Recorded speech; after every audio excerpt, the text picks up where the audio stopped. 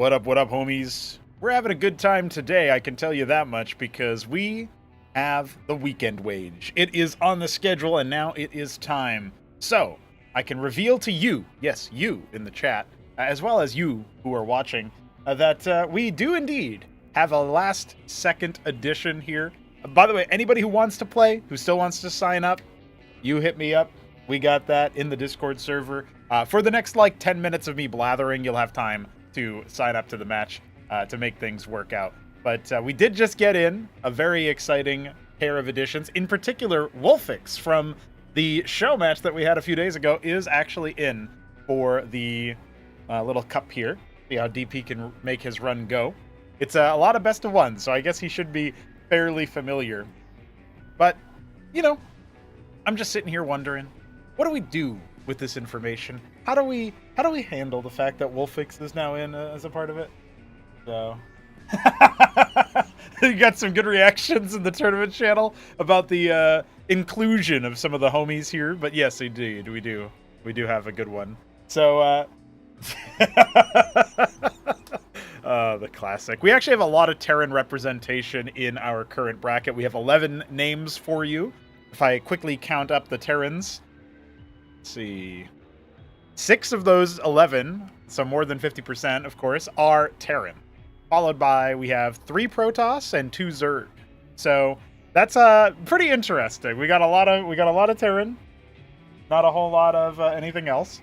Our opening matchup here that we're going to cast is going to be in the technically like the quarterfinal stage, if you will, if you want to use those terms. But we do have an opening round from before that, where it's going to be Nicholas versus I Am the Weed of God, Vilius versus Dogliv, Dogliv being the favorite there, Godwheat being the favorite versus Nicholas, although that one's going to be an interesting one, and then Sausage versus Grass Eater. That's going to be the opening round. This is, again, assuming we have no more last-minute signups. Signups are technically still open for a couple more minutes, but we are going to go ahead and getting through there. But, oh yeah, it's also worth pointing out that the first matchup for Godwheat is likely to be a forfeit, unless Nicholas himself is also late. So we'll see how that one goes. But if Nicholas just rocks up and is actually ready to play, he'll have to move forward and face none other than Ayud64 himself. What's up, Biddy B? It's going to be a good one. I don't know how many people are aware that it's double elimination, but all of these matches to start with are going to be best of ones. Real quick game, I think. Real quick game. So with all of that said, it's going to be an interesting time indeed. We have, in my opinion, what is a very, very exciting set of players here. So I'm actually going to message, I think I'll message Wolfix and ask him, what he thinks. Maybe we'll...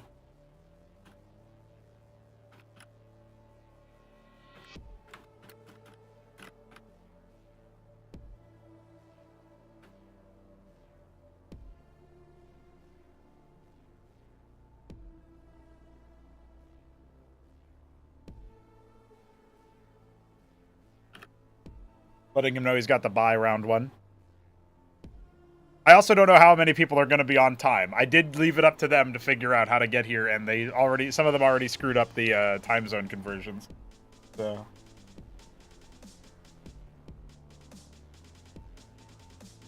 All right.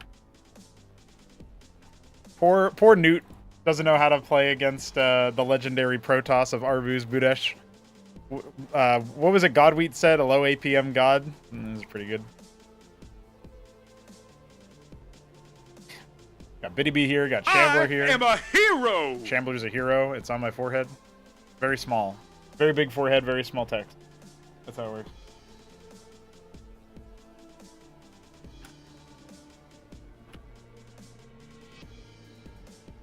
Alright, Wolfix is busy eating. He's actually really happy that he got a bye. That works out.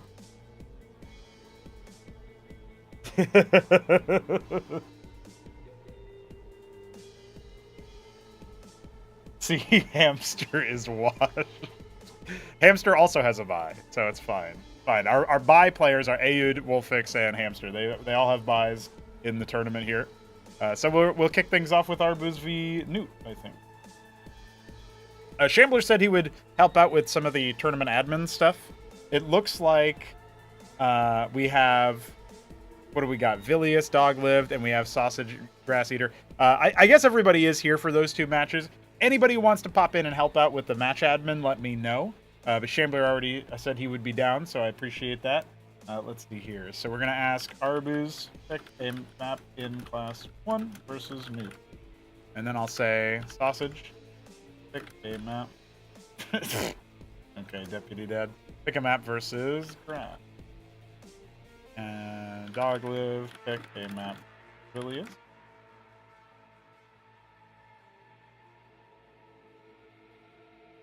And then I got a message, Ayud, or I'll just ping them. Ayud.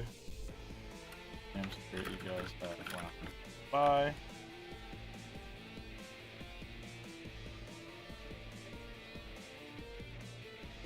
And we are on latest pre-release for this. Good thing to mention. Vilius asks if he can watch other people's matches.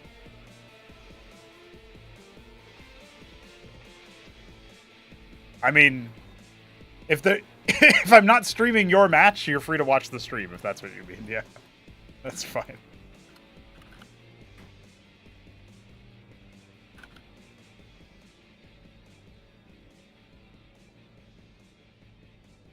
I am the pre of God.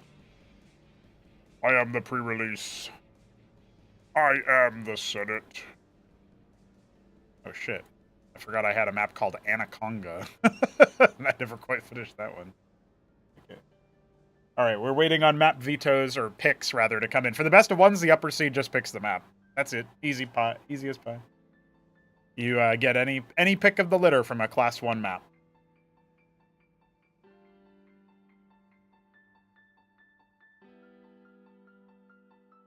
Was he the hero? I guess technically without him, the prequels probably would have gone on for longer, so I'll call him the hero. Yeah, that's fine.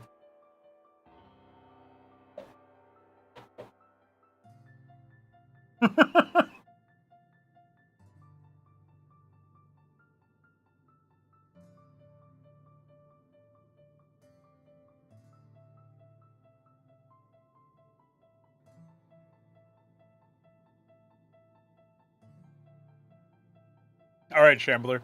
To save my stream from your chat, please post Crisis Vector for Dog Lived versus Vilius.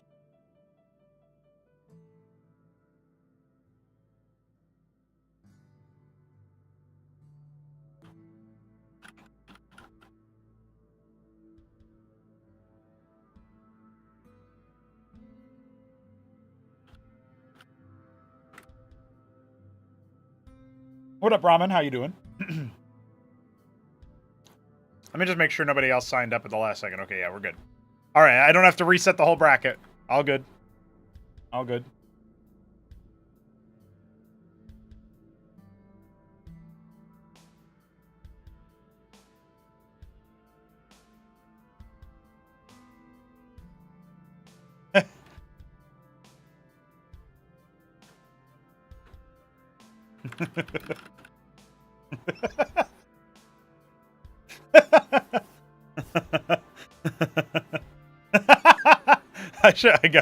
I gotta cancel that one and rehost with an actual name. Hold on.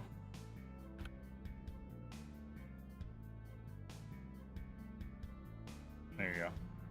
Oh, I got the proper ID. We haven't done this before yet, so we're figuring it out.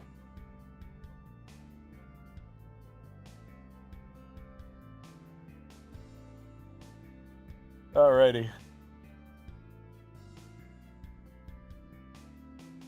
Oh yeah, I linked it in the other place.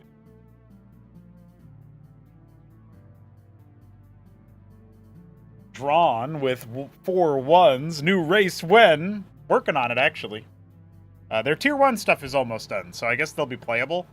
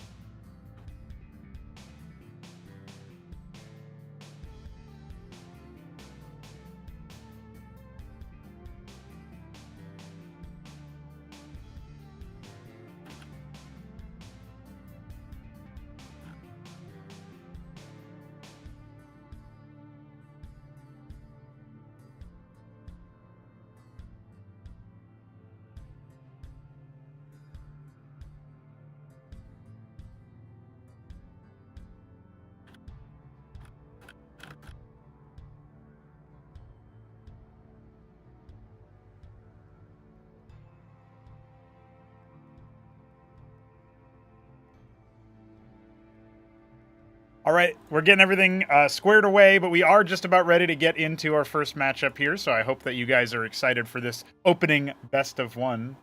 The Antarcticans. For some reason, that made me think of anteaters, which technically is a race in StarCraft. If you guys played StarCraft 2, you know that they had inverted anteater cups. Cups full of ants for the Protoss, because they decided that instead of them being plants, they should be anteaters.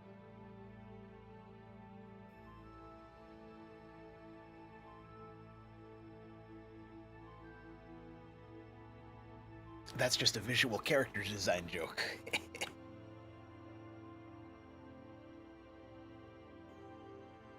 It does start with A, though. It's called a SCOZY. They're lizard men.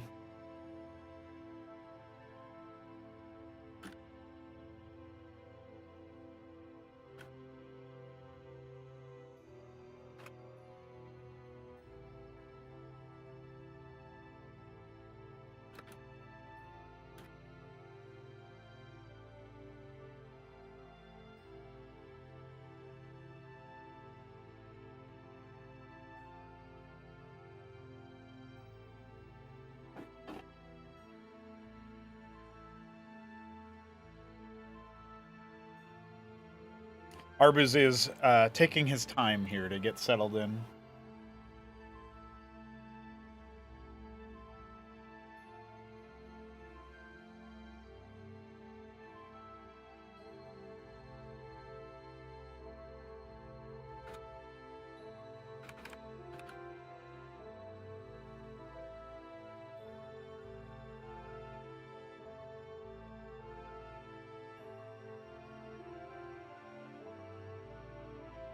All right, our players are indeed ready. Let's go, boys. The first match of Weekend War about to begin here. We have Newt in the top left and Arbuz Budesh in the bottom right. It's Crisis Vector, Arbuz's map pick. Seems pretty confident on it. I think it's a pretty reasonable map for TVP, though. We'll see if Newt can find his confidence. He's in the top left as our purple Terran, and Arbuz in the bottom right is our lemon Protoss. Neblime would be proud. Newt has, obviously, he shocked the world by showing up again, playing pretty damn good. And then he kind of shocked the world in the opposite way by losing 0-3 to Smarty Cakes. So, I don't know what to expect out of this game. But he's going Bio Opener instead of the mech. And he had gone mech versus Protoss before, in that infamous series versus him and Smarty. We'll have to see. We'll have to see. Shambler is streaming in the Donator exclusive channel, by the way. So if you're a donor, you can watch Shambler's POV. That's fine. I don't think he intended that. All right, gateway into Lattice. So Arbuz is going to be playing El Clasico PVT, where he's expecting it to be a Fulcrum start. Because this is a best of one, Newt going Bio is a little bit of a cheeky move. We could also see him go Biomech. It's not something I've seen him specifically do. This might actually be the TVZ build that a lot of Terrans have been doing, where they go like one Stockade into Expand, and then they make Cyprians. But Newt's actually making Cyprian as his second unit.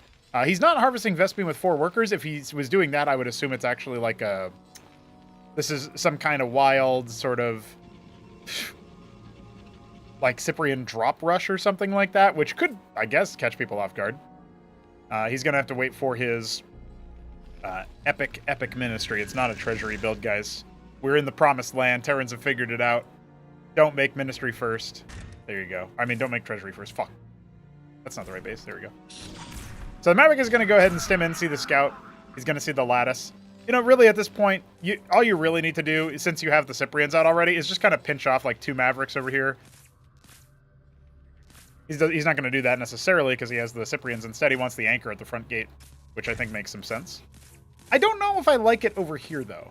There's one thing about this map that has the doors, right? So these gates here don't actually open or raise or lower or anything like that. But if you put the anchor like a little bit further back, then the Protoss army has to come in and like into the funnel a little bit in order to attack it. It feels like a little bit of a stronger position there. The vessel's going to be flying in rather lazily, and it will die immediately. So, devastated and destroyed, but he scouts that it's an expand. Look at that, cancels out his second gate, and he's just going to expand himself very quickly here. This is probably the highest level opening match that we're going to have, but I do expect some bangers later on in the tournament. I'll tell you that much. As a reminder, this is best of ones until the very end. Ooh. I guess it's a good time to tell you guys about the tournament format because we just got raided by Zeke. What's up, guys? And thank you, Zeker. Appreciate it. We're out here just having a good time in the weekend, the sort of bi-weekly tournament here that we're going to be doing for Cosmonarchy. Think of it like the BSL weeklies. Best of ones, and the final four are obviously best of threes. So I think that's pretty similar to the format for the BSL weekly. And right about now, it's just done in Cosmonarchy. So it's going to be a mech switch out of Newt. He was just making the Cyprians to hold on for early aggression, get his fast expansion up, and then see what he can do against Arbuz later. The Vestry. Okay, so he's going to be going for healing units, and it's to support his mech, which is an interesting style that I don't think we've really seen too much. Arbuz was setting up for an extra production structure earlier, a second gateway, and instead he ended up going for the expansion because he scouted that it was a fast expand from the Terran.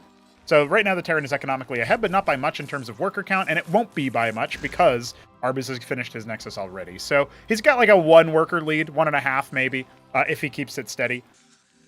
And we do finally have some of those mech units coming out, some vultures. I'm assuming he's going to have clerics at first, but he could do shamans once he gets a little bit more cash.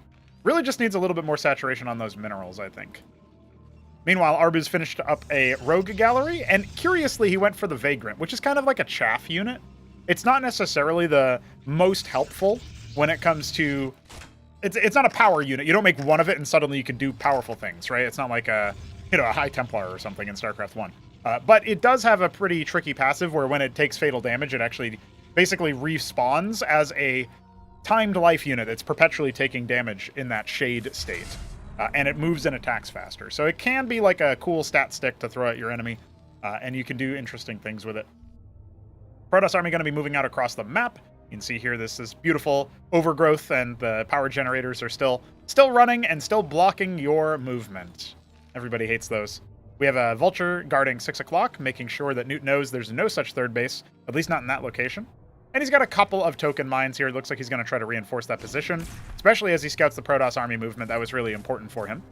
Flying blind, we don't have Comsat in Cosmonarchy, so you do need to actually intentionally scout your opponent with an enemy, like with an actual unit.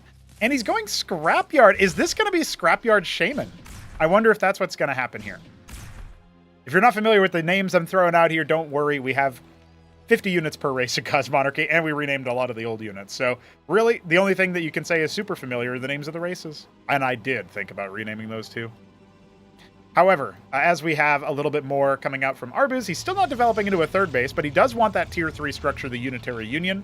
Protoss is the race that techs up at the closest pace to StarCraft 1.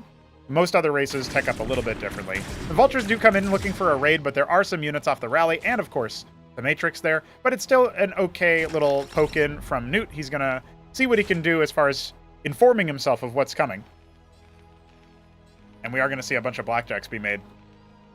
My guy. So the Blackjack takes, after it takes half damage, it becomes a lot slower to move and attack.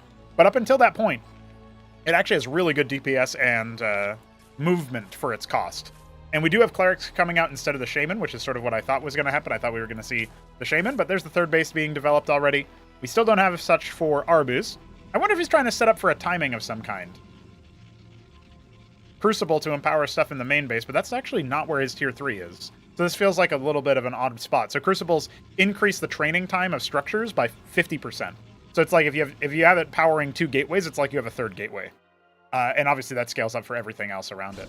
And approximately the same range as a pylon power radius. So now the Blackjacks are going to be squaring up. There are some Cyclops for splash damage, so the melee units are going to deal a little bit more friendly splash to the mech army here. But as those melee units fall, you are going to need to start watching out. And the Clerics are here to help out a little bit as well. You can see he's kind of kiting into his own damage there, but he only ends up losing, what, 2 Cyclops and a few Blackjacks. That's actually a really cheap trade. Both players falling away before they can lose too much. And I love this. So the Artisans are flying workers, and they can harvest from these neutral reservoirs here in the middle, the neutral refineries. A little bit of a, reinforcements getting stunned by those mines as well. They don't blow up for damage. They stun you, which can honestly be worse in some cases for you. One Blackjack just narrowly out of range there. One Manifold is not going to beat the Blackjack, I feel like. Yeah, he's going to have to send some reinforcements. There you go. At least he took one out. Hey, the Manifold costs gas and the Blackjack doesn't, so that's kind of a win in some ways. But the Artisans were going to harvest from that neutral thing in the interior 9 o'clock and wasn't going to be able to happen courtesy of Newt's army movement. Really good army movement overall, it must be said. And he gets a humongous stun on those units, paying off with that Vulture flank. He's pouncing. Throwing caution to the wind, he walks right through those damage fields that do deal a little bit of damage to himself, but it doesn't matter. He's got that backup with the Clerics trying to repair his mech, and there's only a 1 Unar. I think this is a big misread from Arbuz. He thought that he would need the Unars for sniping individual units, but there's so many for the Terran army. Now he's got him contained. This base is likely to get scouted and destroyed. He's going to make sure to clear out 6 o'clock because he knew that there was things there. Right now, the Witness providing vision for the Unar. We are going to see that Protoss sniper mech unit end up trying to take away a few of those. It does one-shot Blackjacks and such. But this is looking pretty damn good right now for our Terran. He's got his base landed at the 3rd, not scouted it because the 12 o'clock scout is the only thing Arbuz has. And he looks like he's thinking about taking 9 o'clock as well. So our Terran player should be up to a very nice advantage, showing the strength of the scrapyard, and now adding the Palladium. So soon, his Fulcrums will be able to produce Phalanxes, the siege tank. A very important unit now that artillery has started to be sighted. Looks like he's actually not going to pounce. Oh, I stand corrected. With the Shaman out as well, providing AoE healing. It's not quite deployed right now, but it doesn't really need to be. Keeping that under wraps. And now the Nexus is finished. Can't be canceled. Arbuz now making more Unars, trying to get to a critical mass of them, but he is going to be down a Nexus. Without that mine hit, I don't know if this whole thing is possible, but Newt's army looked scary nonetheless. So sure, he's going to hemorrhage a couple of units as the Unars are out trying to pick off individual targets.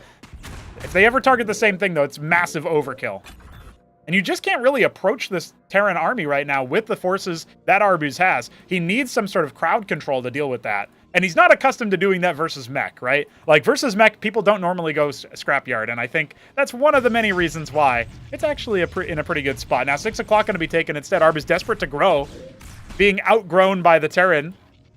Look at the worker count, up by 20 workers and counting. The Blackjacks have arrived, and they are coming on in with the Matadors helping out as well. Those will gladly absorb the Unars because even though they do provide some damage, they provide a little bit of armor rend as well. They are happy to absorb that. They are happy to allow the rest of the DPS from things like the Blackjacks to come in. And you can see Newt using that movement speed to catch up to the Unar.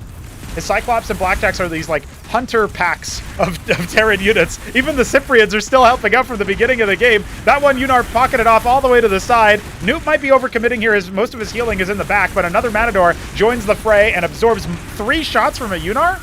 Wild stuff. So he still will end up losing a lot of that army, but he cancels the 3rd base again. And he's got a big stack of Masons ready to saturate that 9 o'clock. He's got so many Phalanxes coming as well. If his army was still a little bit in a bigger, better form here, I would actually say the Phalanxes alone would seal the deal. As of right now, he's very, very close to closing this game out. That was a little bit of a wasteful engage, and now the Unar count is so high. But listen, this is why he made the Phalanx. 14 range is nothing to hoot at. And sure, we've got an Ancestral Archives coming, and we'll train an Optecton, not in the normal 60 seconds, but the 45 seconds, courtesy of the Crucible. So it's still going to come out pretty soon here. But just one Optecton doesn't beat this many Phalanx. And Newt is growing to a 5th base here as well. Or thinking about it anyway. Yep, Mason dispatched for it. He's going to clear 6 o'clock yet again. The 3rd base is instead coming up more north of the main. It looks like the Phalanxes could have been sighted there by Arbuz, who should be quaking in his boots. I know he's making the Optecton, or some like to call it the OP Tecton. But I think the Phalanx count is strong enough here.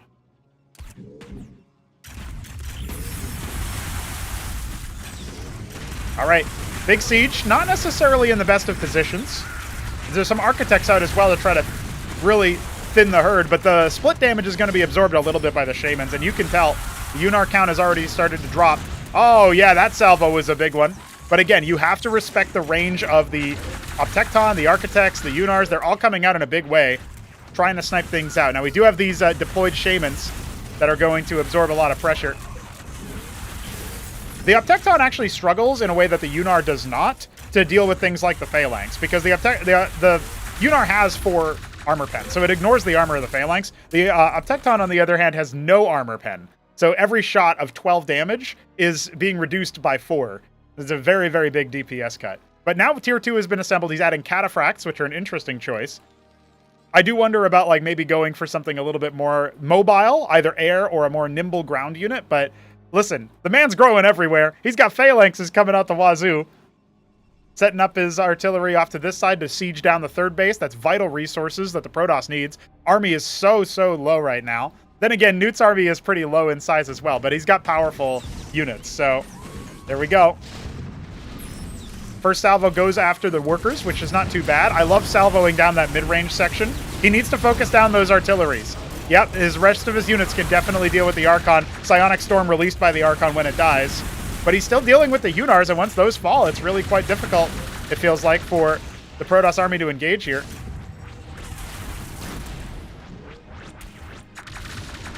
When they're deployed in the siege mode, they don't have the same armor as before. But he could be focusing down this a little bit easier. It looks like he's got a whole like conga line, supply line, and it's not quite working out. Still more worker kills though, and this is not the the big bulk of the army is moving down in the middle of the map.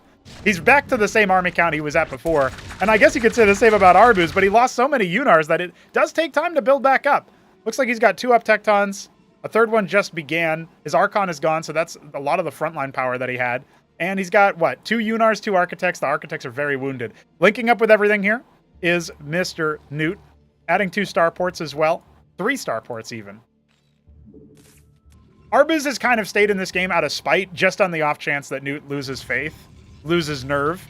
He does not have the money to keep on going, right? He could be slamming out like 10 gateways and going from there, but not quite. Adding another Rogue Gatherer, I think he wants to spend down his minerals on more Vagrants. But when you've got the Cataphracts out, these guys are like, they're not quite as long range as Phalanx is, but they do provide a really strong front line for the Phalanx itself. Very tanky. They swat away the melee. There's not, where are all the other Phalanxes? Somehow Newt's just lost track of those units, it feels like.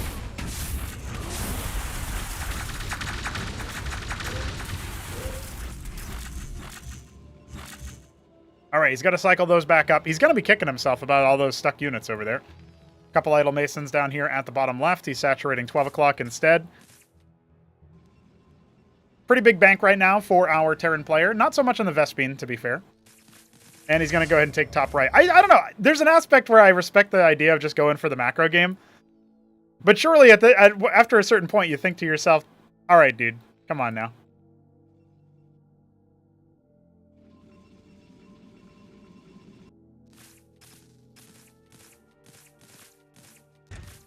Setting up those static defense structures, insulating him from run-bys, spending down his bank that way.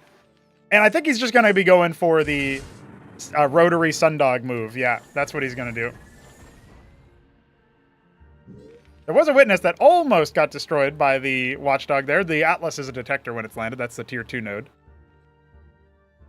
It feels like our Terran player is, this forget here. If these 5 Phalanxes were in that fight, that might have just ended the game right there, but I don't know. Looks like he's happy to just let his choke point continue rallying. Got these 4 Catas standing guard. His treasury off center in the top right. Capping the nodes. Makes sense. All right. Big army move out. Big army move out. Maybe he'll also notice this on the way. Oh, yeah. He saw him. Again, that could have changed the whole course of the game. I think we would have been over by now. It's funny. I thought to myself, best of ones, they'll probably be over in like 10 minutes. We're probably going to be looking at a 20-minute finish despite Newt being so far ahead, just because of how he chose to close the game here. A little bit more of the macro way. The slow and painful death upset of Arbus. Newt is seeded 5th, because I really didn't think... obviously I had to rate Arbus higher than him after the Smarty series that Newt played, but it seemed like Newt, he's a macro player. He knows what's up. He can play the game. All right, deploying his Phalanx. He's got the Catas to really thwack all of this Zealot and Vagrant chaff. We are going to see him push a little bit further forward. He wants to see if he can pressure that 6 o'clock. And remember, he's got this army as well, little strike force that can come in and annihilate the third base while the Protoss army is elsewhere. So really, it's well played by Newt if he ends up using it. That's the main if right now. Because he's kind of hemorrhaging a few units over there. The artillery, really difficult to navigate and walk into. Remember, he's making a lot of Sundogs. We actually only have the Unars for air attack, as well as, I guess, the Vagrants. No splash damage. And obviously, the Terran can trade very cost inefficiently right now, just because of the fact that he's got so many more bases. Oh, the Sundogs arrive at the 6 o'clock, so they show themselves. But we only have 8 of them. Okay, there's a couple more. And now Arbus has to make the difficult decision about how to actually engage the army. The high ground Phalanx is getting that extra range. Here come the Sundogs. They're ignoring the Unars, which I think is a mistake.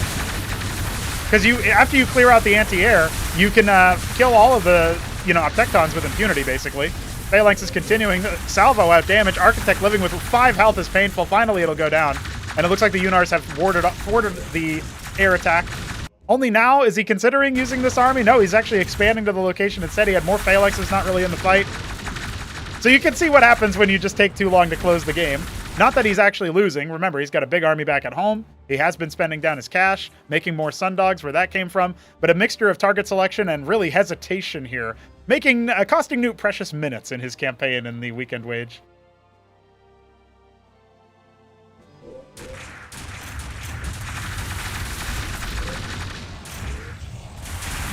Oh, he's targeting the wrong units here yet again. Not quite sure what he's angling at. He will be able to pop some of these Obtectons, but again, at what cost? He's ignoring the anti-air the whole time. Still, the Cataphracts are going to be able to bust down some of this eventually. There's a couple of simulacrums. Oh, wild. Wild scenes, dude. Clumping up versus the Obtecton is a questionable choice. Like, your enemy has one victory condition, which is that you take really inefficient fights versus their tier 4 tech that they've tech rushed to. And unfortunately, Newt is basically doing that every single engagement here.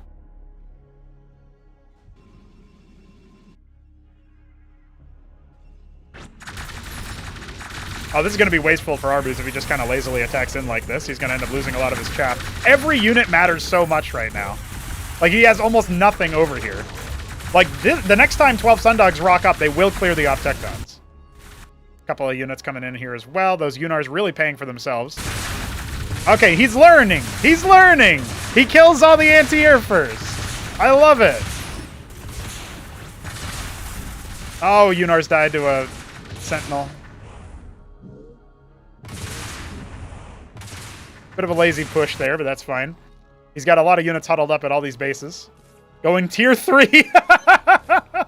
Well, it is tier 4 Protoss, but I think that might be unnecessary. All right, these are not skirmishing units, but they clear out the Vagrants. That Shade will die eventually. All right, big attack wave coming in soon. He has some Durandals finally. Those units can really take a beating.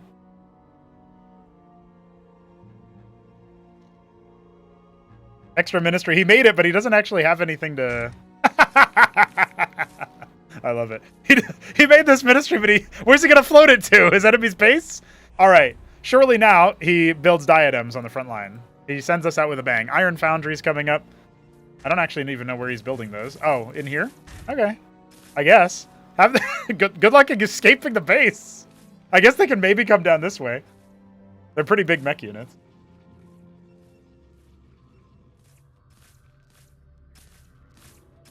I like the Talos refusal. It's a very big counter to what he did before, right? He could have killed this base so long ago. That's another thing, is that, like, a big defeat condition for Arbus' army. Oh, by the way, the diadems are coming up here. Big defeat condition for Arbus is him being pinced from multiple angles, right? Oh, the engram is really going to shut down that AoE push. This is a way less efficient fight for Arbus to be able to take. Look at the Phalanx count, plus the Sundog support. Like, this Nexus is dead, obviously. Workers never got evacuated. He just set up a third base, and he's going to end up losing his original third. He set up a fourth base, I should say. Clears out one of the Obtectons. There's not really much left here. In fact, it shouldn't even allow the diadems to finish, but they will send us out in style. As all he needs is vision over here, and the diadems will start sieging the main base, so Arbus can finally leave the game. GG is called as soon as the first diadem shot hits. We love it. We love it. Alrighty.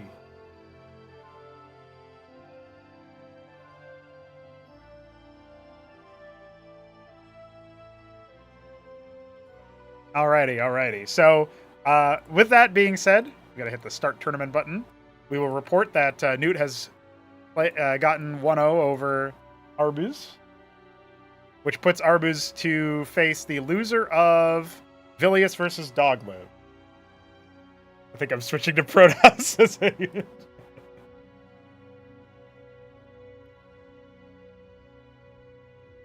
Oh, okay. Shambler did intend it. Got it. All right. So Shambler, what do we got from the outcome of your game? One less TV tier.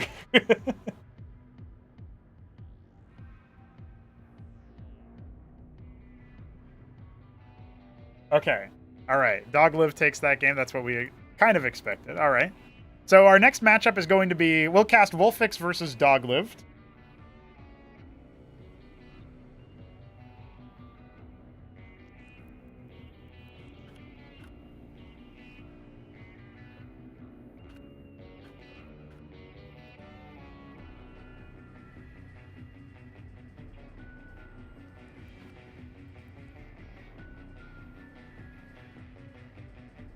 He's asking for a list of maps.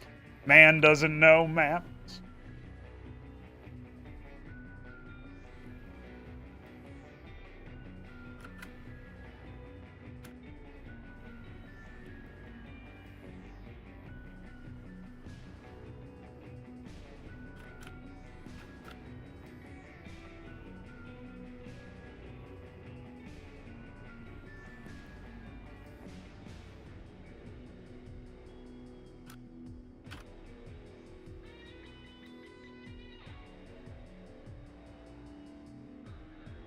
He doesn't know what the maps are. He's just like, yeah, whatever. Sure. That gets to me. All right, we get some more TVP here. This time the Terran is favored. Although, Dogliv could do something really cheeky. It is a best of one of. So we're going to Radium. I just got to change my name, of course. This is Wolf 6.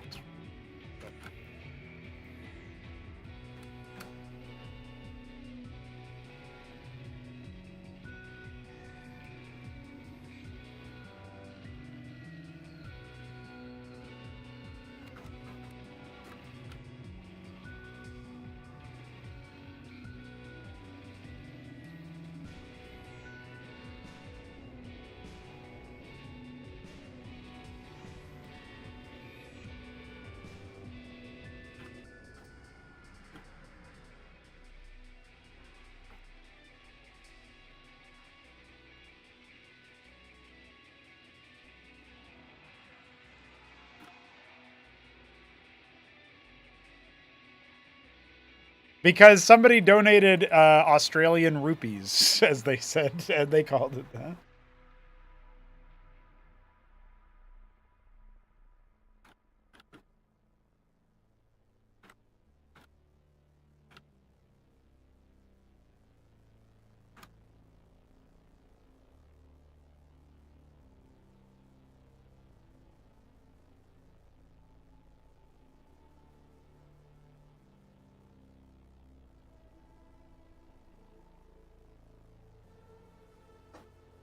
It was Quick Scops, yeah. What's up, Jimmy?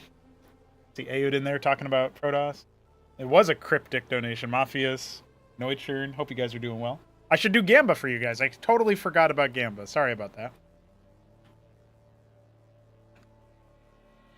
All right, start prediction. We're doing Wolfix versus Dogliv. I'll give you guys 2 minutes because the players are here.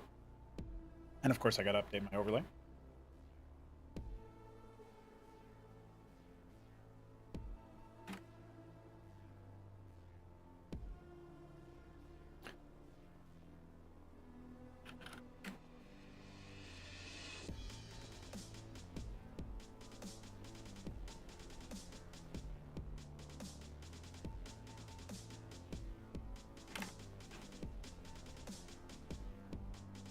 Dogliv has a phone call. He will be 1 second.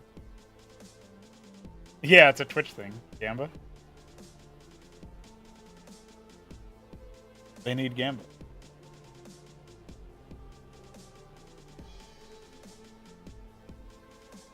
All right, Grass Eater versus Sausage is going on Frosted Forest.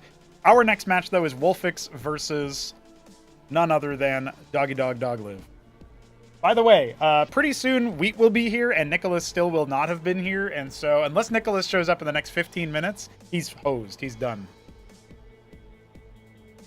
He's absolutely out of here. It is a dog v dog right now. Newt will have to wait until Aoud proceeds, so I have a feeling Wheat will be here before Nicholas, and then he'll be the one who moves on, and then he's gonna face Aoud. I don't know. Nicholas will sign up for shit and then not show up, so... Aoud isn't proceeding. Godwheat's gonna get him, TVT? No way, dude. No way at all.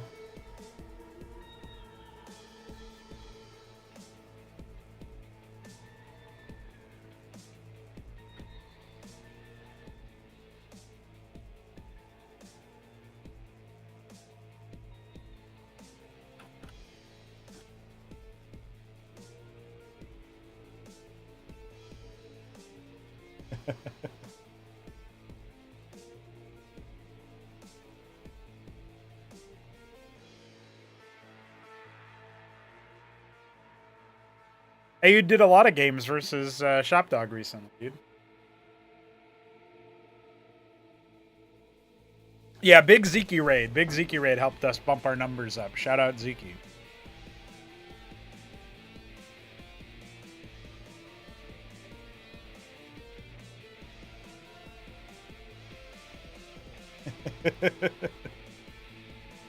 We do love Zeke. We do love Zeke. Zeke loves us. He doesn't love the Eidolon, but he loves us.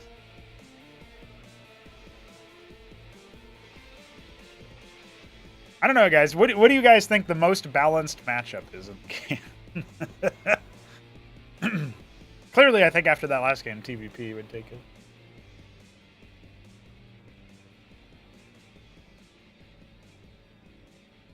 I will say the mirror matchup. Yeah, of course, of course. I think TVT is pretty good, honestly, in Cosmonarchy. I like it.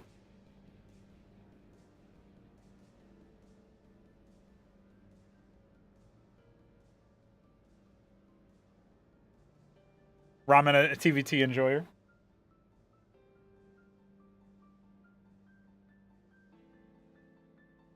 I wonder what kind of game we're in for with Wolfix versus Doglive, dude. That's gonna be interesting. All right, Arbuz is hosting his own match. No Refradi was available.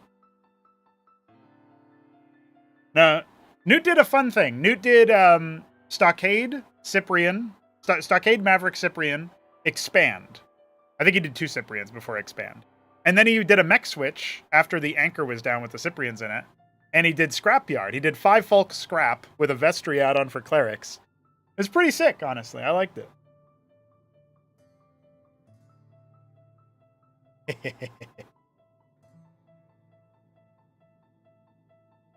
Yeah, sharing the replays. That's what we got here. All right, let me check in with our guys.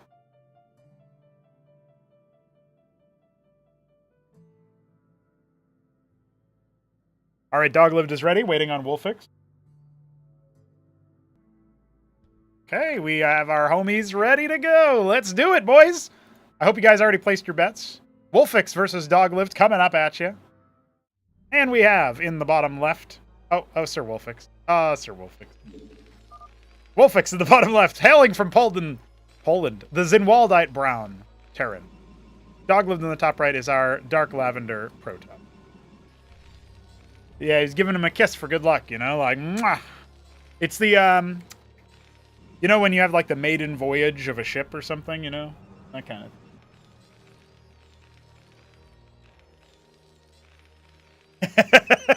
He's a pro. He can have that kind of handicap and still come out ahead. Let's see what he does. Doglived on the other side of this is, opening lattice. I didn't even notice the Vespine for a second there. Okay. So this is cheeky. Doglived is, he just finished beating up Vilius. I don't know the details of how that match went exactly. But I do have a feeling that this means we're going to be showing some interesting things here between, can't see the Gamba people said. What do we got? Where is our Gamba? Where'd it go? Oh, it was 50-50. People bet 50-50 on this one. There you go. I pulled up the match. The double lattice for Doglived. And our dog on the other side, our wolf, going mech. So he wants to try mech versus Protoss. Remember, he had success with the Eidolon. That's how he got 2 games in the show match versus Zerg and versus Protoss. He did the bio play with Eidolons after Sips. Going to be a vassal. A lot of vassals, actually. His dog. This kind of reminds me of... Yeah, the Gambit came up like... We thought we were getting right into the game. But then Doglived had to take a phone call, so... Gambit was already done earlier. You guys missed your shot! I can't, like, stack it back or anything. And now, I mean, Doglived is looking like he's got a build order advantage here with his vassals. So I certainly am not going to open up the bets after. Fulcrum expand with 1 Vulture. Dude, these vassals are going to rock his world. He's even holding them. You know what I mean? So I don't know. Wolfix is going to have to figure out what he wants to do here. How's the Agrolith doing? Thanks for asking the real questions, Mafias. All right, 4 vassals. Oh, man, this could be really bad. Now, it does look like he's going to scout this with his vultures. He's going to have some advance warning. Like, how soon does he see this and move it out and think, like, huh? Like, okay, he needs the watchdog. There you go. He's got 1 watchdog. I would add a second, personally. I'd be a little bit afraid. He does have some vultures, and remember, he can go in for some kills. But Doglived is being so cheesy. He's got sims out. If you don't know what the simulacrum does, you will fight it, and it will swarm on you. All right, second watchdog. He's got to play this like TVZ in Starcraft 1. But he didn't do it in time. The Mutalisks are already here. They just look a little bit weirder. Vultures are... Wait, what the hell's happening over here? That's not working very well. Now, he does have the watchdog out here. He should repair it. He should repair it. There you go. Yeah. So a little bit of a klutzy play there. Got to try to restock that one. He's not making any anti-air. Does he know he can lift it? Does he know he can lift the watchdog? Why would he know that? Who told him? Who didn't tell him? Cyclops on the way. He's got a watchdog down here for protecting his mining, at least. Ah, what a disaster. He can't even make Mavericks to shoot back. Worker count favoring Doglived, but, you know. He's a bit of an oddball. Here comes the second watchdog. Just snapped immediately, dude. And now with only 2 vassals, you can't really fight the Cyclops. So, looks like crisis is averted. Lobotomy mines are adding a little bit of opportunity here. What else does he want next? Anchor? Yeah, okay. Does he know he can put mech units in there? That's my next question. Ultra would open 1 Goliath. Oh, there it is. Ultra would open 1 Goliath versus Protoss that did Gateway Lattice. And he would just snap the neck of the vassal anytime it showed up. Oh, big mine hit here, though. I don't know if he knows how the sim works. He's probably just like, what the hell is that unit? Get it out of here. Why are there so many? Cyprian's coming in. God damn. God damn, son. This is a scary moment. I think Doglived is getting ready to just do the sucker punch with the early move. Now, Wolfix is already stretched ahead with workers. Vulture moving around, seeing what it can find out. Maybe he can infiltrate the base and cause some trouble. Okay, he does have a Cyprian in there, so he doesn't really yet know about the load mech units into anchor thing.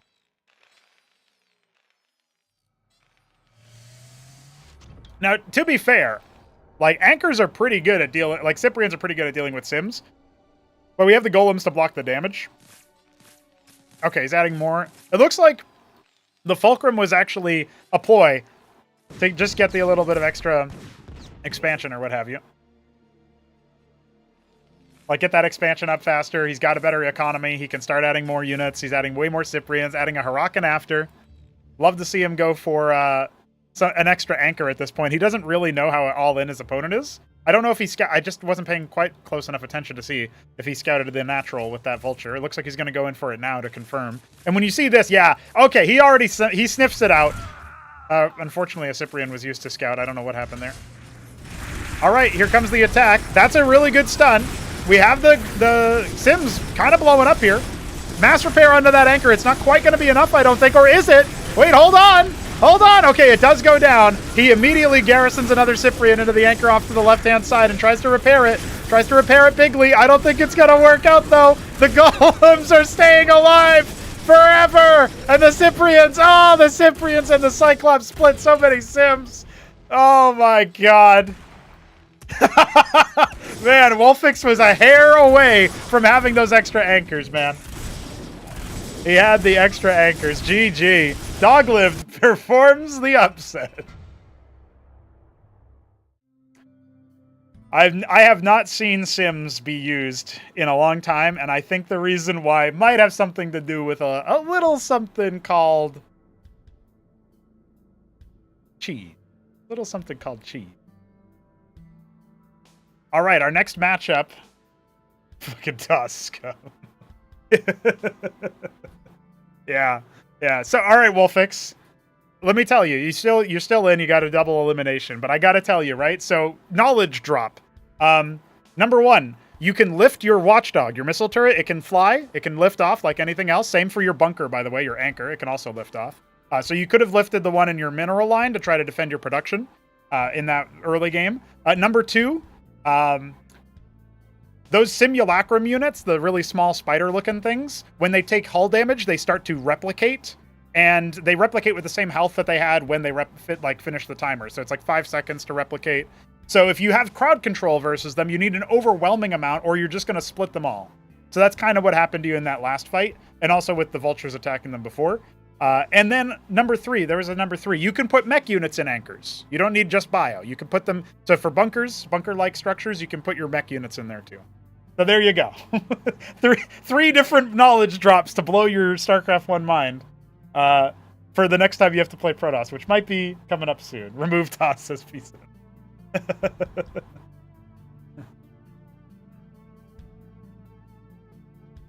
Yeah, well, Cyclops can be your friend. If you have like 10 of them, the Sims never do anything. But also the Golem, which is that big hulking robot-looking unit that the Protoss had, when they take shield damage, they bleed shields to restore allies. So you have to like focus fire them. It was just, Dogliv did you dirty. He found the all-in that was like super knowledge check and just said, fuck it, this guy's not going to know it.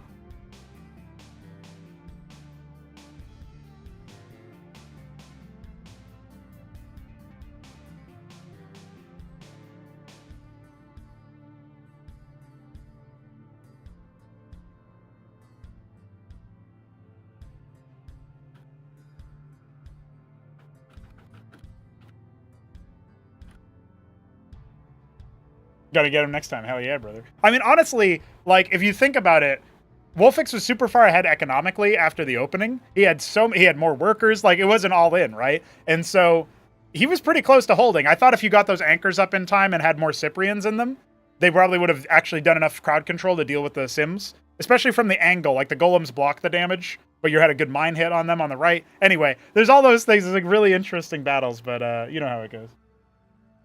Yeah. Like, if you'd been able to scout that a bit earlier, you could have gotten the anchors up. Maybe the Cestus would have helped as well, because Sims have really bad damage versus armor. And the Cestus gives that +2 armor when you're facing your attacker thing, which always applies to structures as well, so it would have helped out your anchors. But anyway, this is all like, nobody would have expected you to know what to do in responding to that. So Grass versus Sausage is still going on, according to Shambler. That was a few minutes ago. So we're all set on that front. Arbuz versus Vilius is also still going on, I think. When the winner of that proceeds, we'll be at 14. Yeah, we're coming up on the hour. I haven't seen anything from Nicholas, so I will proceed Godwheat forward to face Aoud, and we'll cast that next. That'll be TVT. And then the winner of that will face Newt, which will also be TVT. Let's see. I really want to cast the hamster set, though. Well, Hamster versus Doglift will be a banger. We can cast that at the very least. Also, Doglift has to drive his kid somewhere, so that's another reason he all-in. He's like, I gotta get out of this game. Can you target with bunkers? No. We were going to try to work on something for that. So soon TM, maybe? You know what I mean? Like, that's a feature we'd love to implement, but last few times we tried, we didn't quite finish it. Dad-lived? Yeah. If you have, like, suggestions for features like that, feel free to run it by us. One thing we aren't doing right now is, like, the smart rally thing so that the workers immediately start harvesting. Right. If we had more things for you to do in your base, I would feel more comfortable with that. Because right now, the rote task of assigning a worker to a task even though it's kind of like I can see an argument where people say it's kind of boring or unsatisfying or whatever. That constant like pace of go back to your base to do macro is like a really essential skill. And if we removed that, since we already removed supply, for example, there's not really much of a reason to look at your base after that point on a regular level, right? And I guess you could argue that that makes the fights more interesting because you can spend more time microing. But I actually like the fact that there's a push and pull there of like, if I'm not looking at my base because I'm looking at my army, then sure, my army might perform better, but my base will underperform. And we don't have anything to make the base underperform if you're doing that, right? So, Zerg Hero Alarm, Zerg Hero. Thank you, Shane.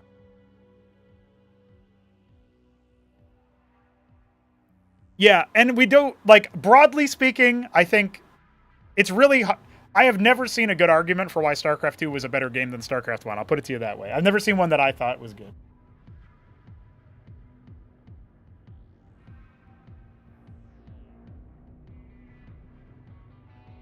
Let's see.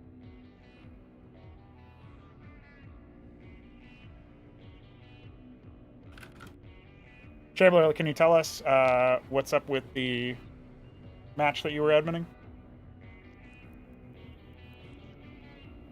Yeah, a large portion of that ramen, I would say, is that, like, I think the pace of the game is really hosed ever since Legacy. Most annoying thing is that if you add the building to the group and they aren't finished, it blocks you from building it. Yeah, we want to fix that too. That's something that we do need to fix at some point.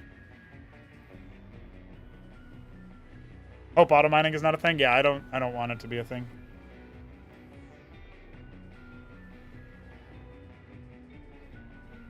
Okay, Sausage won the Grass Eater game. Okay, that sets us up for whoever. So Aoud versus Godwheat when Godwheat returns.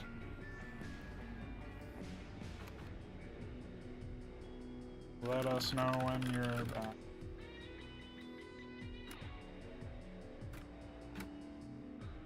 I'm gonna default win. I'm gonna default win Godwheat over Nicholas, and then we have Godwheat versus Aoud. So that puts that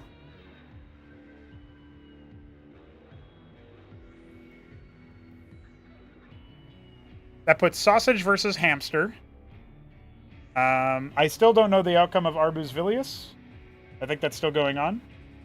If I have a unit in production in one building and have two in a group and only have 50 minerals, it should prioritize the one that doesn't have anything making. If you test and find that it doesn't, that's something we can try to fix. But I'm pretty sure we have code for that.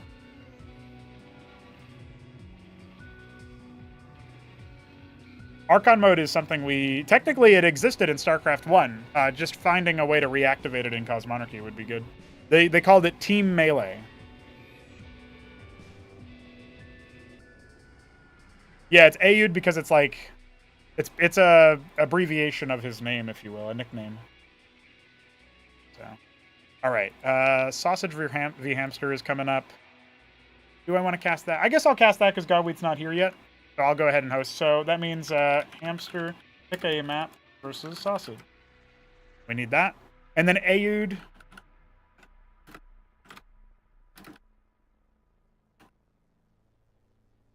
Pick a map versus Godwheat. All right, so for the players who are still waiting, Newt needs to await Aoud versus Godwheat. Dogliv needs to await Sausage versus Hamster. Also, he needs to wait to come back from his trip, his impromptu trip. Wolfix needs to wait for... Oh, he's probably going to play the loser of Hamster versus Sausage, so that's probably going to be Sausage. More TVP for him. No disrespect, Sausage. It is Hamster, though. Maybe you can find a way to cheese him or do something he's not expecting. And then Grass Eater needs to wait for the loser of Aoud versus Godwheat, which is by seeding, that would most likely be Godwheat. And then Arbus, if he beats Vilius, needs to await the winner of that match. Okay. All right, it'll be near Impact that we host up.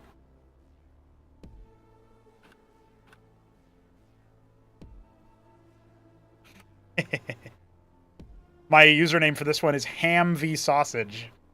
And I think that's really good because it's for Hamster, but it's like two meats, you know? Meat fight.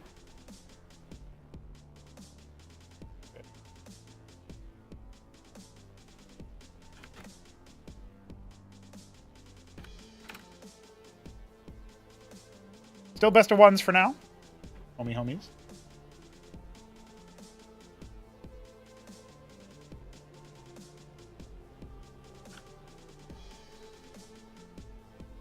Sausage says, nah, I'd win.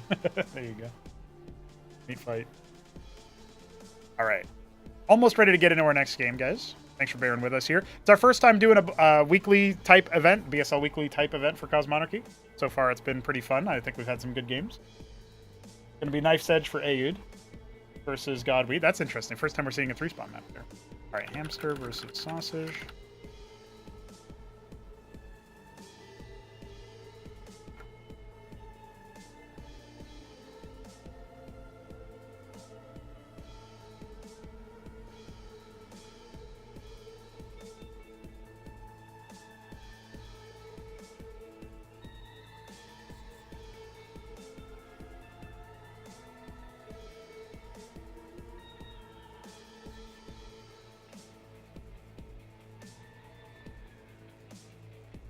We got the meats. We got the meats.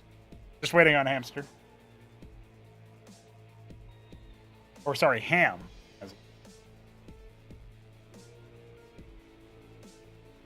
I love the TVT advice.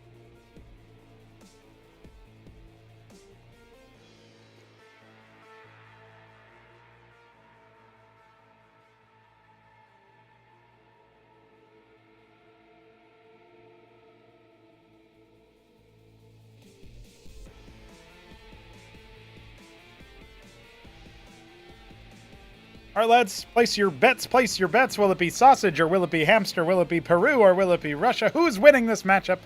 That's what I would like to know personally. Here we go. Sausage in the top left is our Celadon Protoss. Hamster in the bottom right is our laggy Midnight Green Zerg. Looks like we'll have to rock this one on extra high, lads. I also really appreciated that when I think it was Dandy watching our stream during the show match between Zeke, Wolfix, and and there was a point where I set it to extra high brain cells, and I don't know if he like read that and understood it, because I'm sure he can understand English, right? But if he did, he had a guffaw, and I really like that. The first time people see brain cells instead of latency. That's really good turn rate. Just one of our many in-jokes that nobody will ever understand until they've been in the community long enough to pretend to understand it. You know what I mean, guys? You know what I mean?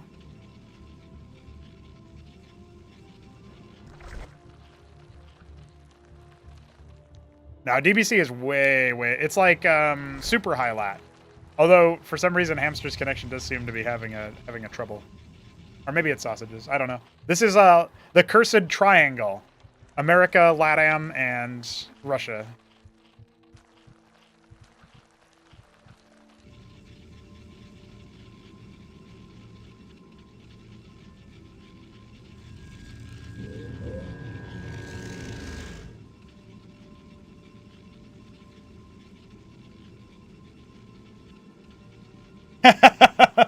Arviz was so laggy.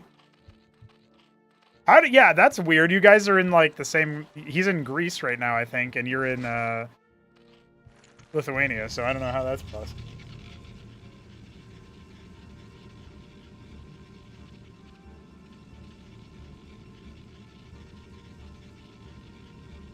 Three gate for Sausage. Mr. Hamster going for a Larvosk into Pool, into second Larvosk probably. He's got the gas for it just about. Here comes the Legionnaire. Check that guy out, dude. He's so cool.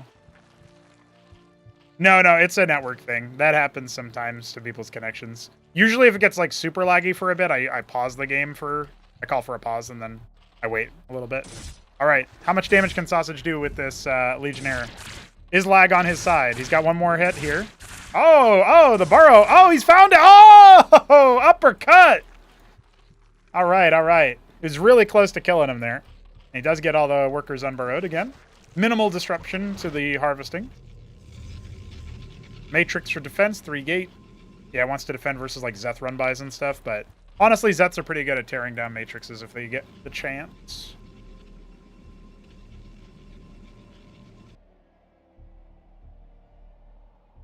Okay, Godwheat is here. He will face Ayud soon.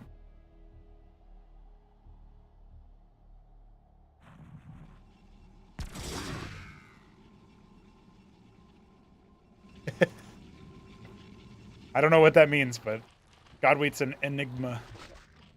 We have a Hydra Thin about halfway complete here. Looks like it's going to be a pretty heavy, like, one base committal right now from the Zerg player. But that doesn't mean that they're all in. It just means that they're taking their sweet time to grab that extra expansion. It's a playstyle that is a little bit foreign.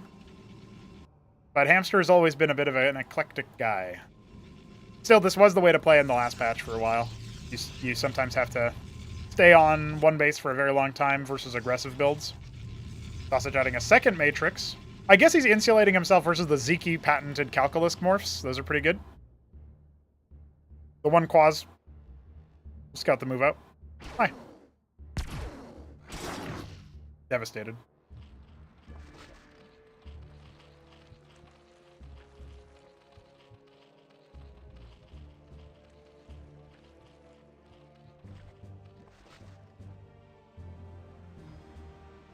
Sausage is looking for an expansion, but it's going to be some time before he's got it. Hydra's starting to mass up. One thing you have to remember is that when you're playing on the higher turn rates, you sometimes want to make a composition that doesn't require as much precision micro, especially if there's intermittent lag here and there. Like in those kinds of situations, you just need to start, what can I make that's going to A-move? So there will be a drop. Is it going to be a Legionnaire drop? You can fit a surprising amount of Legionnaires. They only have 2 transport space. You can fit 5 of them inside an Envoy. Oh, and Hamster's going to go for the Iziracore drop. He's already got the Ovoleths. He's got the perfect number of Iziracores coming. Hatch expand. Actually, still before Sausage. Sausage is a bit of a one-baser. Oh, look at that. He scouts it just in time. Did Sausage see that? I don't think so. Envoy now leaving with 5 Legionnaires, indeed. I was going to say, I was a bit curious why so many Legionnaires were being made.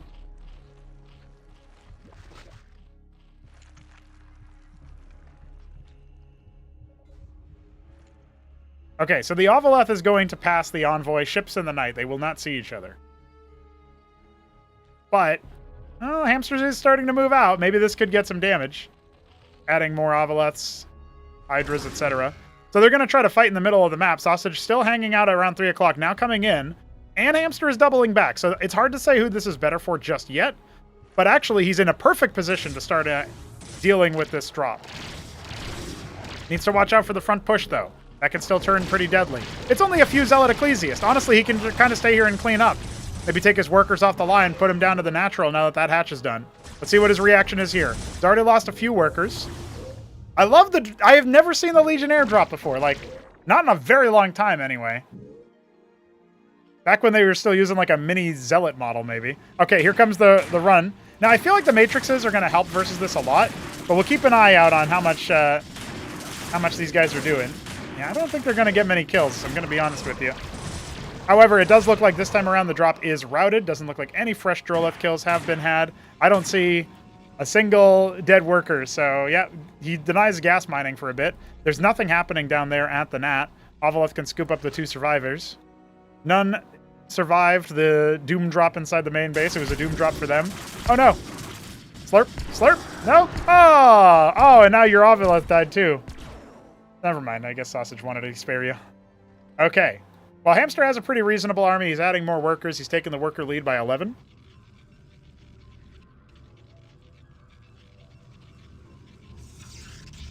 Trying to cap his Vespine. He's set up his Sedent over here in the main base, so good on that. Transports survive. We will end up potentially seeing that. Oh, Neblime would sneeze profusely. I don't know what's going on with that one. Ardent Authority. I guess we're probably going to see Posi drops again. Positrons are very, very good. Oh.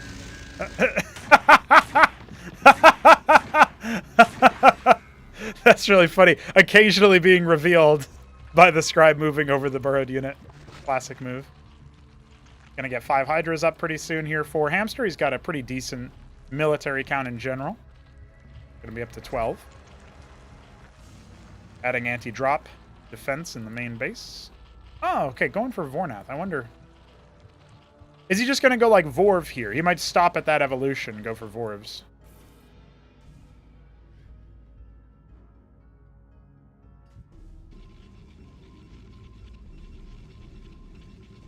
Okay, it doesn't look like it's Positrons after all. It'll be an Acantor drop. But we do have this turning into a Spraith. Nothing in the main base for static defense. But he does have this small scrap cobble army patrolling. I think that Zealot had cleared the 6 o'clock, so he knows nothing is there. Guess I should say 5 o'clock. 3 is being taken right now for the 3rd base. Sausage adding another Ardent Authority. I can't believe it fits there. Cantor drop now leaving the base. Keep an eye on that. He is not moving out with it, but he does have some Zealots. Looks like they're earmarked for this 3 o'clock, but we will have some defense. Vorvs being made. Lake is 8 Lake is on the way here for Hamster. It looks like he needs to make a couple more Zeths if he wants more Vorv action. Okay, the Lake is do make sense, right? You get the lurker equivalents here. Try to shred the gateway focused army that Sausage is fielding. I kind of expected Hamster to do something a little bit more full frontal, but he might still be able to push out. This is a really scary army to have to deal with. Still got this force for defense. This army is going to catch the Envoy. Oh, no. Oh, man. 8 HP left. If there was one stutter step there, it would have been a dead Acantor really quickly. As it is, 2 of those kills were the Zethar cores. So 4 Drow left down. Not the end of the world. Still has the decided worker advantage. And the Envoy does go down for real now.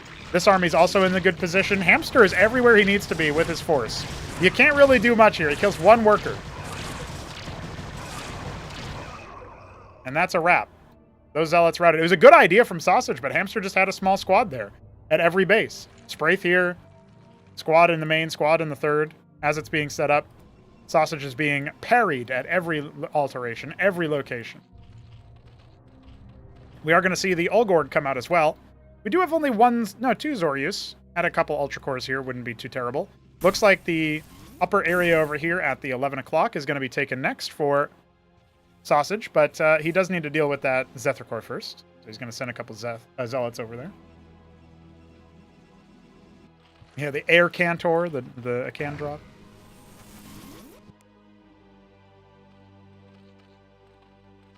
All right, the 2 Ultra Cores on the front line still making Lakes, still wants to keep it going. The Witness, though, ooh, it catches wind of all the Lakes. So right now, Sausage should start more immediately. And yeah, he's actually going to switch out, cancel out everything, go for 2 Witnesses. He just wants to make sure he has them. Hamster not quite posturing in the best of ways yet. There is a Mind Tyrant coming to pair up with the Acantors. It can be pretty difficult to actually deal with that. But if there's no chaff, and then you just get contained on the 2 base after this one gets presumably shut down, going to be pretty difficult. Now, we also saw Nathacores be made. This is the Artisan Clearers. They're just going to come in here and erase that. No worries there at all. And, obviously the Nexus isn't even started just yet, so there's that as well. Okay, the Ultra Cores are going to finish up. Going to take a while for them to be cleared. The Mind Tyrant is going to finish as well. A second Frustration stage coming. Sausage feels like he's maybe 1 minute behind where he needs to be to hold on to this attack.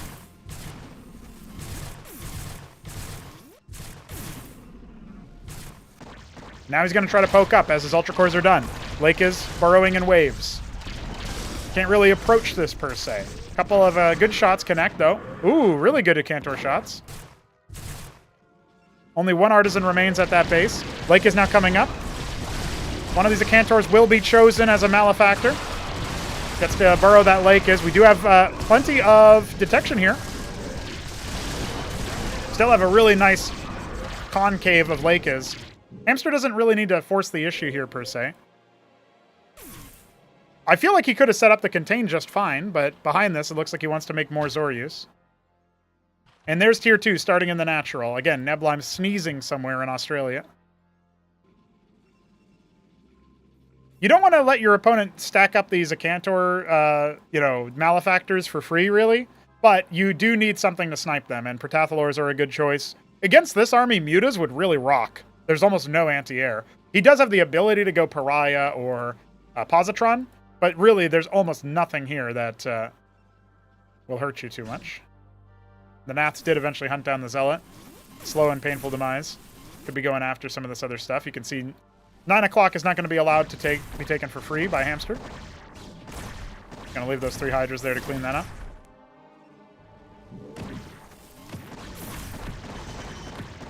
Maybe one of the Hydras will end up going down. He also stabs up over here to clear out that position. And he clears the Artisan. Now he can try to maybe crunch the army a little bit. Again, this is moving out away from where you need to be. This is not where Sausage wants to take a fight. I think he's overextended here, but how much will it cost him is the question. Those Hydras are going to meet death, that's for sure. Big Maelstrom. That's going to slow down that front, and that is sometimes all you need. But diving forward, trying his best. Hamster wants to force the issue. Again, does he need to do this? He can just set up the contain. It looks like that's all he needs to do right about now. Oh, no. That was a misfire. Sausage just A-left clicked his own Cantor. Not the first time I've seen that happen with his units, but the first time I've seen it with an Cantor, that's for sure. Underdog, under pressure. Oh, I love this. Skip the Muta, skip the Protathalor, Alcag Eteth on the way, and 30 workers. Hamster's going to instantly saturate this base, and maybe this one up here in the top right as well.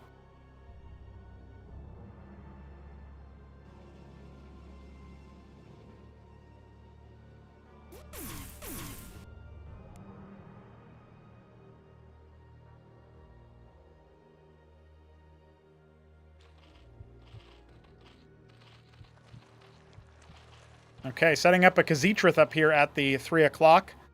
The Alcag Eteth coming in is pretty good here for Hamster. He's going to go for Almac. Once he gets that, he gets a stack of those, maybe 12 of them. He can just come in, right-click the Mind Tyrants, and that's a wrap for the whole fight, basically. You know, that's the one thing, is that Mutas, you can deal with them with Pariahs. You can deal with them with Positrons. Almacs are really not so easy to deal with in the same way. Let's see what he ends up doing. 30 Hydras, another Ultra Core on the way as well. So a scary ground army. Did he keep his Lakers alive? Yeah, he did. He's got 8 of them. Synthetic Synod on the way for Sausage. Macro Hatch at the 5 o'clock base. Nat's patrolling over here to make sure there's no free harvesting happening. 5 Almacs. I think you need more than that. But any amount is a good amount, I suppose. Also, we're seeing some geyser capping happening over here at the 3 o'clock. That's good. Not just the ridge, but the geyser too. Not just the minerals, but the ridges and the geysers too. I harvested them all. That's like Shop Dog after he makes his 100th Talos. Witness gets sniped. Irileth here for detection. Oh, the Irileth has the Khaz'trith in it, doesn't it? Yeah. Hamster knows, man. Hamster knows some things. He's going to really heavily force multiply his front line. It's going to be humongous. I remember Zeke was saying, like, maybe when some of the more experienced Zerg players start playing again, we'll have a good showing. Well, here's Hamster with his showing. He's kind of walking right into the army, though. You got to be respectful of that.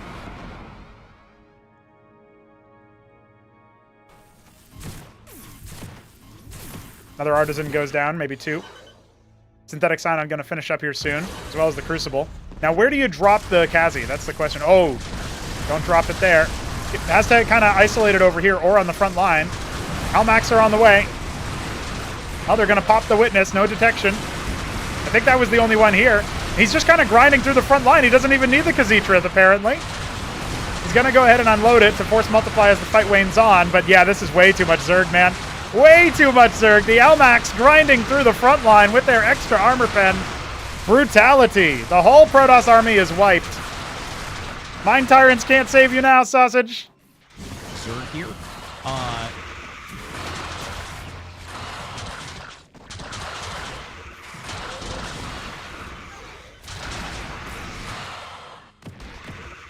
Poor guy. Well, behind that, most of the ground army did get wiped. But there's just not enough anti-air.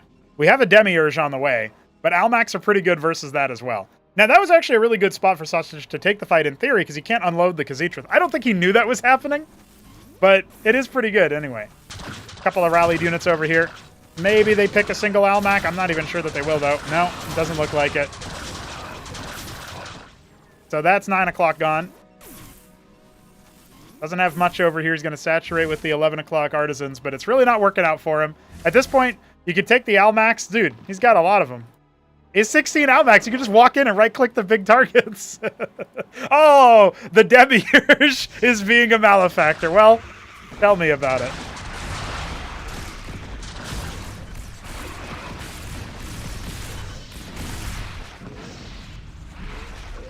Hello. I brought a gift.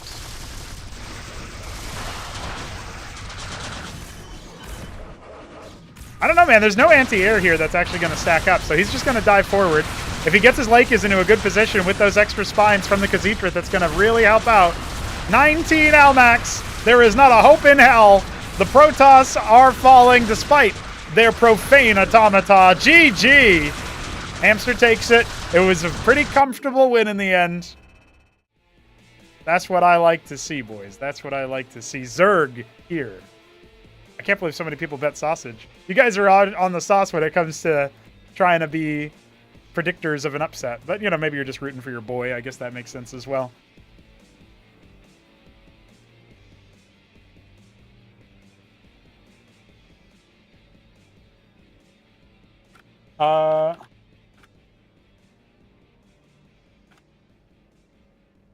If there's no news on Nicholas, he will automatically move on to face Wolfix. Another cheeky Protoss that Wolfix has to deal with. Meanwhile, we are waiting for Doglived.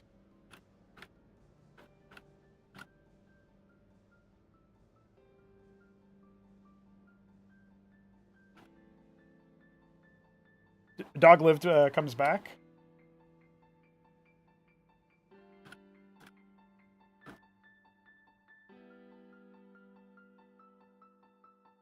Easy. Easy.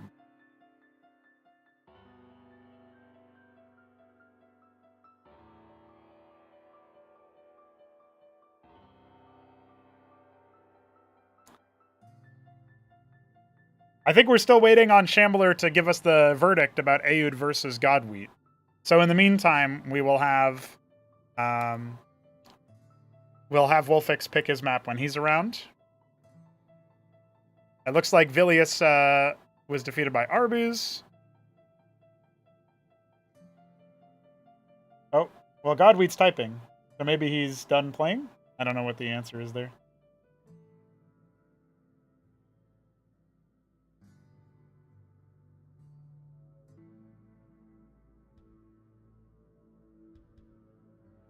Okay, that was an Aoud.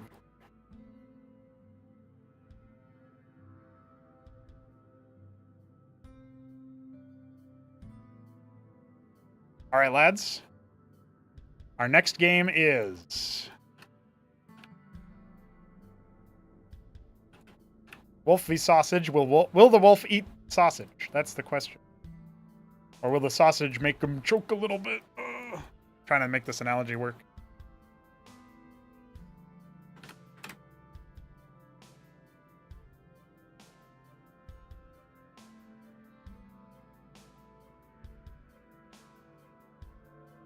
Some more TVP for us.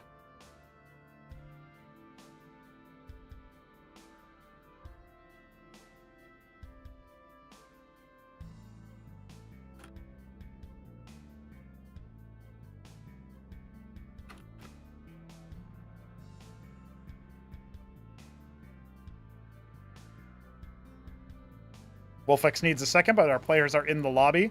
Aoud versus Newt is coming up. He says, I'm out, boys. Yeah. Shambler will host that one up. And then let's see here.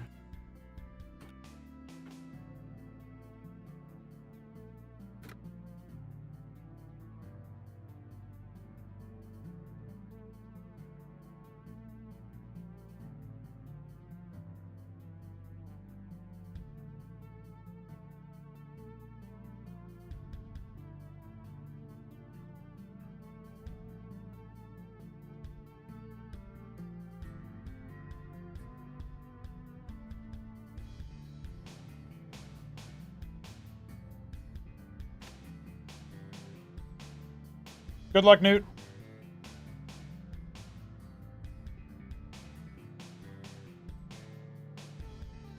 Shambler trying to shell for the donation. That's pretty good.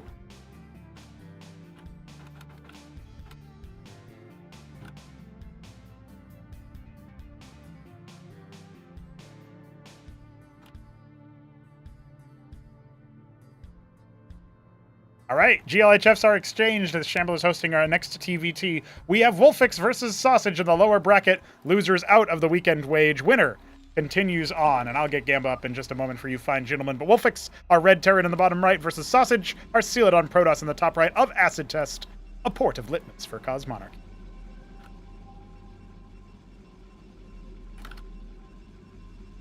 Here we go. Gamba up. On this fine afternoon, on a lovely Sunday. God, we picked Serenity versus Grass Eater. Poor guy. Pro player Wolfix found himself cheesed by Doglived earlier. Let's see what he wants to do this time. He still wants to stick to the Fulcrum, it looks like. Sausage, also a cheeky toss. Let's see what he ends up doing here. Fast Scout.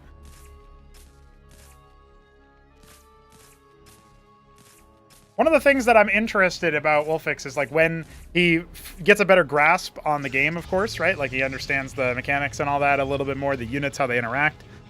Like his multitasking and his APM, shall we say, his macro. That's always what I'm expecting the top pros, the pros coming in from StarCraft 1 to be able to translate into their next game. And to an extent, I've seen that from StarCraft 2 players as well, like Hupseo when he played. I'm sure we'll see that next weekend with the pros coming out from there as well.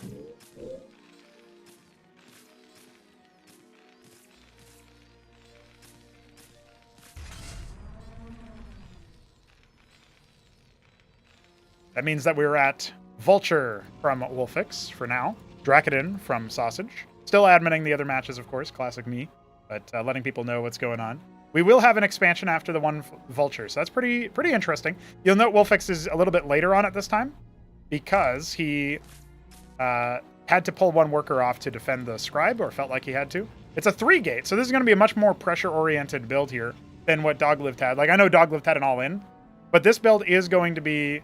Like, you're going to deny the scout on the Drak. That's the idea. You use the Drak to body block the wall. If the Vulture forces its way in, though, that could be a different story.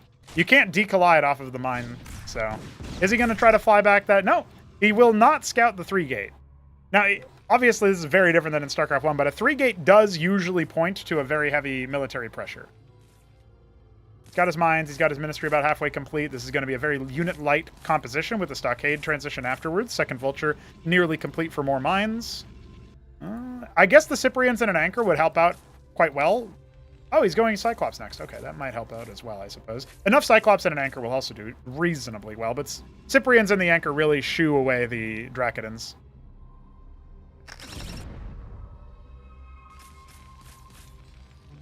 Two Stockade coming up, so I do think he wants that Cyprian. Cyclops numero uno. Sees that two Dracs are still there. He might have even seen the third. Got one hanging out over here south of the stasis chamber.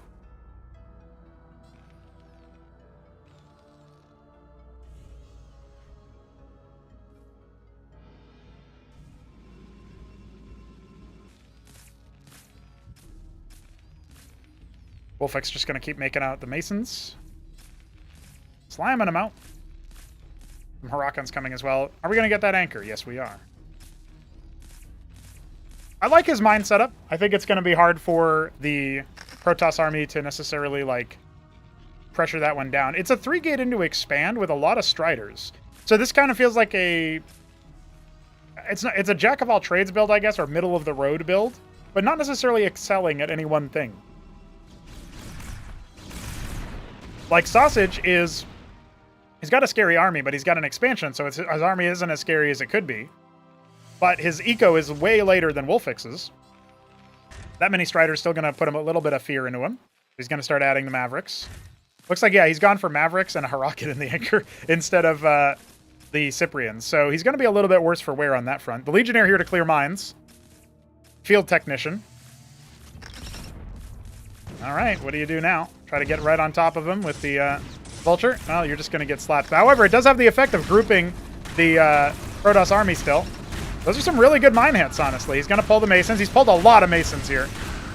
Cestus is up as well to try to improve the armor. This is going to help out quite a bit. And, you know, Wolfix has the Masons here to stop the run-by, so it's not like the Striders can necessarily just walk right up. Yeah, you can see his reactions there. He doesn't know that he doesn't need this many Masons to repair. This is Way more than he actually needs. He's going to send a bunch back, try to cycle back behind it. Doing his best. He's doing his best. Man, every time he plays the game, I have to tell him about a new mechanic next time, I feel like. Load up the Mavericks there. And yeah, you can't stand and fight this with the mass repairs, but he is going to focus down a lot of those Masons. And now, with Sausage's Nexus finishing up here, he will actually be able to catch up in the worker department. So, at the end of the day, kind of even. I still think that the Terran will have had more money overall because they had their worker count higher for longer. But this does maybe... I don't know, there's a lot of dead Striders at the same time, though. Stimming after. We're thinking about it anyway. No healing just yet, just the 2 Stockade, 1 Folk. Still making the units. Gonna go ahead and repair. Better to be safe than sorry, right? Triple gate into a grand library. Okay, Stockades are landing. I think he wants the Covenant now. Okay, he's gonna plant down both add-ons. Okay. I got worried for a sec that he doubled up on the add-on. Redundancy, but it's not what happened. Crucible. Okay. I'm not sure about the Grand Library. I guess he wants the Storm, right? That would make some sense. See the Mavericks try to joust here, but still putting some good damage. I think the Cyclops do a lot, honestly. If he could unload this one Huracan, that would be pretty good.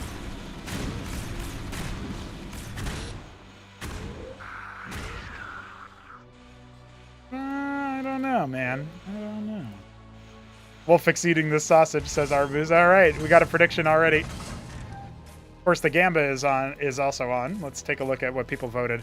5%. One man voted Wolfix. 95% for the Protoss.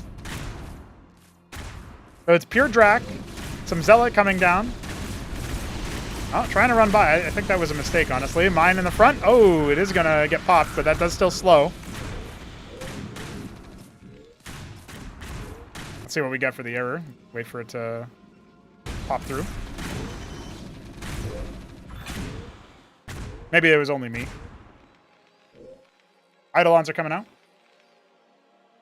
Might need to to pause and ask one of them to stream to Discord.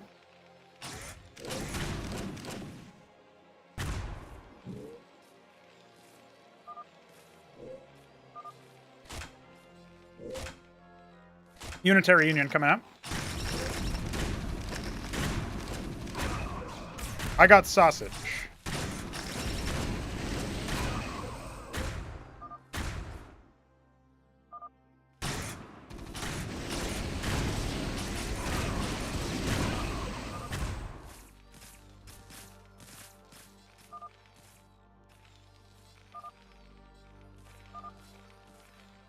We'll play on, and then when it's really bad, after a point where they're not like, oh, the Vulture Raid comes in and disrupts a little bit.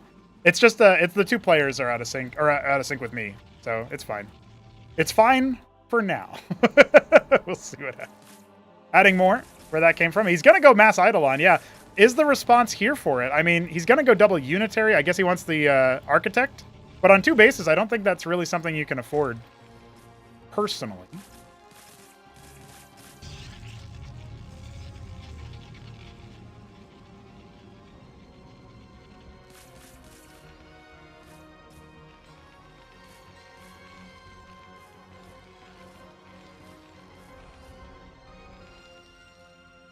A lot of Eidolons, though. A lot of Eidolons.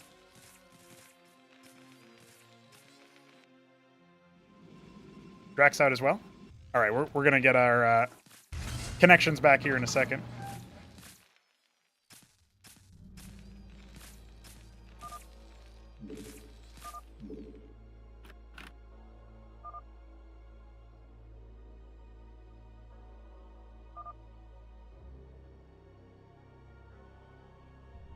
What up, Toyota? Welcome, welcome.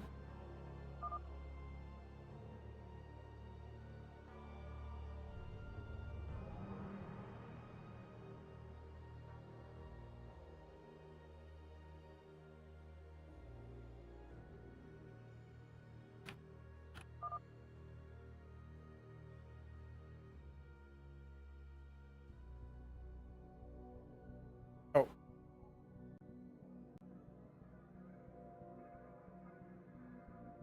All right, boys, check this out. We are going to have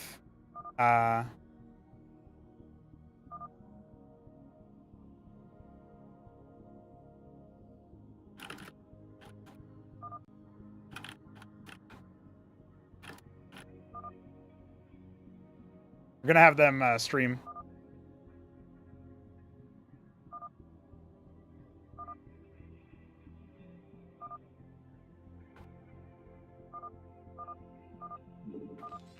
Okay. All right, lads. Apologies for the momentary silliness. We're going to go ahead and switch into the watching my Discord browser thing. Hold on.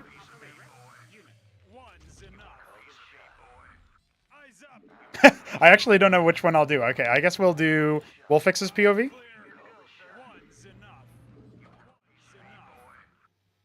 Check him out. Check him out, lads. He's playing the game. He's doing the thing.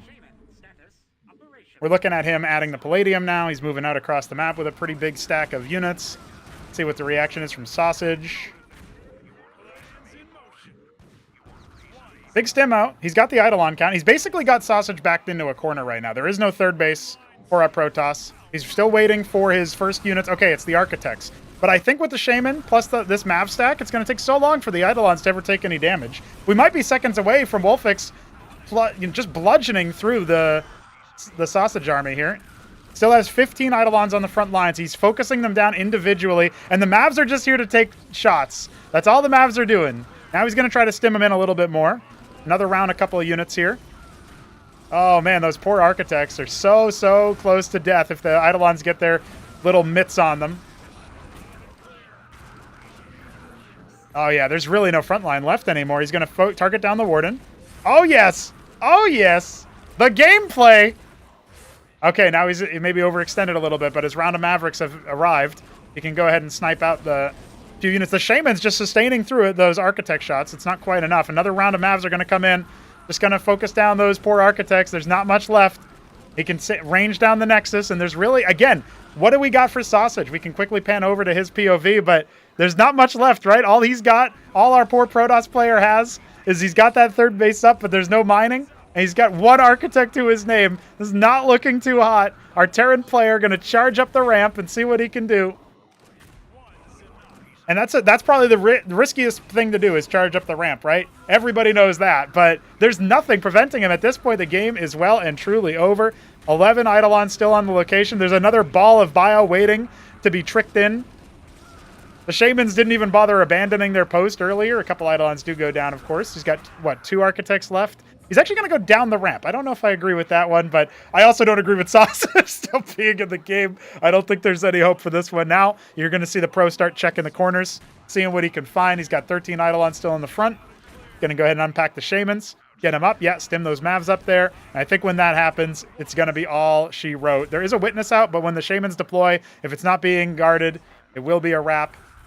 And GG is called. That is a wrap, ladies and gentlemen. Got ourselves the classic move.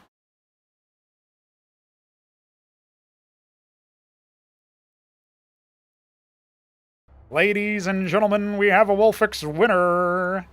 He takes the match and Sausage is eliminated. All right, all right, all right.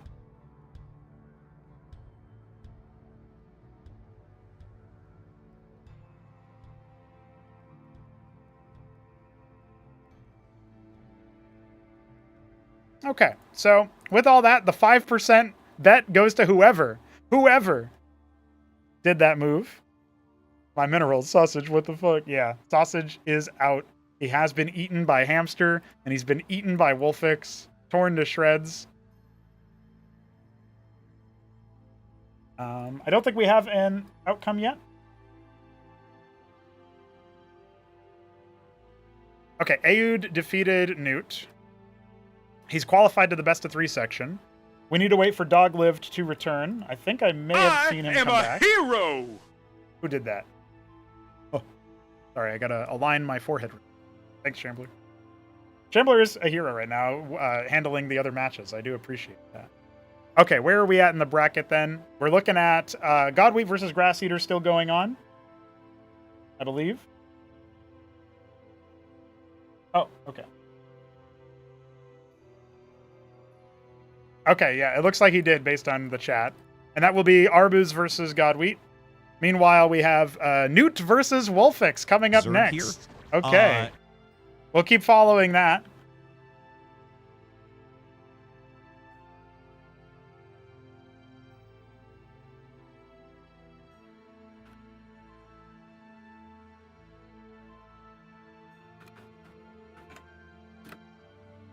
We are Legion! Loads of Terrans still in the tournament, that's for sure. Appreciate you guys, Peace Sense and Neutron, giving us those forehead alerts. Forehead alerts, guys.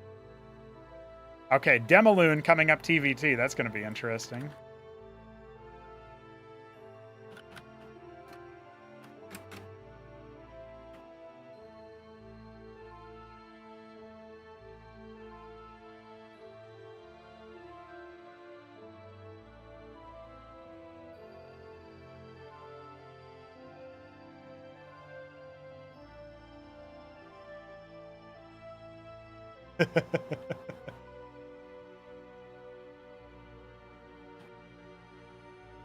All right, we're going straight into it. No time to update the overlay, but maybe I can still clutch it out here for you guys. Oh, we might not even need the latency change. Check that out. All right, lads, we got Wolfix in the top left of Demaloon. Looks like we do need the highlight. He is our Tyrian purple.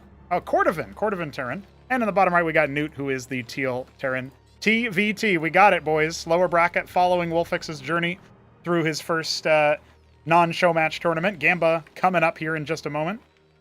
Do we bet on Wolfix, the new guy, the pro, or do we bet on Newt, the guy who I guess is freshly new coming back, but he's played a lot, and he's played a lot more than Wolfix has, both historically and recently.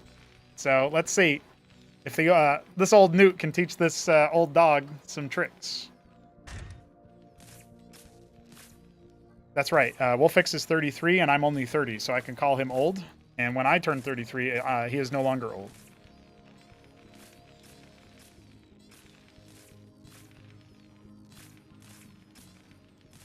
Yeah, that Cordovan color. It's super epic. Toyota, very happy to see some TVT, I see. The good Terran wins. The bad Terran loses.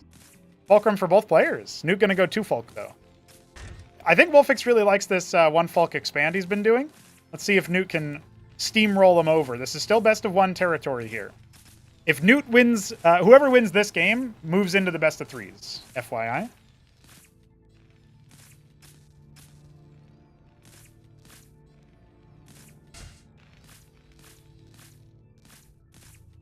We don't do map veto for best of 3s. Instead, we have map 1 and map 3 be picked by the higher seed, and map 2 is picked by the lower seed. So very, very simple, simplified format. We have a lot of games to play. And this is only with, 10 players, 11 players, something like that. So, yeah, we had 11 players here. So, imagine what happens if we get, like, 16, 32, etc. later on in the lifespan of it. But cool to see everybody come in the same spot. Got the 2 Folk. Doglived seems to have returned. At least he's in the chat. Is he back? Maybe I missed him. Oh, yeah, on his way home 15 minutes. And that was like 8 minutes ago, so he's still got some time. A little bit of poking. Trying to fight with the Mason from Newt. He's doing some antics here. Gonna see if he can pick the guy making the anchor. Oh, he missed the shot. He shot at the wrong thing there, so the Vulture just scoots right in. See ya, buddy. Can't get it. Can't get me. Can't get me. I put my bikes in the shop. Now, there are more Vultures coming. Remember, Newt has double the production. Stockade coming. Expansion for Newt. He's going to just try to dive through. The mines have not been laid. Oh, the body block, though. Oh, the long-range shot from downtown. I think only 1 Vulture is going to get in with any amount of health. Let's see, some good mines, but they hit the Mason. Trying to go after the workers. 1 worker down. Newt's got to do some damage here because, remember, Wolfix has that extra ministry up much faster. Oh, it's beautiful. He only kills 1 Mason. Still has a bit of a worker advantage, and there's the mine hit as well. Needs to get those Vultures back down. He's adding a lot of chaos here. Wolfix not actually making Masons from his natural ministry this whole time, so he's way further behind in workers than you'd think he would have to be. Wow. Okay. I think it's over. The rush is over. Stockade is done. Ministry coming up big here for Newt. Oh, but the move out on the other side. Hold on. Maybe it's not over. Gonna have to be some huge mine connections here. Otherwise, Newt's Ministry will be delayed. Is Wolfix just gonna dive in? Oh, he's on attack move. So actually his vultures kind of stagger out. Oh, but that's the one. That's the one we needed. Now, it does stun one of Newt's own vultures, but he's got the HP advantage now. He should be able to win this one out. A little bit of trick shot, a little bit of micro, but how much micro can Wolfix really do right now? Back on his bullshit. Newt even sniping one more, it looks like? No, just a little bit of damage.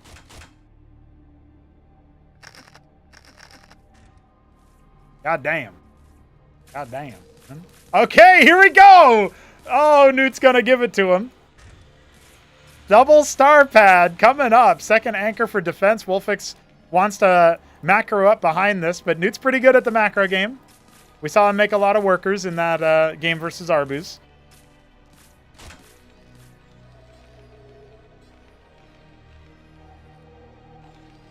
Wraiths are coming.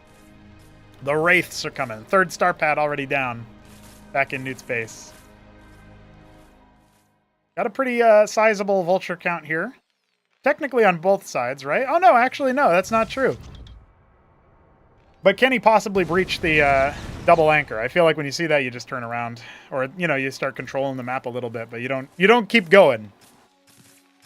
All right, 2 more stockades. No scouting info whatsoever for Wolfix. Covenant coming up really fast, though.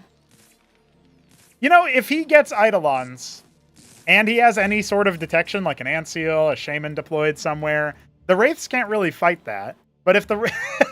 it's a detect versus detect battle, and Newt does eventually get Antseals with his Wraiths. So there's kind of an argument to be made here that the Wraith stack could maybe fight the Eidolons in small numbers. Let's see how swiftly Newt ends up, you know, spiking right now, because he's got... Like, Wolfix is adding a ton of stockade. He's going up to 5 stockade with the Covenant. He's adding a sieve for his ridge cap there in the main and the natural. You can see him developing his 2 base economy quite a bit. We are going to see the Ghost equivalent, the Eidolon, make a central role here. He did it in... he did it versus Protoss versus Sausage. Got the Vestry coming as well, adding more and more Eidolons, more stockades, more! He needs more! He will. Now, Newt looks like he wants to treasury expand here, unless he's just going to wait for the money to roll in. Maybe not. Maybe he wants the ministry after all.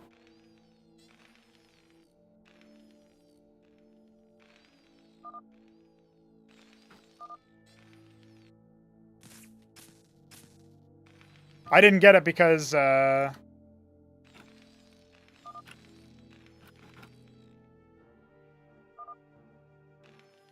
have to restart my game between hashes. Devastated.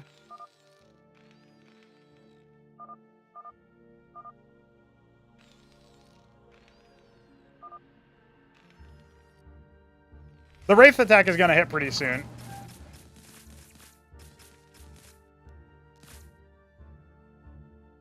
Antseals are coming up with the stack. We'll keep watch for any info. Yeah, I will at some point do that. But we'll wait until it's actually obviously desynced. Very occasionally you'll get a hash error and it doesn't actually do anything.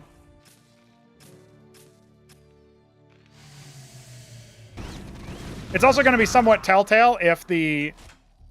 Like, one player has a bunch of idle workers, but another player doesn't, then I'll know that it's a player desync and not a obs desync. But if they both end up doing that, then if it looks like a broken replay, then I know what's up. So he immediately cycles his Eidolons back. He's going to have to try to deal with all that. He pulls the Masons away. Trying to make the Watchdog. It's not going to happen fast enough, unfortunately.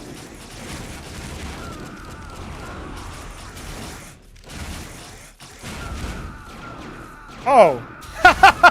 It is me. I know exactly what happened.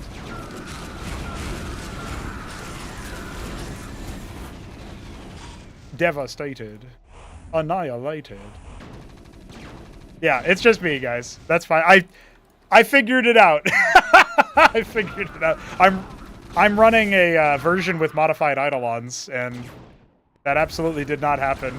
Yet it didn't sync, so that's pretty goofy from me.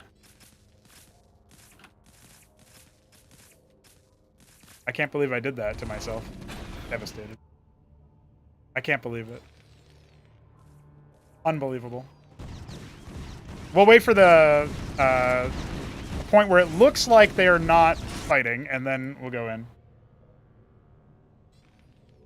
I was like, wait, he didn't make any Goliaths. What's that sound? And that's the placeholder sound for the Eidolons shooting. So, Wolfix is still streaming in the spot? Okay, good. Hop in and see what he's doing. That will definitely help out. We're seeing this bit of a scuffed fight over here, but... quickly swap over to his move there.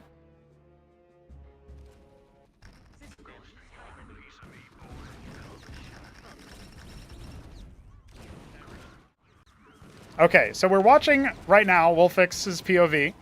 He's got his usual antics happening as he's pushing across the map with Bio. Looks like no third base in sight for him at all. Keeping his APM pretty high, stimming the Mavs forward. He doesn't have any detection. The Wraiths are just running Newt down right now. They've already collapsed. Where is the army fight from him? He's got a couple. And see the stutter step here out of the Eidolons. Yeah, I mean, that's just an utter devastation. It feels like. Total collapse. He's going to try to lift the Ministry. I don't think he's got anything, dude. I think this is a wrap. He's got a lot of Cyclops he's banking, trying his best to deal with the Eidolons. This man has got the Eidolons out, that's for sure. Newt wishes I patched the Eidolon already. Feason's desperate. He's desperate for a redo. He did not count on Wolfix being so damn good and so damn Eidolon. He's spending his money a lot better than in the show match, I'll tell you that much. But the rally of the Cyclops is not going to be enough. We can't quite see what Newt's up to right about now, but I'm watching in the game. He's like rallying the Cyclops on the other side. He has a third base set up as well. Whatever's happening over at the 3 o'clock position. This is some cope. This is some cope. Copagus. Oh, I guess his units got reposted at the 3 o'clock though.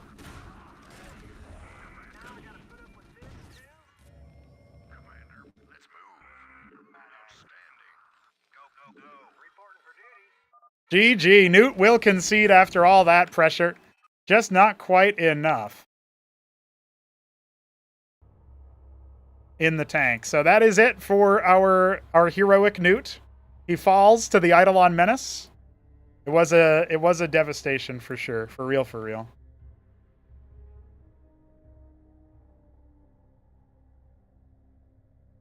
Okay, Doglived is back. We'll get Hamster's map pick here in a second. That means that Wolfix is qualified to the best of 3s. Arbuz versus Godweek going on right now. I don't remember what match Shambler was doing. I think it was Aud Newt. And then Godweek Arbuz started. See about that one. But hey, GG's, man. GG's. We are Legion! That's right. You got to flex the minerals. Well, it is best of 1s, so you really don't have much room for error, right, Aud? Because that's the format of the whole thing, right? I am a hero! It kind of makes sense. Look, Aud trying to grind out. It'll be Frosted Forest versus Doglived that our Zerg player here has selected. We'll go ahead and get that one set up.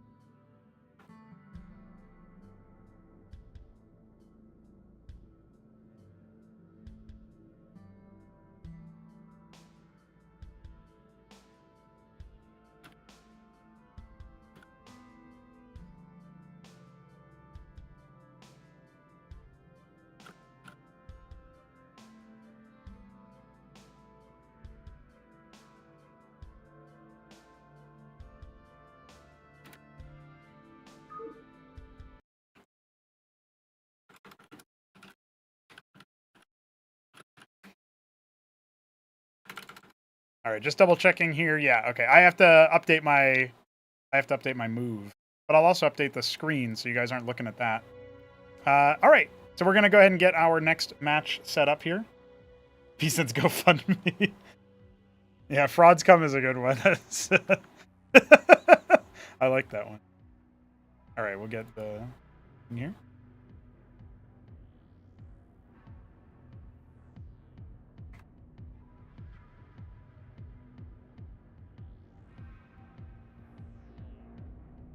Okay, Frosted Forest up for Dog and Ham.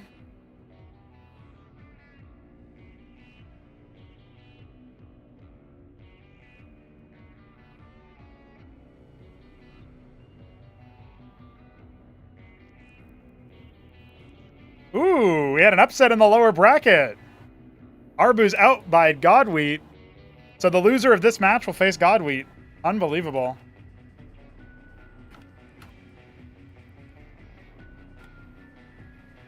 All right, lads, we're getting ready for our next match here. Doglived coming in as the underdog and rocking the Protoss representation. And we've got Hamster as Zerg as the favorite. So we'll get into it. We'll get our Gamba going as well.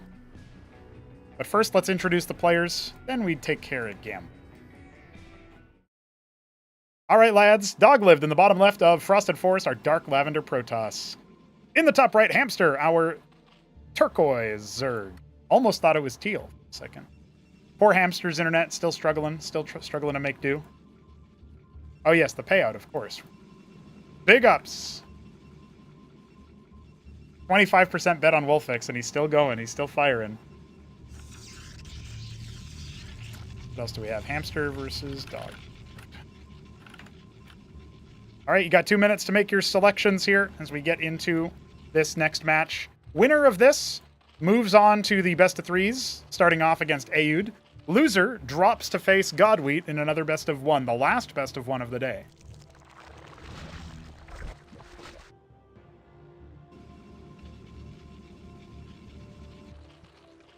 Gonna be a lattice opener for Doglived again.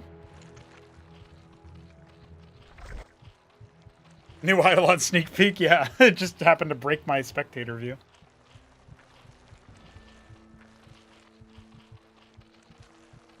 Yeah, I think Hamster comes in as a pretty heavy favorite. He has a solid playstyle that's unlikely to be shrugged off by lattice play, in my opinion. I will also say I got to pour one out for Newt. He said earlier, could I give him a harder bracket? Turns out maybe not. He beats Arbuz, drops to Aoud, drops to Wolfix. Literally a Brood War Pro eliminated him from the first weekly. Sad. Sad.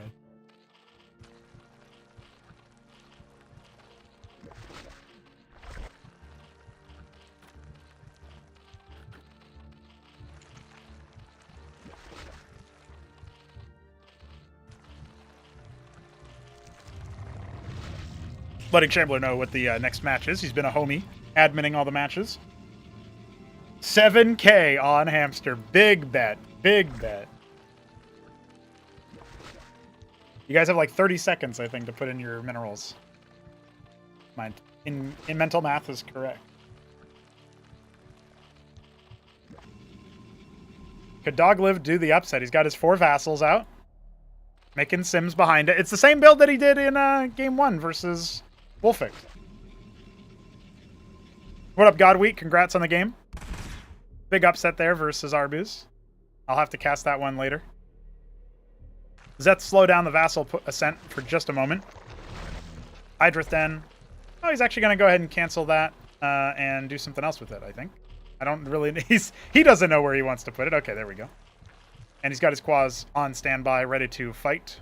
There's, what, 6 vassals it looks like? That's the timing.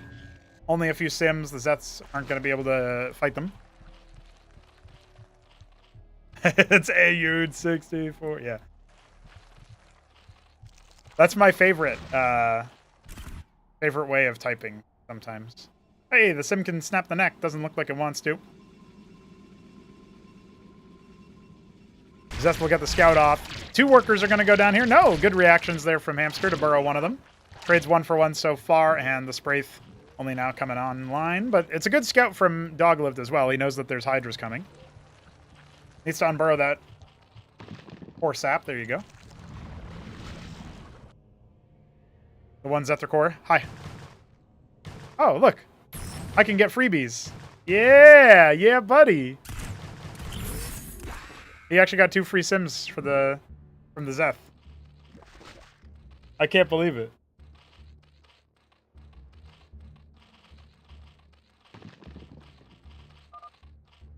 Doglived also trying to get the lag fix.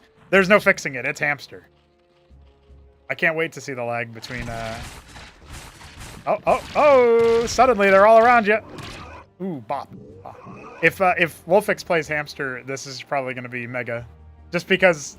I guess they're right next to each other in theory, but like it's Poland and Russia, but I'm still expecting some silly shit, you know what I mean?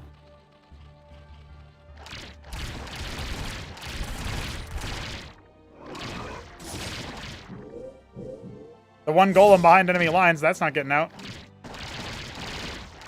Or is it? Or is it? Yeah, see you later, buddy. I got 3 armor. Peace.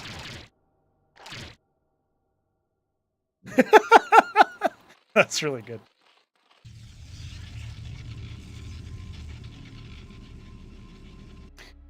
Zerg moving across the map right about now. But no expansion just yet. That's going to come later. Oh, look, another golem. Hi. Goodbye. Doglived is just letting his units move across the map. They're too tanky to die.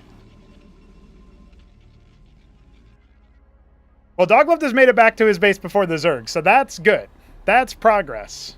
Are we seeing the beginning of the 2 golem run by? They do deal a little bit of splash.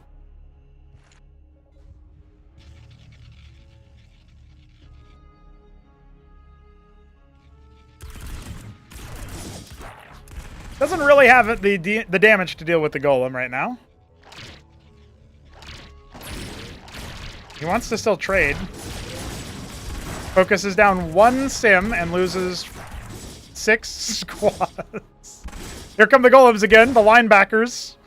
They're not the fastest moving guys, but they'll try to block your way at least. Idol's coming out, Drakenon's coming out. Still no Nexus for our Protoss player.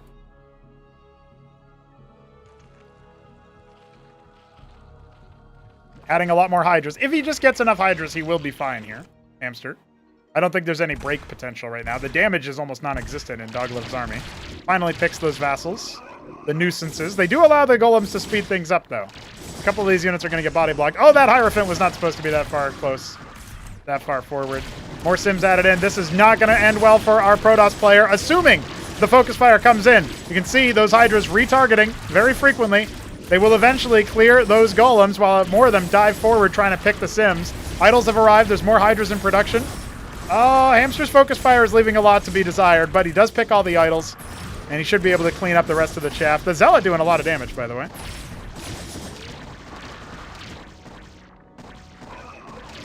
You can see the rest of the Protoss army going to try to cycle in and see what they can find out here. Now, Dogliv says it. GG, his all-in did not phase Hamster. All right. That is officially the final best of 1 in the upper bracket taken out.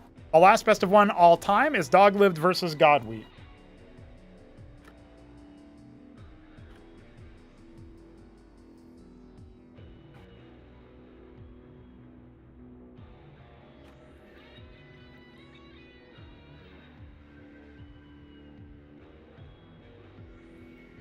All right, and if Shambler is listening, Crisis Vector was the pick for Doglived.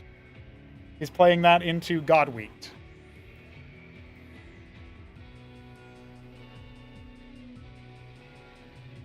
And Ayud picks Knife's Edge for our first best of 3 here. TVZ, Hamster is up. Oh, I gotta change my name, of course.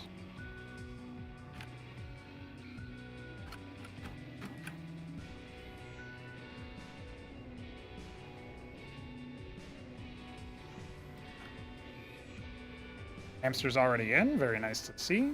Swap out our overlay here.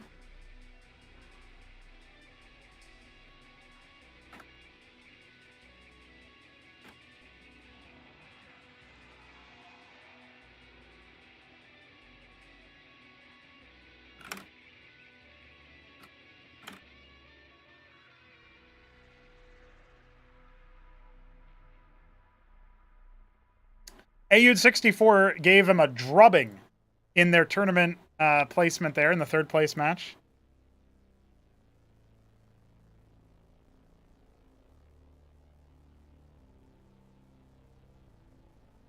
Oh, I gotta activate the scores scene.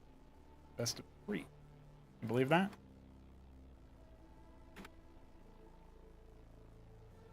Guys, we're getting into our best of 3s. We've got a couple of them here to play out here before we are well and truly done. Oh, goodness, I think we might have some lag. Oh, maybe not. Maybe yes. Well, Aud in the top left is our Vivid Orange. Mango Terran. Hamster in the bottom left as our...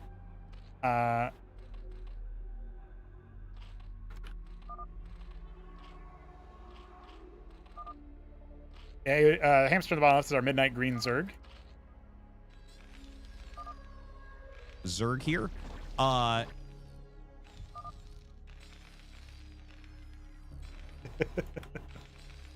Yes, Gamba indeed.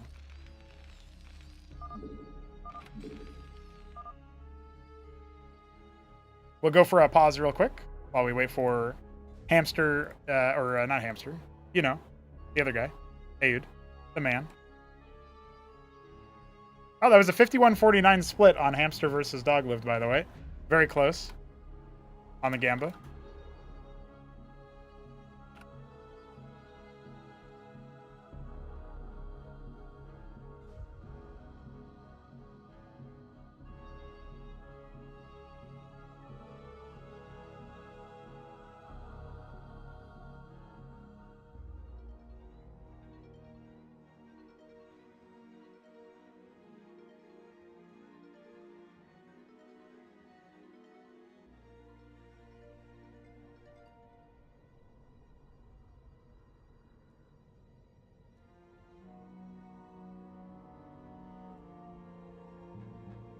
I feel like the way that these matches have come through,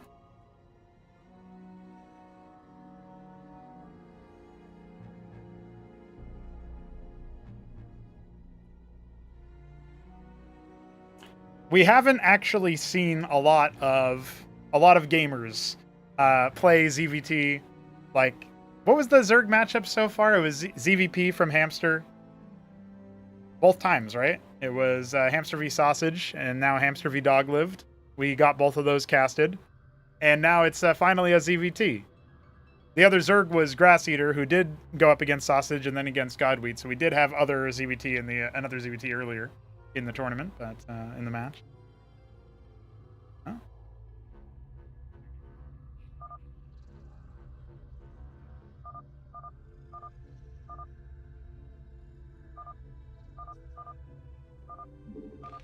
Back in it. It's still a bit laggy. But it looks like it's better.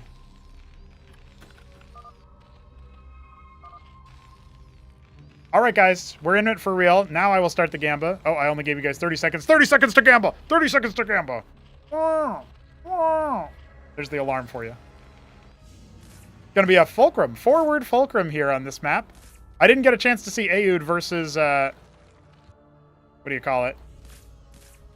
I didn't get a chance to see him versus Newt, so I don't actually know how he played. Versus Godwheat or versus Newt. We skipped out, so this is the first time we're seeing it. This is a best of 3, remember, so now it gets serious.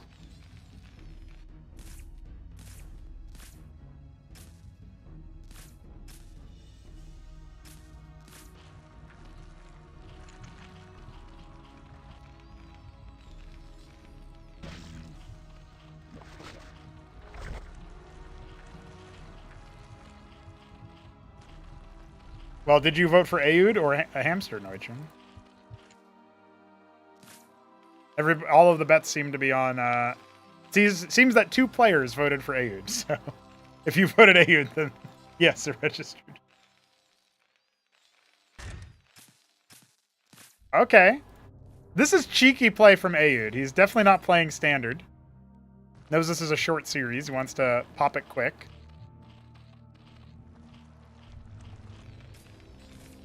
You voted Ham? Yeah. Well, maybe if you refresh it will show, but on my end it does not.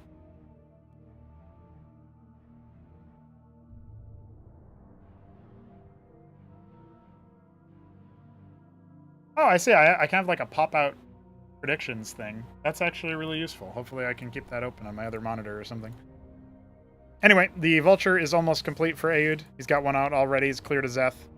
Canvassing the area. Mason comes with him. It's a very technical build that he's doing with the star pad, so every unit does kind of count here in a way that it wouldn't necessarily be as impactful normally. You just wouldn't be predicting him to use it much. So, going to clear the last of the Zeths. He'll go ahead and lay some mines, but Hamster's not going to allow that for free. Like he's going to sidestep around it, try to pick the Mason here, but the second Vulture is here as well. That has to be watched out. First mine connection is good. Remember, he's got another fresh set of mines from that other Vulture. Oh, lag kind of helps him out there a little bit, actually, because it baits Hamster out to unburrow at the wrong time. So now, all of a sudden, all of the Quas are gone. Laying some more forward mines. A third Vulture has actually happened. And the Trojan is here. Is the Trojan for Cyclops? No, he's making more Vultures still. Mason to repair. I think he's going to set up this soft containment, and Hamster is going to kind of play into it with the Kagrant. He's going to airlift it out. But the Trojan is here, already out, so he is just going to go ahead and airlift into the main base. This is a very technical play. Prepared technical play here. Scoops up the 3 Vultures. Mines are still being cleared over here. Circuit is complete. Will Hamster know what hit him? 3 Vultures kills a Droleth.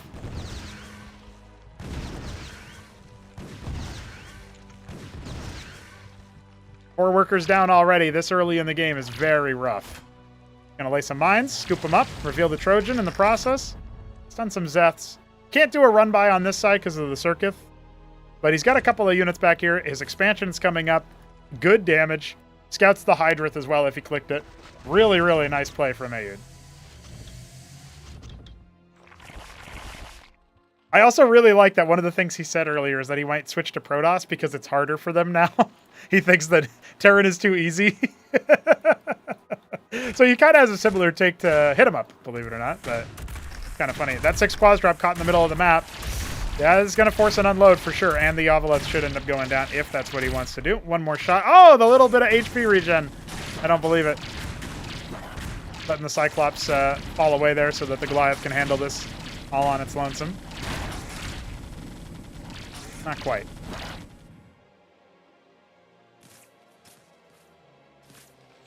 Second Fulcrum being added. The Vulture's still trying to find a little bit of purchase here. Only 10 workers. 5 more are on the way for Hammy.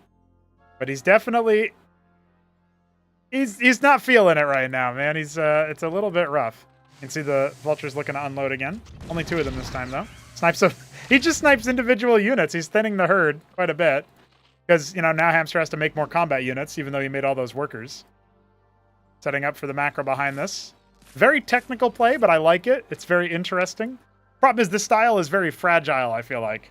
If the Trojan had gone down at any point, you know, that's pretty interesting stuff there.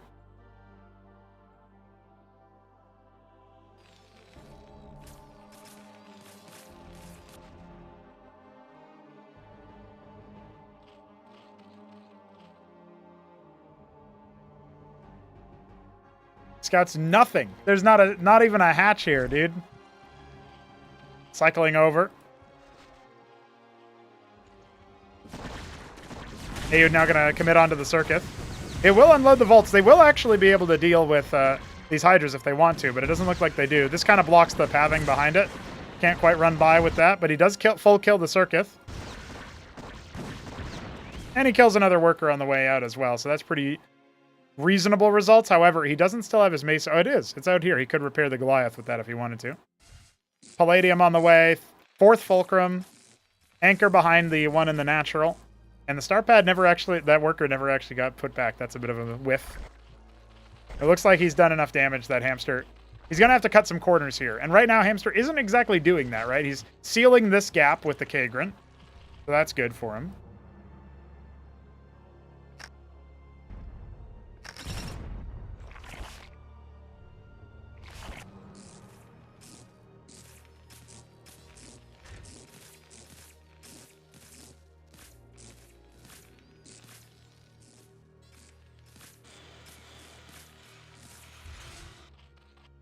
Move out coming out from Hamster. Not really going to be able to stand against this, I think. There's going to be 2 anchors with Cyclops in them.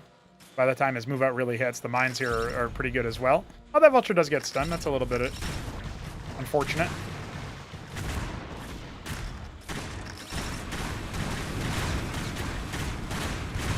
Oh, I love the stockade to funnel it even further. Dude, this is a sick setup. Cancels the stockade out and just goes back to mining. Makes sense. Keeps the money. Got a Phalanx on the way. Second one queued up, a Madrigal as well. A little bit of an elevator, but there's a big stun. That's going to give plenty of time for the mech units to pop out.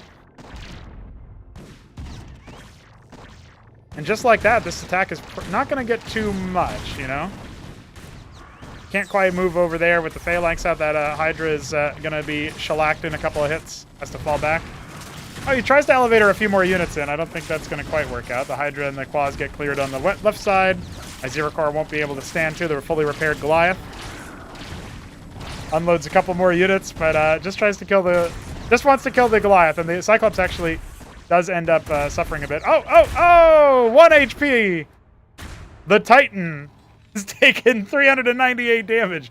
1 HP each time, by the way.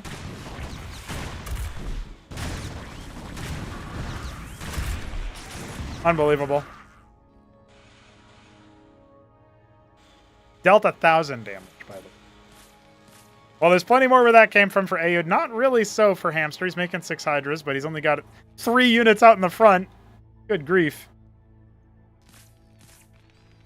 Adding a 5th Fulcrum. He's got plenty of Phalanx for the stage of the game. Kind of hunter-killering a couple of scout units there, but 1 o'clock might be taken by Aoud soon. He's got a Mason on location. Deploying the Madrigal. Tier 2 starting as the 5th Fulcrum isn't even done yet. I love the landing of the Fulcrum in the forward position. That's so cute. That's really nice, actually. So AU definitely came to play with the build, but it's worth commending Hamster for coming back into this game. And maybe casting a little bit of doubt onto whether AU can close with that opening in particular. But he did get pretty far ahead. It is still his game to lose at this point. Got 13 Hydras kind of roving around. I would love to see these Vultures, fresh ones be made, restock on the mines. He is making 2 more. It looks like he thinks the same thing. There's a lot more where that came from with the Phalanx. So the Hydras are trying to dive onto him. They will clear 1, but that was a really good, distraction with the mine as well. And so only 1, that's all they get. Very not it. Very much not a cost-efficient trade there. And Hamster is still down in workers. He's got okay mining at that position. Treasury on location at the 1 o'clock.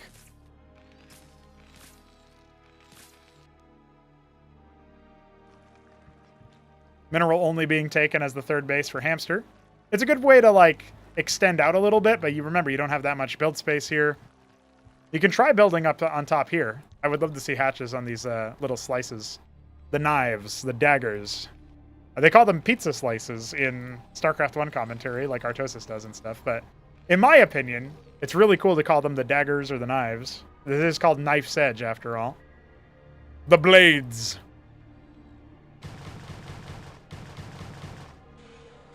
You can just clear this with the Masons. It's not that big of a deal. But it does inform Hamster of where he needs to go. So he starts to route around the blade of Aoud.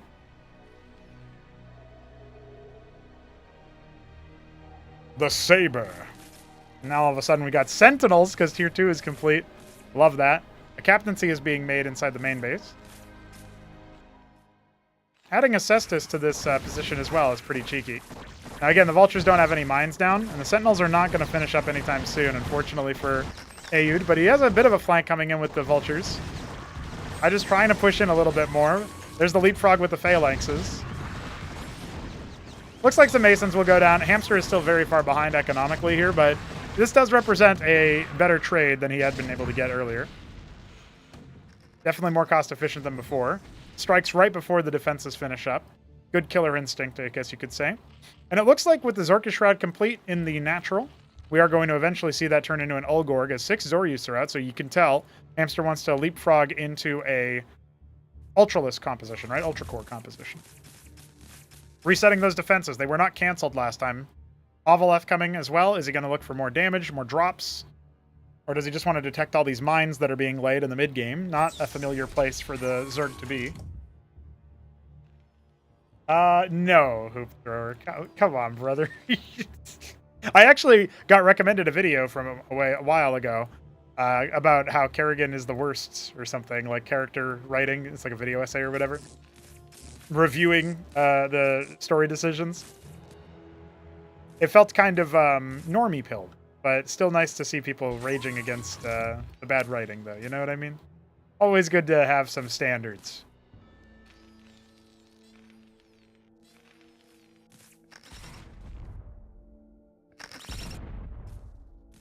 Revealing the Zoryus tech. Hamster does so in a rather laboring, unceremonious manner.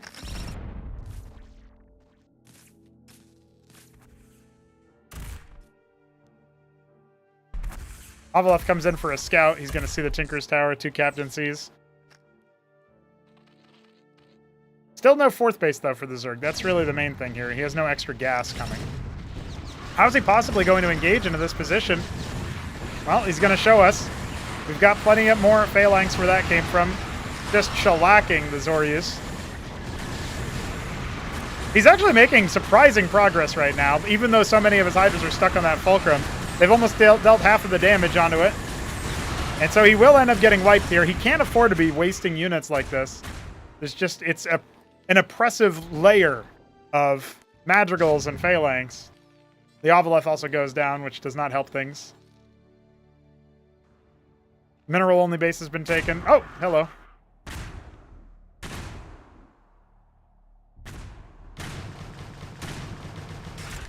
Devastated. No, we'll fix the stun duration does not stack. It just refreshes, so whatever the most recent mine hit is, it will set it back to full. So it's always better to, like, split them up. But I say that, sometimes it is better to stack them if you know that your opponent's army is going to, like, kill the first one. The second one can sometimes then pop. So...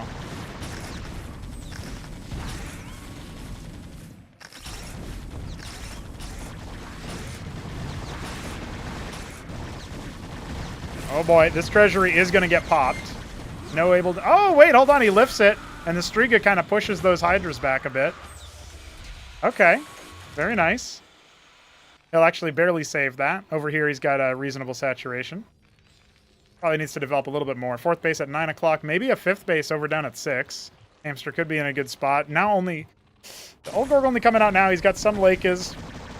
Yeah, Ayud has definitely cooked this build up a little bit. He's burnt it a little bit, I would say. He was cooking, and then he left the oven on.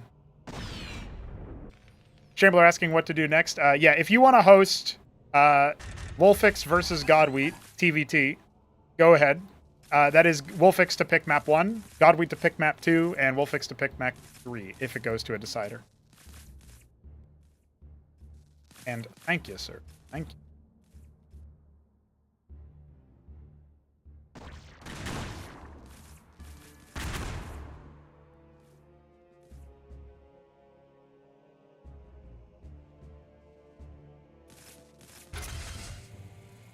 Okay. 11 phalanx. There's a 12th one, but it's sieged. Army movement's unraveling here a little bit. Ayud trying to make a push in, but he has an Anseal, but it wasn't really with the army the last I checked. One Hydra is going to discover the Mason making a ministry. And that is maybe going to trigger Hamster to go for an attack here, but look at the sieged position. And the Strigas in the back are actually going to be pretty good. Anseal comes up for detection. Not being focused down by the Hydras, that's the only anti-air here. And so the Lakes just get absolutely shellacked by the phalanx. Army kind of brittle over in this chunk, but we've got apostles in the field. They will reanimate the dead if given the opportunity. That ministry did get blocked, so something is going to have to be sent over there at some point. But Ayud smells blood in the water, Zerg blood in the water, and he pushes forward.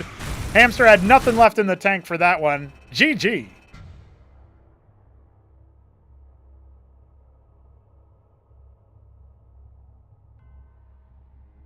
Oh, look at that. It did log your move there, Noitrin. So you did give the people who bet Ayud a little bit of a Little bit of a something.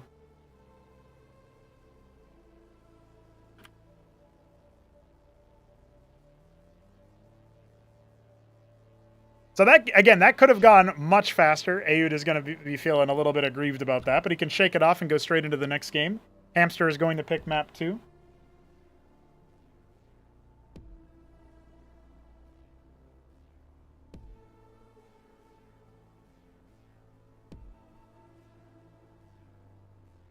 Gambler wasn't listening when I answered his question. SMT.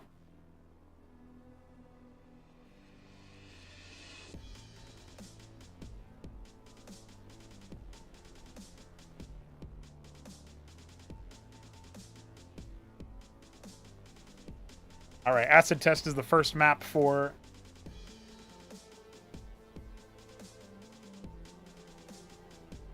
Wolfix versus Godwheat. That's going to be good.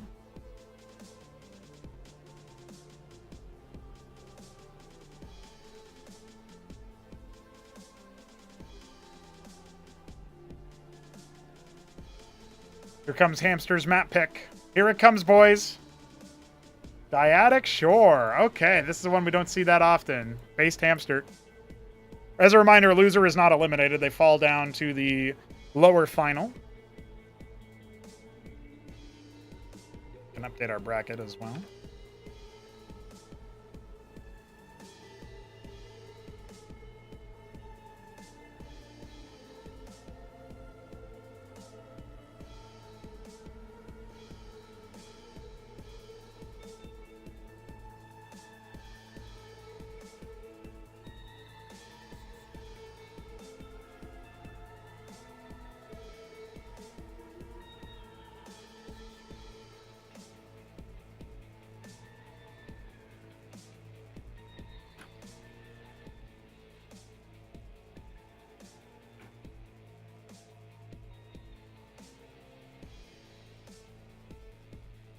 Damn, we murdering people down in the lower bracket, by the way.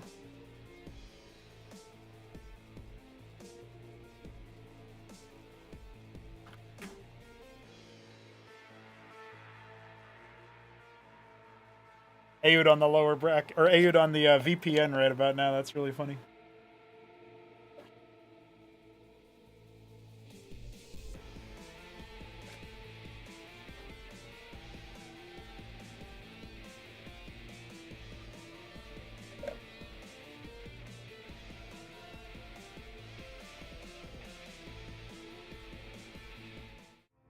All right, I'm going to leave you guys on this screen for a sec. I will be right back. I'm going to grab a drink.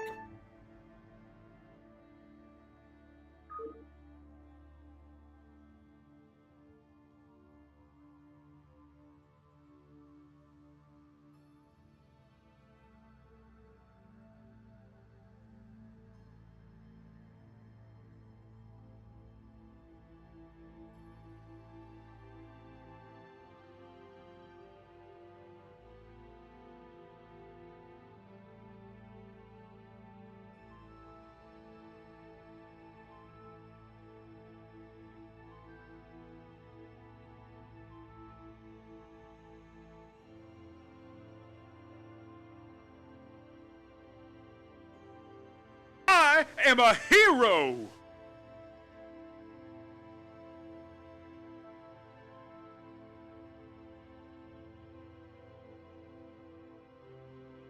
Zerg here.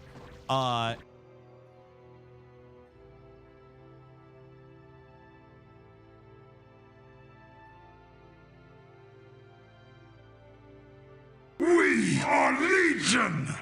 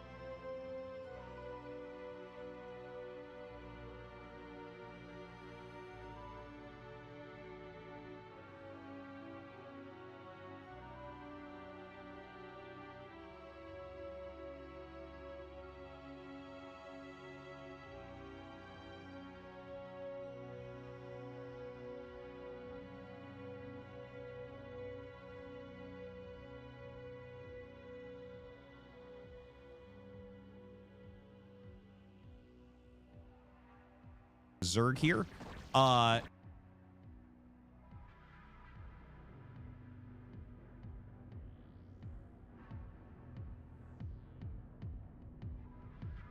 We are Legion!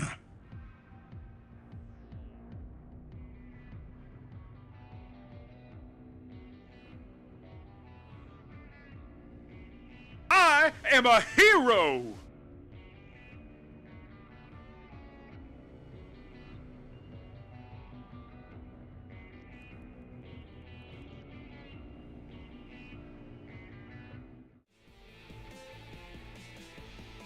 All right, homies, we are just about ready.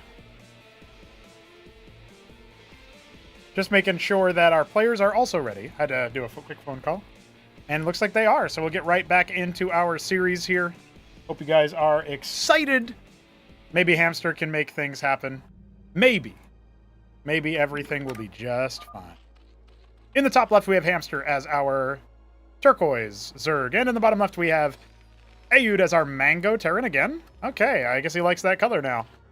It is a 1-0 start, which means it's time to do our prediction again. This time I'll keep it live for 2 minutes.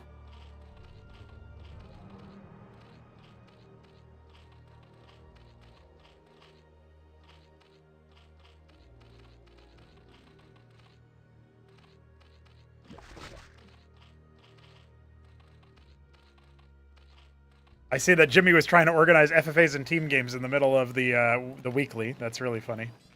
Zeke versus Ayud is coming up pretty soon, so Ayud getting some practice versus Hamster is actually pretty good here. Zerg here. Ayud trying high. I don't think that's going to work. Yeah, he's going to cycle it back.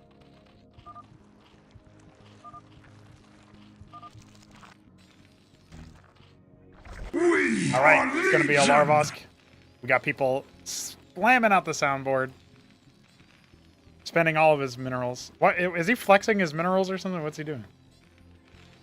I am a hero! All right, calm down, dude. I'm going to have to put you on a timeout. VPN sometimes does help Grass because it gives you in a position, it puts you in a position where you can use the routing of wherever you're VPN'd to, which is sometimes superior to routing through, like exit lag is another thing that kind of does a similar sort of situation to the VPNs.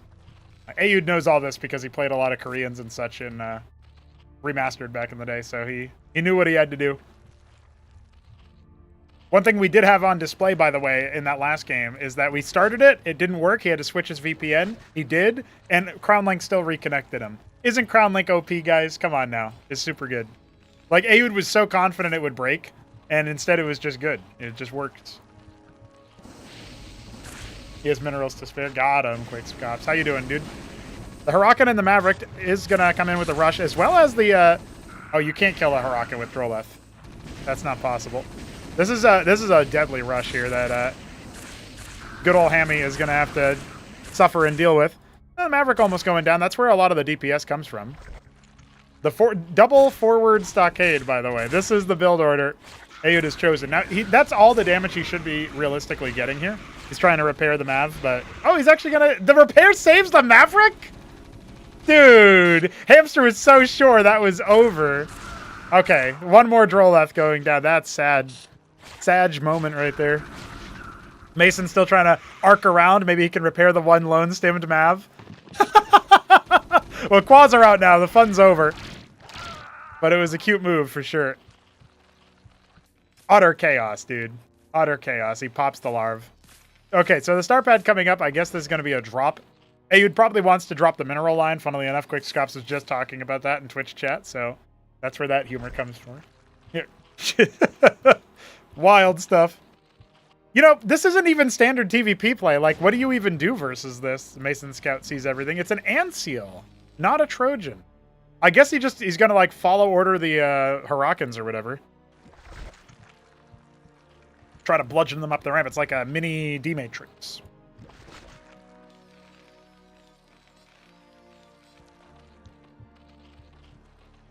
I just had a vision of like if you follow order an ally and the Antseal dies, it like casts his defensive matrix as a dying order. I don't really know how you would program that any other way than the follow order, but that's just a funny idea to me. All right, the NCL is coming out. The move out with the bio is also coming out. I think there's enough quads here to hold in a limited fashion, but the Circuit is going to be absolutely necessary versus the Hurricanes. Like, the Ancial's shielding will go down very quickly if the, like, with the Quaz attacking the Huracan.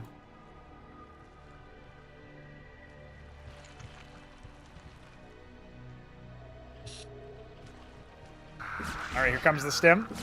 Ancial trying to shield as best it can. Oh, that was a bit of a mismove there from Hamster. I think he's actually just dead. He's actually just dead, homies. Cracked open like an egg. GG. Ayud. Zeke was saying Ayud might not be on time to his match. With a play like that, if that continues, wow. Okay. So we're waiting on the TVT that's happening between Wolfix and Godwheat. I will let... I'll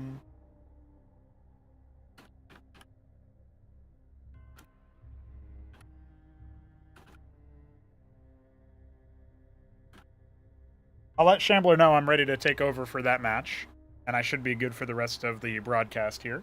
But that is a shocker. Just a shellacking. And since it's TVT down in the lower bracket, I'm guessing we're going to see some serious shenanigans.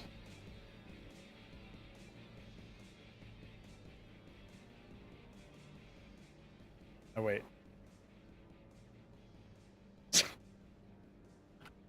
Unbelievable. That's a sick move out though. Like he just rocked up with the earliest of early cheeses that you could possibly come with. Oh, I can actually cast from Wolfix's POV. Very nice. Okay.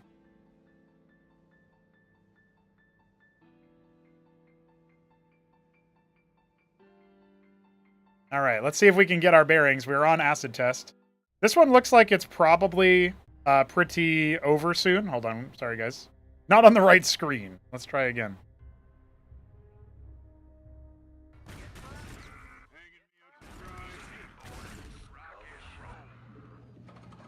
So there was a bit of a Cyclops drop. Doesn't look like it killed too many Masons. Vultures and an Anchor is probably very deranged for Sir Wolfix. Good mine hit on the Eidolons. That's not bad. I'm gonna go out on a limb and say here that Godweed is in a rough spot. Although it's hard to tell. Like, we don't know how recently the sort of natural there at the 6 o'clock location was scouted. Or I guess you could call that 5 in the expansion where there's some vision from our pro Terran here. That position would be 7. Gonna go ahead and see if we can double expand, moving across the middle of the map. Doesn't have vision of the, like, 3 o'clock area where there's that little salvo. He has a single Savant with his army. I wonder if he misclicked or he intentionally tried to add it in or what.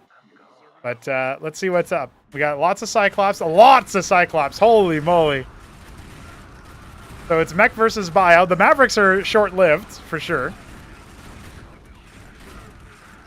But if there's not another stack of those Cyclops, I think Godweed's probably going to get run over. Let's be real. Let's be real about this. Just kind of running right through all the explosions. GG is called, and just like that, we're going back. We're going back to the face cam. We're going back to the face cam. All right, we came in at the very tail end of that one. Godwheat will pick the second map, and Wolfix will have to play on that territory.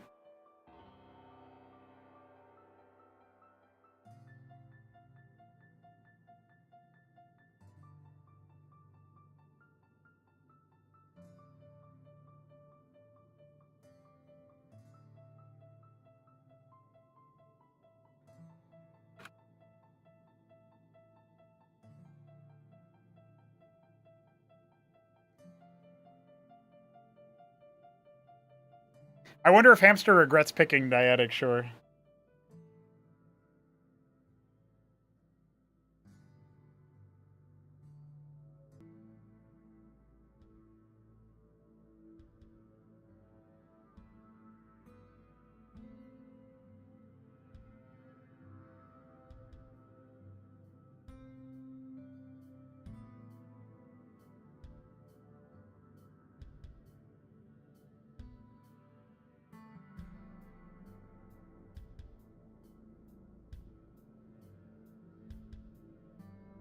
Serenity is what is selected. Okay.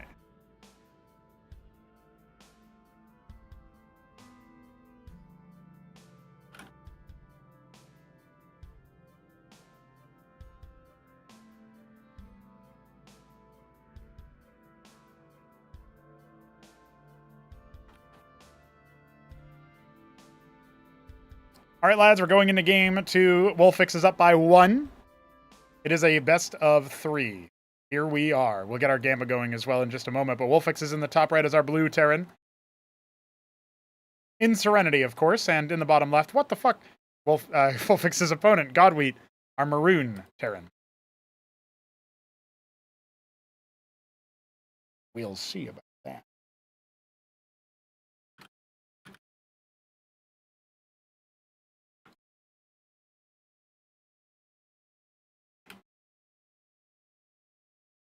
Prediction is starting up. Place your bets, place your bets. TVT continues.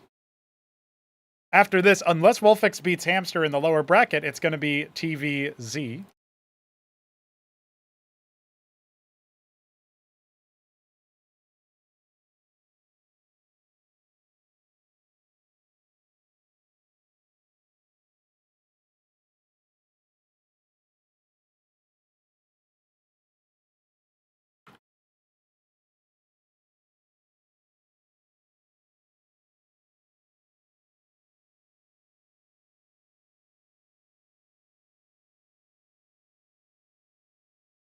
How long was that last match? I didn't even really check the clock. No, this is a new edition for sure. I don't know why or how that happened. What up, Zeke?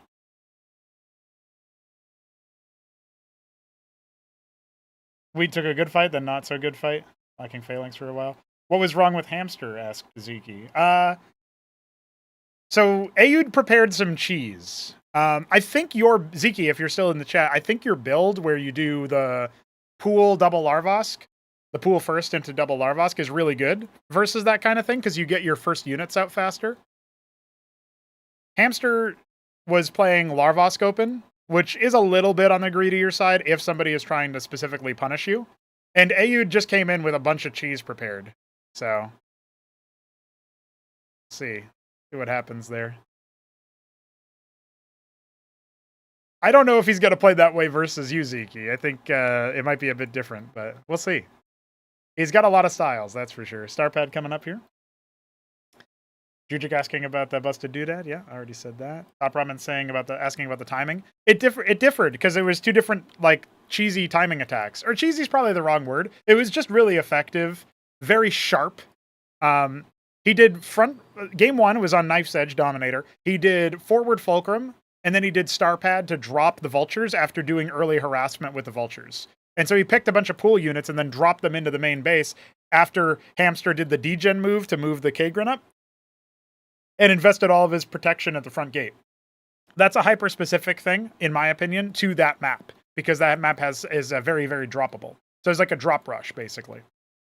And then on Dyadic Shore, he just went Anseal. He did like 2 double forward stockade, rallied his first units in. Hamster was doing Larvosk pool Larvosk, so he had no Rilla cores and he had no defense. Got really behind from that first couple of units that sent across. The Mason was repairing and all that. And then I want to say after that, it was just after that, it was just a 2 Hurakan, like 8 Maverick, 1 Anseal move out, and the Anseal shielded them to run up the ramp, and he stimmed down the circuit, so it was over. But the game 1 was a lot closer. Game 1 had real play from Hamster afterwards, but it was a very bad situation after the 4 workers that the 3 vultures killed from the drop. So I don't know if those exact things will be what he does in the next round. I guess it depends on if Knife's Edge comes up in the veto. But he definitely plays that map aggressively, and he seems to pick it a lot. He enjoys it. Dialing back into this game, we've got Fulcrum, 2 Stockade out of Wolfix. He's going to try the same moves again. Godwheat adds the Palladium first to Fulcrum. We haven't seen his play yet. This is the first time we're actually seeing Godwheat play a full game in the broadcast today. But he obviously was doing something right because he cleared Arbuz out. He cleared Dog Lived out, which maybe makes a little bit more sense if you can survive the cheese. Cancels the third Fulcrum. I wonder why. I guess he wants the Ministry, and he didn't want to wait. He almost had enough money for it, though. That's a little bit puzzling.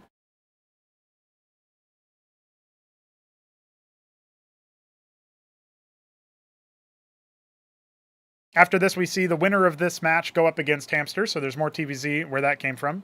A Phalanx is going to drop over here, trying to go for that back base. It's not going to make it. Oh! Godweed types the LOL on smiley face from Wolfix.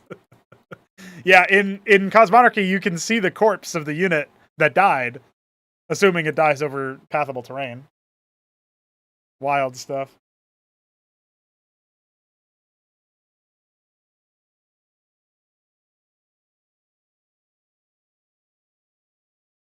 Yeah, this map doesn't really allow you to do it anyway. Like, it's been changed. So, I wonder, I guess maybe he can heckle the geyser from here. He, like, parks it right here. He can attack the geyser. Maybe this geyser. Maybe this geyser. Maybe that mineral field. I don't know. Like, I don't think Godweed noticed the change either, because he just tried that, and it was not it. So, that was his big technical move. His star pad, his palladium for the Phalanx. So, already coming in from a behind position. Later expansion. Wolfix up by 9 workers, adding his extra stockade. Give me those Eidolons, baby. We've got some modified changes for the Eidolons that I was accidentally cooking on earlier. I was hosting games on them. So anytime the Eidolon attacked, I would lose... I would be hashed out, so I'd have to cast from Wolfix's POV. But the Eidolons are pretty solid, obviously, but the new version, they attack a little bit faster, but they have a wind-up before they can shoot. And that makes stutter stepping with them a lot harder. But if you keep them in a position like an emplaced sniper, they can attack faster for more DPS. So they become more deadly as an emplaced unit with a bunch of positional play around them. 2 Phalanxes now being dropped out. It doesn't look like Wolfix spotted that, but he's got an army in this position. He's got Cyprians in the anchor. They're not going to do much versus the Phalanx, to be fair, but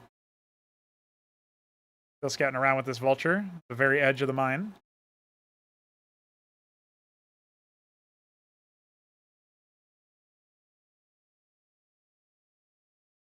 The mine will scout it out, but actually, no, it will not. What do we do now? What do we do?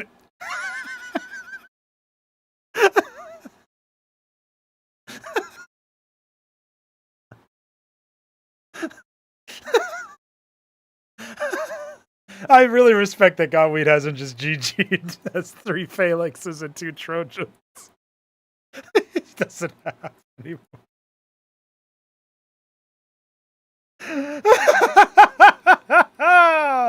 Oh, sorry, Godweed. That was a belly laugh. That was a knee slapper.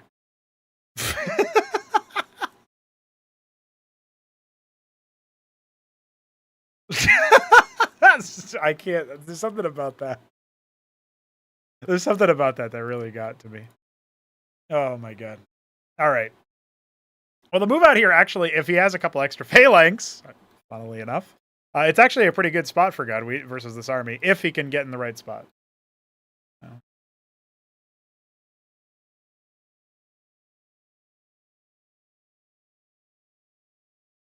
11 Eidolons. Let's see if Wolfix can make it happen. The Anciel's here as well. Armor on the Phalanx will be pretty difficult to deal with, but there goes the detection. So, oh, never mind. It deployed. It lost all of its armor. Ladies and gentlemen, Wolfix is moving on to face Hamster. Cyclops getting some really good splash damage, but not quite enough there.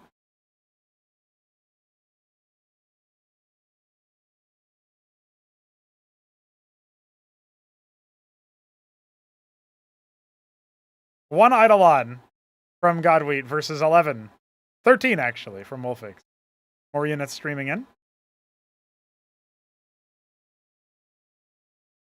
Sniper v Sniper.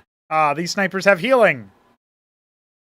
Yeah, again, if you think about those extra Phalanx, if those had been in the fight, would have done some damage, but GG has to be called. Wolfix bearing down.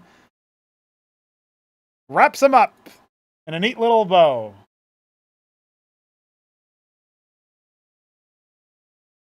Okay. We have to bow our heads towards Mr. Godweed and say, GG's. You made it to the final 4. You will get some prize money for it. I think $5. Yeah, we're giving him $5 for that performance. Wolfix now moves up against Hamster.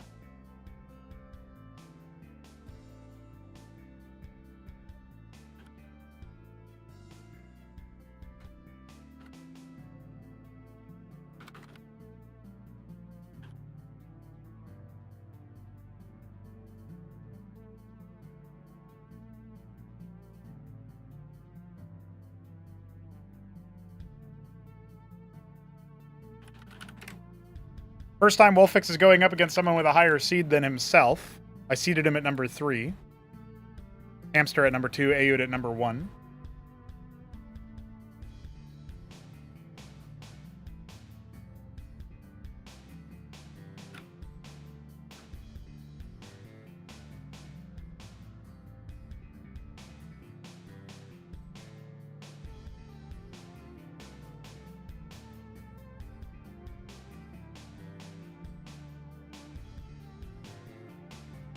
Wolfix is going to take a break. He's got to make sure to keep his family.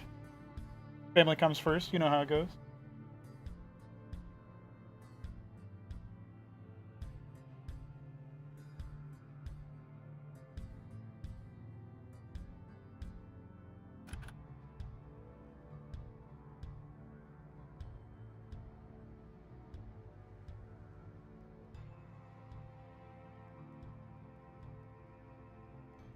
So much ramen. Yeah, Godwheat, I don't know what happened there in that second game, but I thought everything else, that like impressive run. A lot of replays from Shambler here that he validated for us. I was really I was surprised to see that Arbuz dropped to Godwheat. Doglive dropping to Godwheat, I can imagine that, even though I haven't really seen how Godwheat plays TVP that much yet. But unfortunately, his glory ended here.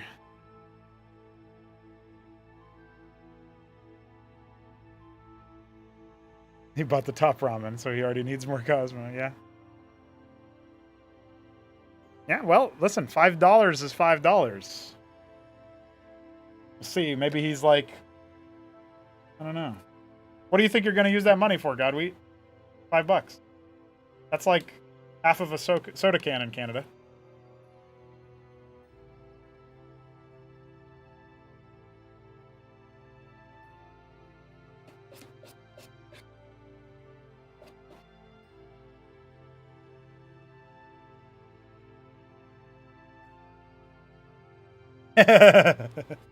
Puts you on the board.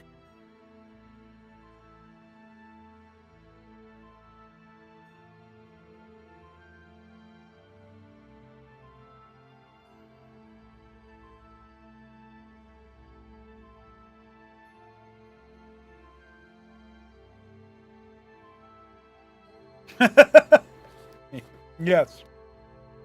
You are correct, Shane.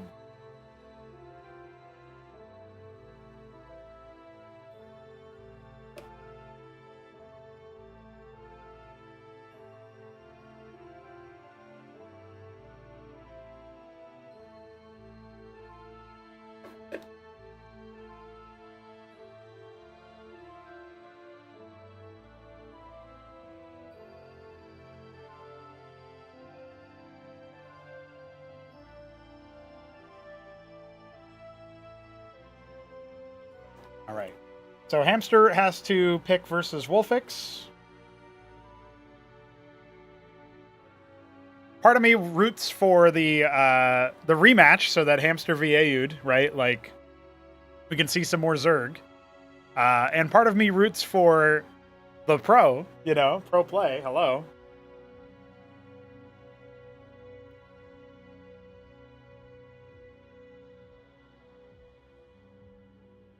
So that's where my mind is at. I feel like I have been haloed by the camera. It's probably the exposure, actually, thinking about it. See if we can fix that. Because I fixed the autofocus part, but...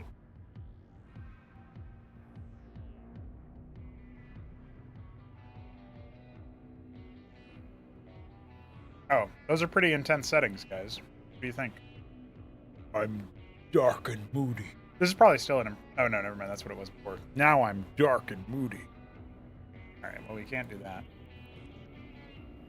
The white balance is off? No, not really.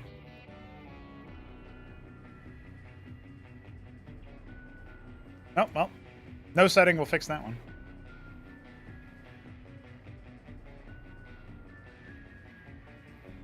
Okay. Cool. I don't think Wolfix has played much TVZ. Obviously, he'll probably do the Eidolon thing. But I feel like Hamster will actually be able to play the game. You know what I mean? It's going to be pretty difficult to wrangle that.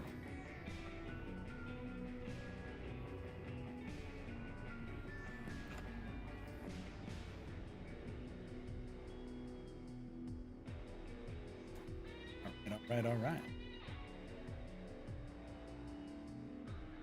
Thanks for joining us for the stream today. Very exciting games all around, if I do say so myself.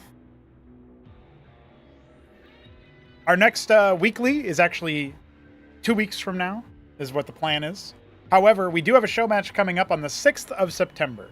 So if you want to support the initiative to have more pros, try Cosmonarchy. You can go to streamlabs.com/pronago. And we will be going to Blackwater Bastion, by the way, for map 1, Hamster versus Wolfic. But yeah, definitely check that page out, and give us some cash to splash. We're going to be paying out some StarCraft 2 pros to play the game.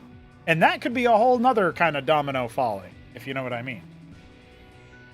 Donations appreciated. Helps cover the cost of paying the pros for their time and their winnings. Weekendwage. And view.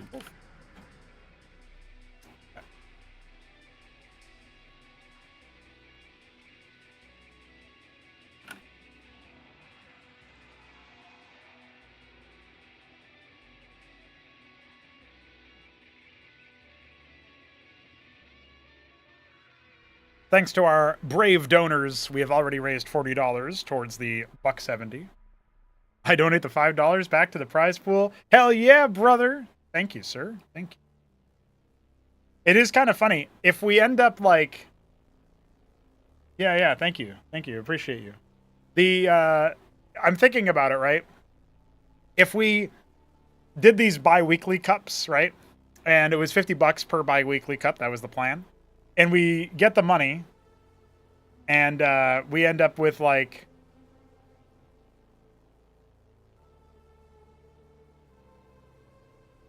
all of the players who win are just like, nah, just keep it. Then I'm like, all right, well, that's the next bi-weekly cup paid for. I don't know. There's something funny about that.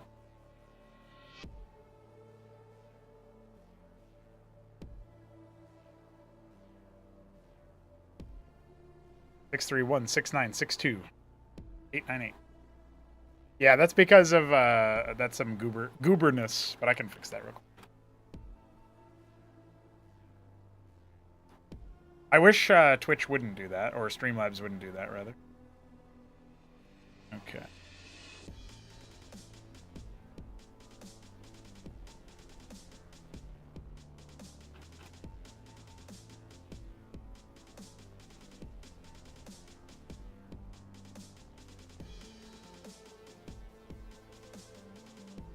There we go. Should be back up in a moment. Ta-da! Oh, wait. I was supposed to do 45. I'm a goober. Because of what God we just gave us. Try that. Ta-da! I'll redeem you by casting other matches? Yeah, I'm going to cast through the matches that Shambler recommended me.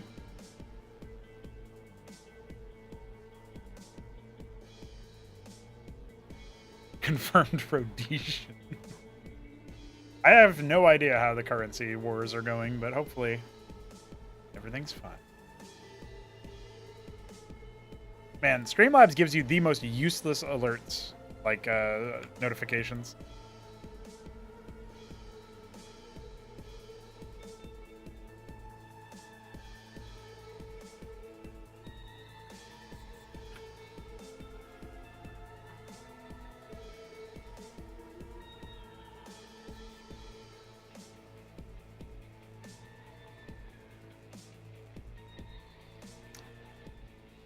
I can't believe what Hamster is going to do. On a 4-spawn map, no less, he just leaked his strat to me, but I will not leak it to the rest of the world.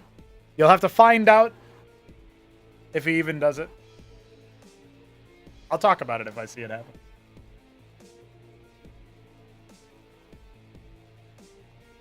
Oh shit! Big money dono coming in from Chumbeck. Hope you're doing well, brother. Brother man, homie man. If we all know how much pride springs in every game. Not wrong, not wrong. I do tend to click on them and then get angry when they are useless and not even helpful. You don't believe me. I'm fried in here.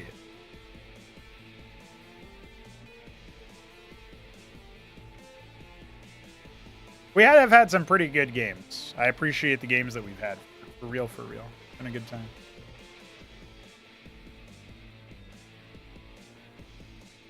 Trying to think. Any bangers? Any bangers that I would go for a huge up on? I don't know. Let me think. Would I send...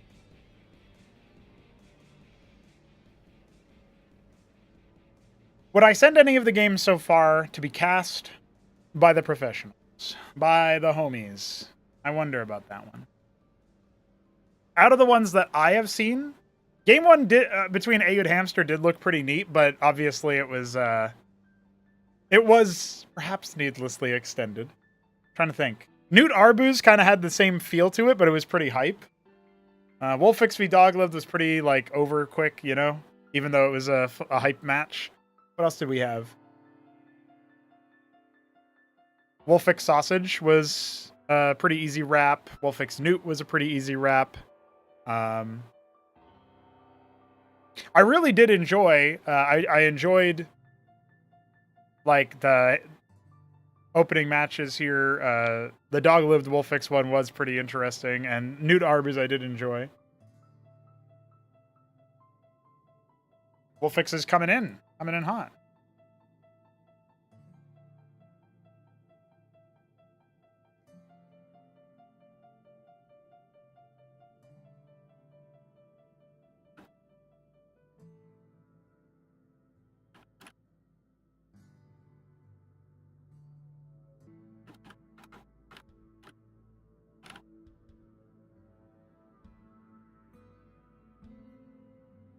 All right, getting into it, boys. Let's go. Hamster versus Wolfix, and we'll get our Gamba going as well. You know how it is. We've got Wolfix in the bottom left. He is our Japanese Violet Terran. On the bottom right, Hamster, the Midnight Green Zerg. 2 minutes to gamble. It is up on your screens. Cast your minerals as a wager.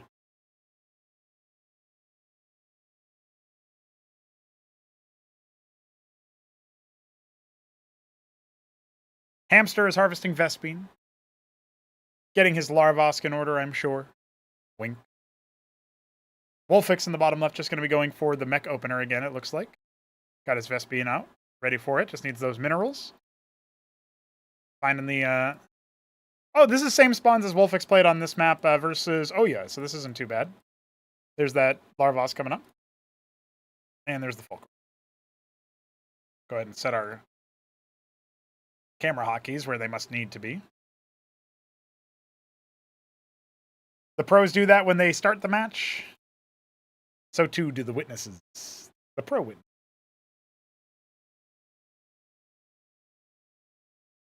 Yeah, that's right, Shambler. We do have 2K bet on Wolfix, 2.2K bet on Hamster here.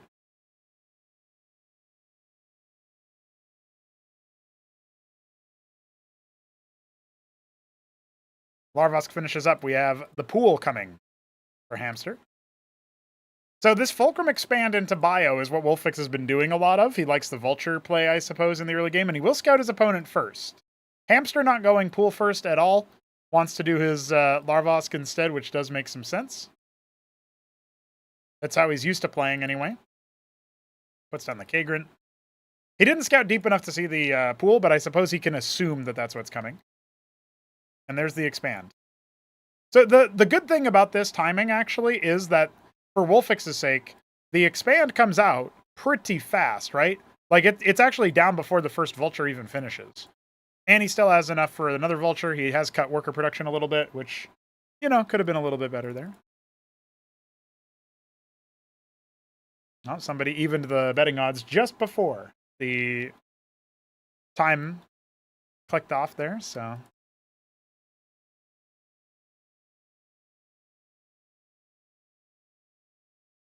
Now the Vulture's going to get lambasted by the Quas. Can't necessarily stick around to fight, despite the range advantage.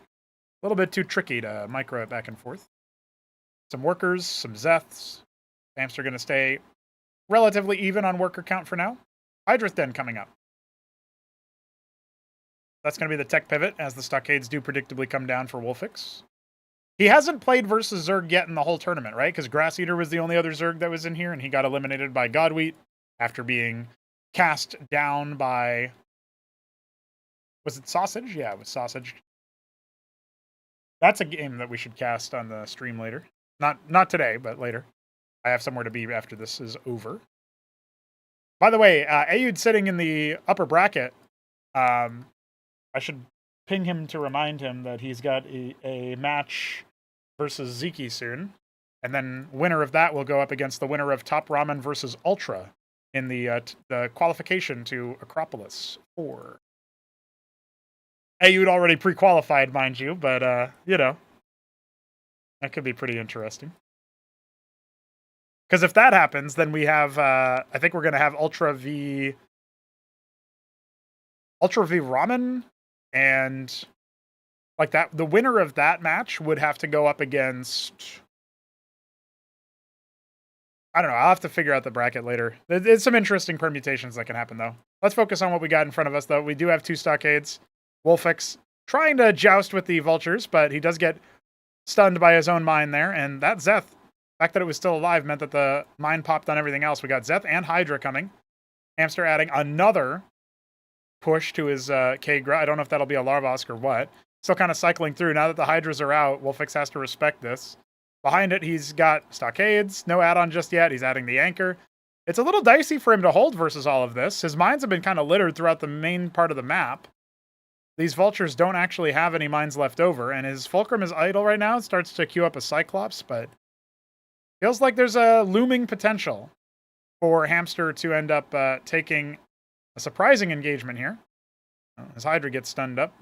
Somewhat impactful. You can see him sending a Quas to the top right. I thought that would have been a Droleth for a second. Salivating over the cross-map expand. And that's the last mine. Everything else is going to have to be holding with the Cestus. The Hydras are not on location right now. Oh, no. Yeah, a lot of those units got caught on a mine or something and weren't added to the control group, so they didn't even get added into the attack. So that ends up being deflected, and almost too easily, but Wolfix making 4 Cyprians right now. I don't know if he knows it, but he's actually assembling, slowly but surely, the requirement. Oh, that Vulture will actually escape. He's assembling the requirement of, a deadly push that Hamster would need to scramble some defenses for. I feel like he's more likely to go for the Covenant add-on, but I see that, maybe not. He's added another round of Cyprians in the production queue. He's got Cyclops as well, some Mavericks. Finally going to get back to mining with all those excess workers, so he will actually leverage his worker lead right now. Ski-backed, gas cap inside the main base. Scouting the third, sees nothing. Hamster just going to go ahead and leave a Zeth there. This Quas in the top right could be useful for the later. Vulture confirms nothing in the third base. The Hydra out here on a patrol route should be able to actually catch him. Oh, good reactions there from Wolfix. Hamster also going to react by scouting ahead. 3-eye Zero Cores on the Ovaleth. He's going to drop the mineral line of the natural here.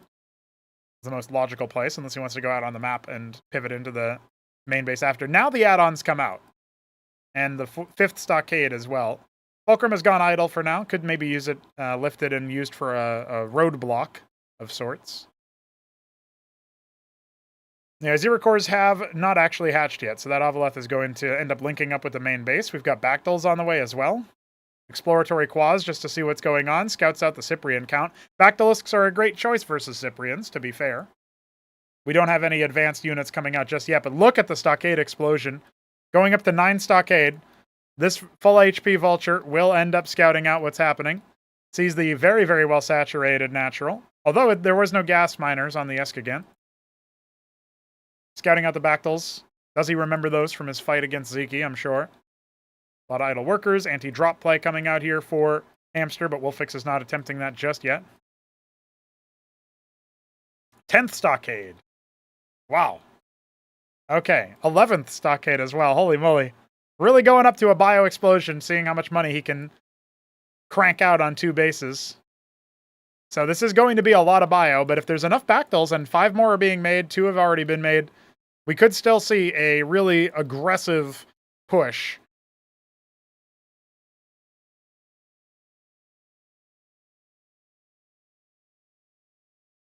He's learning to lift. He's learning to, do you even lift your structures, bro? Anchor to bunker, do you even lift?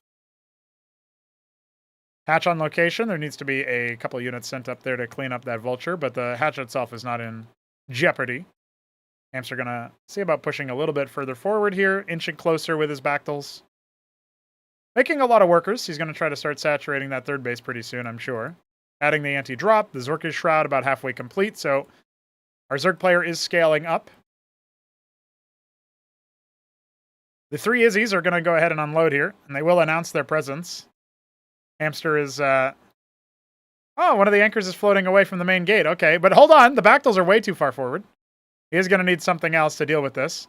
Doesn't really have much of a front line. That's what the Zoryus are supposed to be for. 5 Izzies are also being made. Here come the Iziracors pushing into the mineral line. Maybe they can get some damage. Wolfix kind of caught in a little bit of a disarray right now.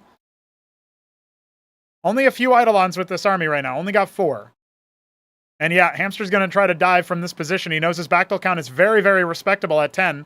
The bounces are going to be phenomenal. The Hurakan's not able to get to the front line. Still, he ends up cycling back. Doesn't want to overextend too much, but all the Cyprians are dead just about.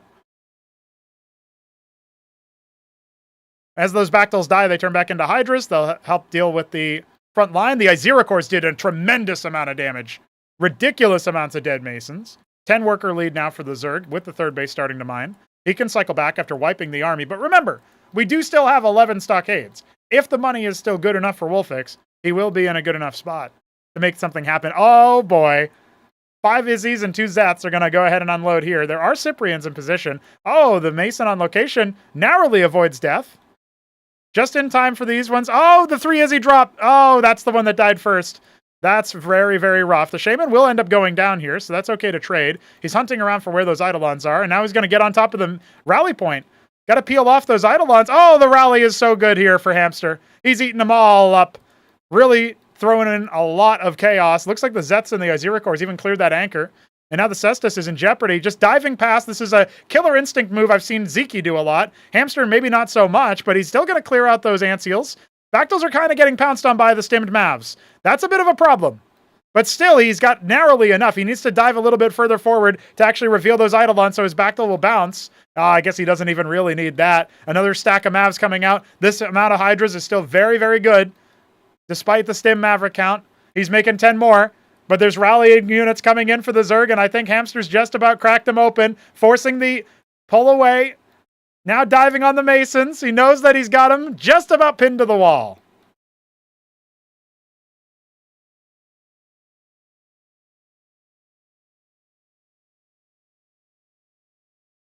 And Shambler makes a good point. The anchor that was in here had 2 Cyclops in it. That was the Cyclops anchor and not the Cyprian one. I think, anyway. Yeah, the Cyprian one is down here. So that's probably what killed a lot of his own Masons there. He has to lift the Ministry. It did get finished at least. Now there's some Zoryus for the front line, and Wolfix just doesn't have a thing. He can't even sneeze at this army. He's allergic. But his nose is plugged.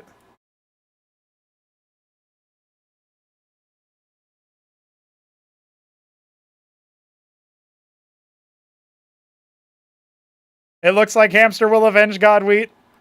It looks like the Shamans are not going to hold on, and that Hydra stack is very, very nice. GG. Hamster takes game 1. That means Hamster will give over the map pick. Acid Test coming up next for our next round of play, picked by Mr. Wolfix.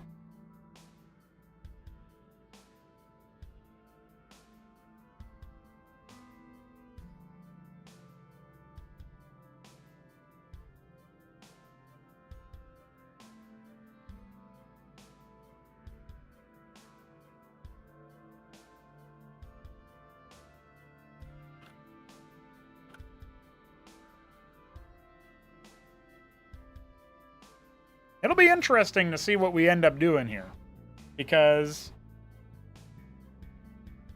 We've got another round after this.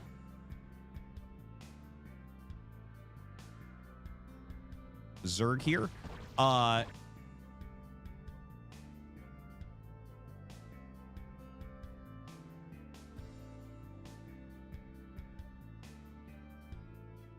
Russia versus Poland right now on the big screen. Let's see if Hamster can continue his journey. Gamba going up. Acid test is our map. Let's see those bets come through. Oh, Hamster wants to try high. I don't know about that one. Silly Hamster. He is the Periwinkle Zerg. Deep Periwinkle, actually, in the top right. In the bottom right, we got Wolfix as the green Terran. Acid test is our map. Hamster looked very, very good. Shambler, I made it further into the tournament than you. I guess on a technicality, Shambler was adminning all those matches, except for map 2 of your series. So you did make it one map deeper than Shambler. On a technicality. On a technicality. All right, it's pool first for Hamster. Not exactly a... Oh, he's doing the Zeke build. He's doing the 4 guys on gas. He's going to do the pool into double Larvosk. Still up by 1, remember. So Wolfix down but not out. He's going to go for his Fulcrum Expand build again. Now, the pool first could be pretty good versus this if he gets some Zethra out before the Vulture, right?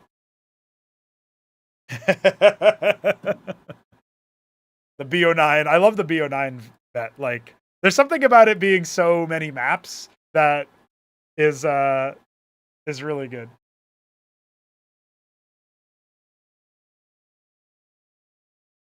Let's see what he says about... He says too easy about the getting the extra map, but is it too easy for the TVT, BO9? We are going to need to see a BO9 TVT Shambler v Neblime at one point, but you know how it goes. We're still waiting on when Neblime is well enough to do that. Okay, well, this time it's even more optimized, it looks like. He's going to go ahead and have his Fulcrum finished. Idle unit, and 2 Zets are out, but it's only 2. Larvos coming up, workers still being made. It looks like Hamster's going to let him off with a warning. He'll probably come in here, heckle the Mason building the Ministry. He will slow it down a little bit, it looks like. Though those bets coming in favor of Hamster as we close. Hamster with a 2-to-1 ratio here on the odds. Gonna have to chase that Mason down, interrupt the Ministry, trying to lead him. 3 more hits. Oh! So close. See ya. He still goes for the 2 HP one. I don't know about that. I guess this one out front will start building the anchor pretty soon. Mines out in front. So good economic build. Pulled off for now by Wolfix. He's not going to be too perturbed. Hamster definitely invoked Chaos style with his delayed Aziracore drop. And the second one that didn't even work as well because he lost the Avaleth with 3 Izzies in it. But the 2 Zeths pairing with the Aziracores really helped out versus the Cyprians. Because the Zeths did so much damage. Only 2 Quas. That's a little bit light on units, but it does make sense. Like, he had the advantage. He's got a couple more coming up here. Unlikely that Wolfix will be able to get any worker kills here. In fact, we shouldn't even really see, any Droleth movement at all. Don't even bother moving your workers. 2 Stockade.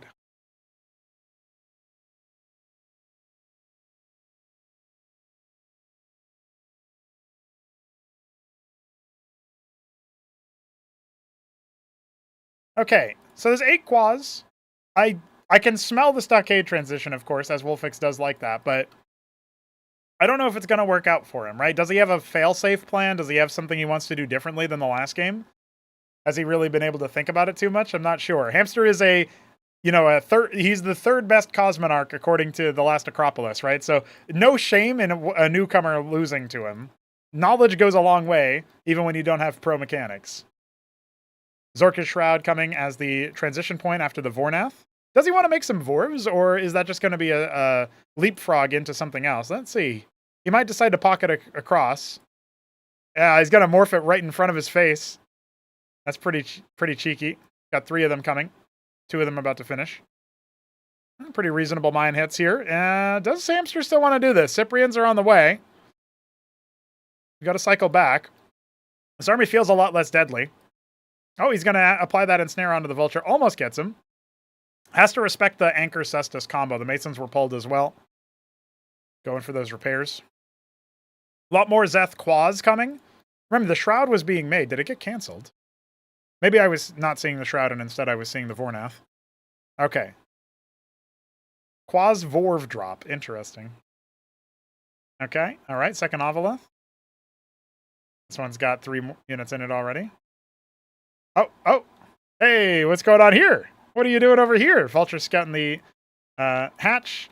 Well, we talked about the Chaos style. There's definitely going to be some Chaos.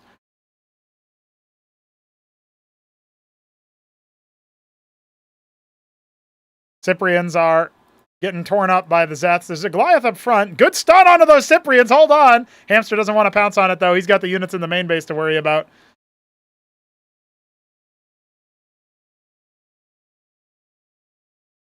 Those Quas need to cycle back. Maybe they can get a couple of Masons. They split their focus. Get 1 Mason on the way out. Anchor finished. Vultures load up. Drop wasn't super successful. Oh, there's... One of these still has 4 units in it. No wonder. Could have been a little bit better.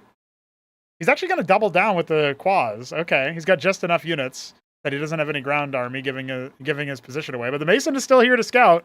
And the reaction is not going to be that hard, right? Oh, no. He's getting a couple of the bio units cleared, but that was not very efficient. He's going to dive onto the Cyprian. Still not able to finish it off. Those are expensive units. Hatch is done. Watchdog coming up. Now the Zorka Shroud and the Calcure Lake are both on the way. Zorka is for real now. Is Serenity a StarCraft 1 map? No, it is not.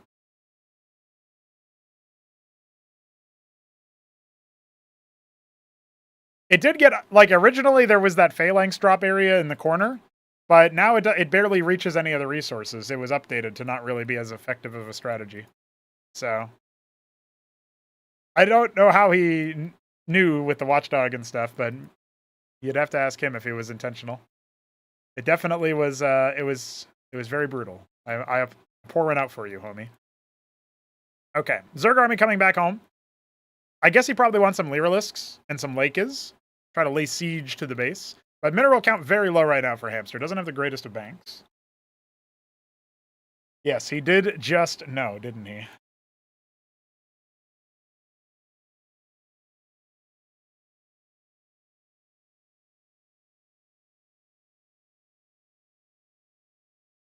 Three Lyra on the way.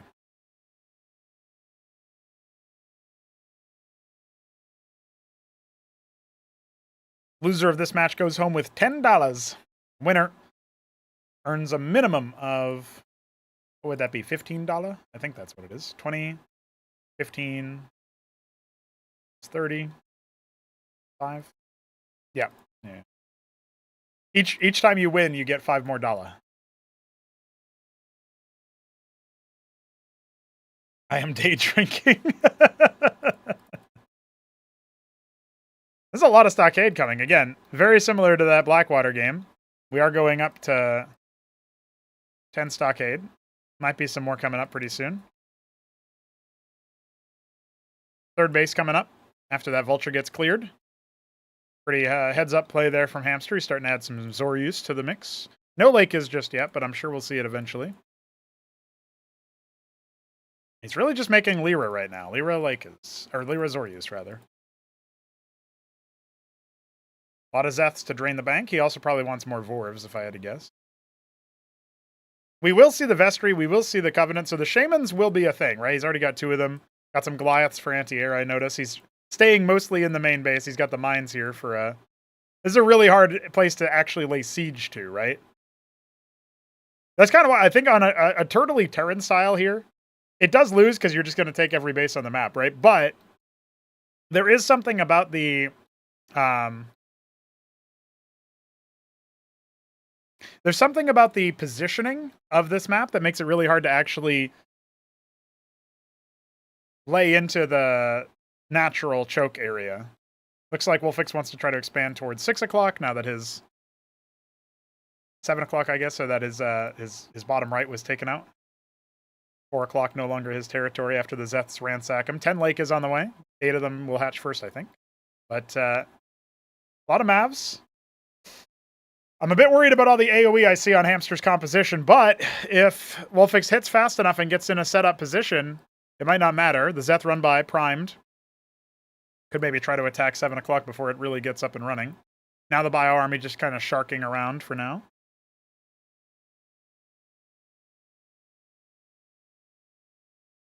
He'll clear out 4 o'clock first, revealing where the army is. Now Hamster can try to get set up if he's ready. He doesn't have any Ultra Cores, though. Keeping it on to Lake is. Like, I do prefer, like, backed Ultra or backed Teth or something like that. Maybe Teth Lake is might be good, thinking about it. But anyway, bottom line is, Hamster's not exactly set up. This is the prime composition for Wolfix to just kind of chew through if he gets the opportunity. Zorius are already dead. The Lyrilisks are trying their best, but the Shamans will provide detection. He's going to just dive forward with the Lakers? That doesn't feel like it should have worked, and maybe it sort of did, but Wolfix also has a big stack of bio, not quite doing much right about now.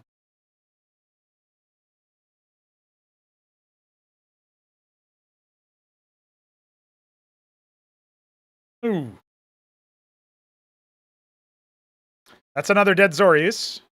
The Ulgorg is on the way, so he will be able to make Ultra Cores soon, but he's going to need to do something about this position. He could clear the Antseal if he wanted to. He dives on the Eidolons instead, probably a good choice with the Lyrilisks. They're pretty fast moving. They have much more range versus air. You can see him trying to finish the job onto that Antseal. It's just not going to be enough. He's got to abandon this position. Zeth could activate towards 7 o'clock at some point. We do have this third base well saturated with a fourth just finished popping. So, still good economy for Hamster, but his army is definitely wounded and weakened. Ultra Cores started. They do take a long time to finish. Oh, the Eidolon's in the front. I don't know if I like this one, Wolfix. He ends up losing 3-4 as the dive continues. The Zorius weren't on attack moves, so it takes a little bit longer for the Lakers to get in a position, but those are deadly spines. We are down to 5 Eidolons left. Still, the Lakers have to retreat. There's only 3 of them left. 8 more in the production menu. Without the Eidolons, it's really hard for the Mavericks to do much damage versus them. You need to split very, very well. You can see with the, as long as that detection is still there, the Lakers are forced to just take a lot of pot shots over and over again. He burrows the quads just to get them out of the way. The Ultra Cores are finished. They're off to the side now, trying to set up for maybe a bit of a pounce, but the Lakers are going to be the key instrument here. You can see these combined fire is too much. I think Wolfix has just barely got the move out he needs. The spines could be deadly, carving through the Mavericks. I would have preferred the Eidolon targeting, but I guess he didn't need him. He's going to go ahead and leapfrog again. He only loses 1 Lakers. Another one. Oh, they're popping off the rally. Too much bio. We go to game 3, picked by Hamster as Wolfix takes it up. Kicks it up a notch. There we go.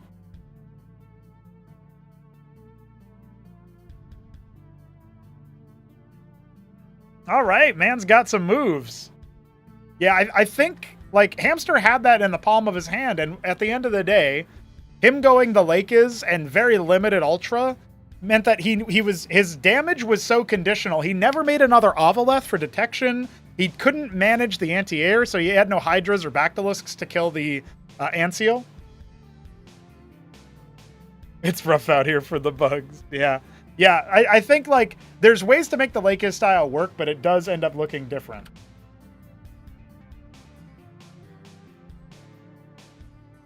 We ask Hamster to pick map 3. Right now we are 1-1.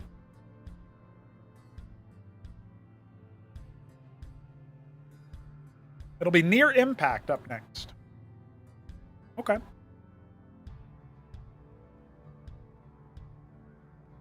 They're fighting hard over these extra $5 that they might be able to win, you know what I mean?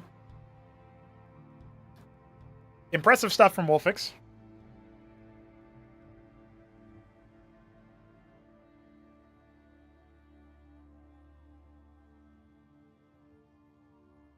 All right, who's taking it? Game 3, down to the wire. This is the one that matters most. Wolfix in the top left. He is our Cosmic Cobalt Terran. Nice color. Hamster in the bottom right is our Deep Periwinkle Zerg yet again. Okay, Near Impact is a funny one. It is a custom map from us. Jujic has made it. Very cool map, in my opinion. We're also going to try to port this little gray tile here, this desaturated sand from the desert tile set. We ported it to the platform tile set here for this map. Because even though, yes, this is an asteroid map in space, it's still the space platform tile set. So, got to keep that in mind. Ooh, 2K on Wolfex. Shambler putting in the pot. Thinks that it'll be a TVT final. For Zeki's sake, I hope not. We need quick games for Zeki to play Ayud after. I don't know. I think Hamster might do it.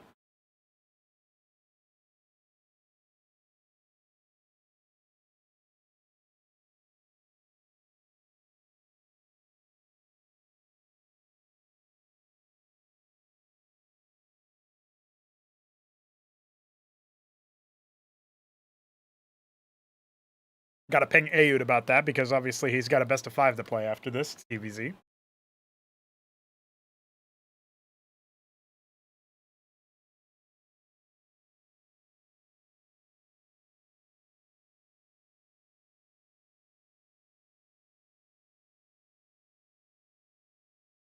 Going to be a Fulcrum expand once again, as we've come to expect from Mr. Wolf.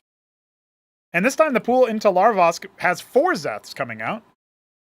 And remember, the Fulcrum, with this build order, you have to start the Vulture late, and it cuts a Mason. So this isn't like the most optimized, or I guess it kind of is, but you have to make those concessions. So the Vulture will only be, I guess the Vulture will probably finish, but that Mason will probably also die. So got to keep that in mind.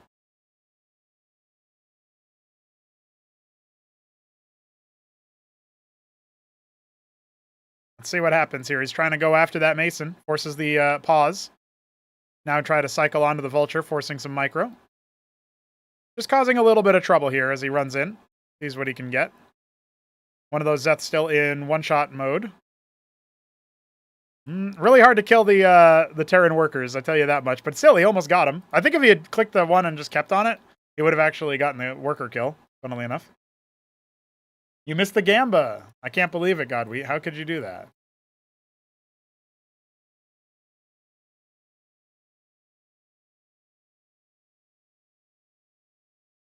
Can't believe Shambler's going to lose his money when Wolfix ends up getting popped.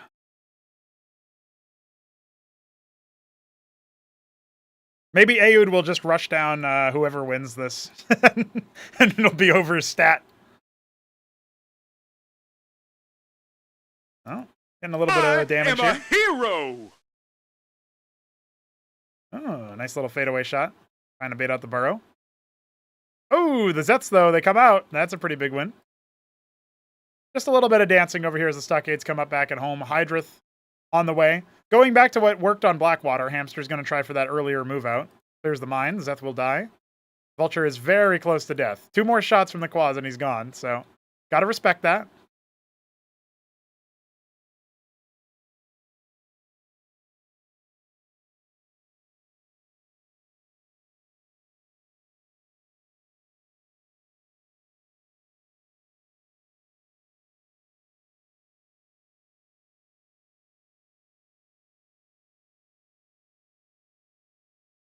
Yes. Clear all the mines.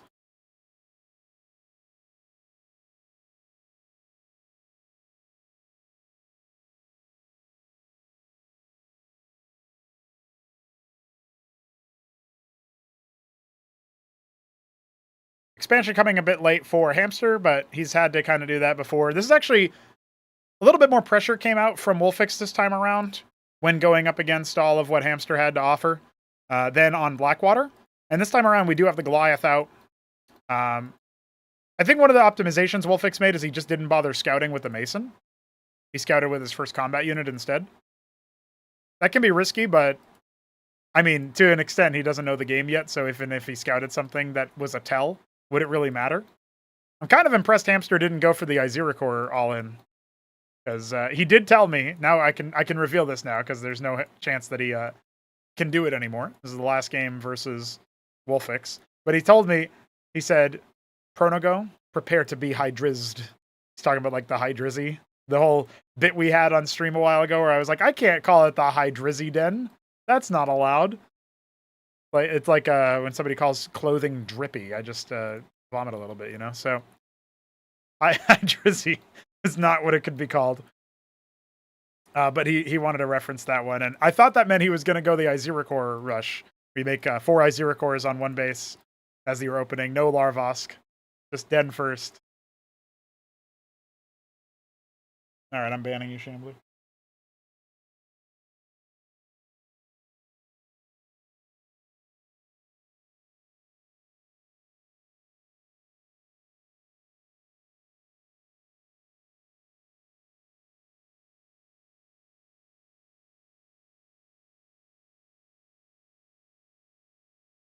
Zerg here.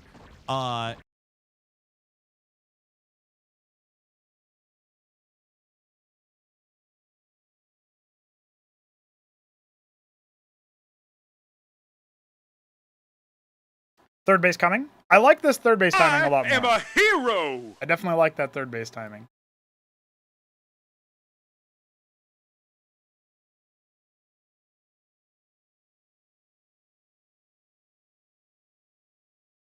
Stockade count rising.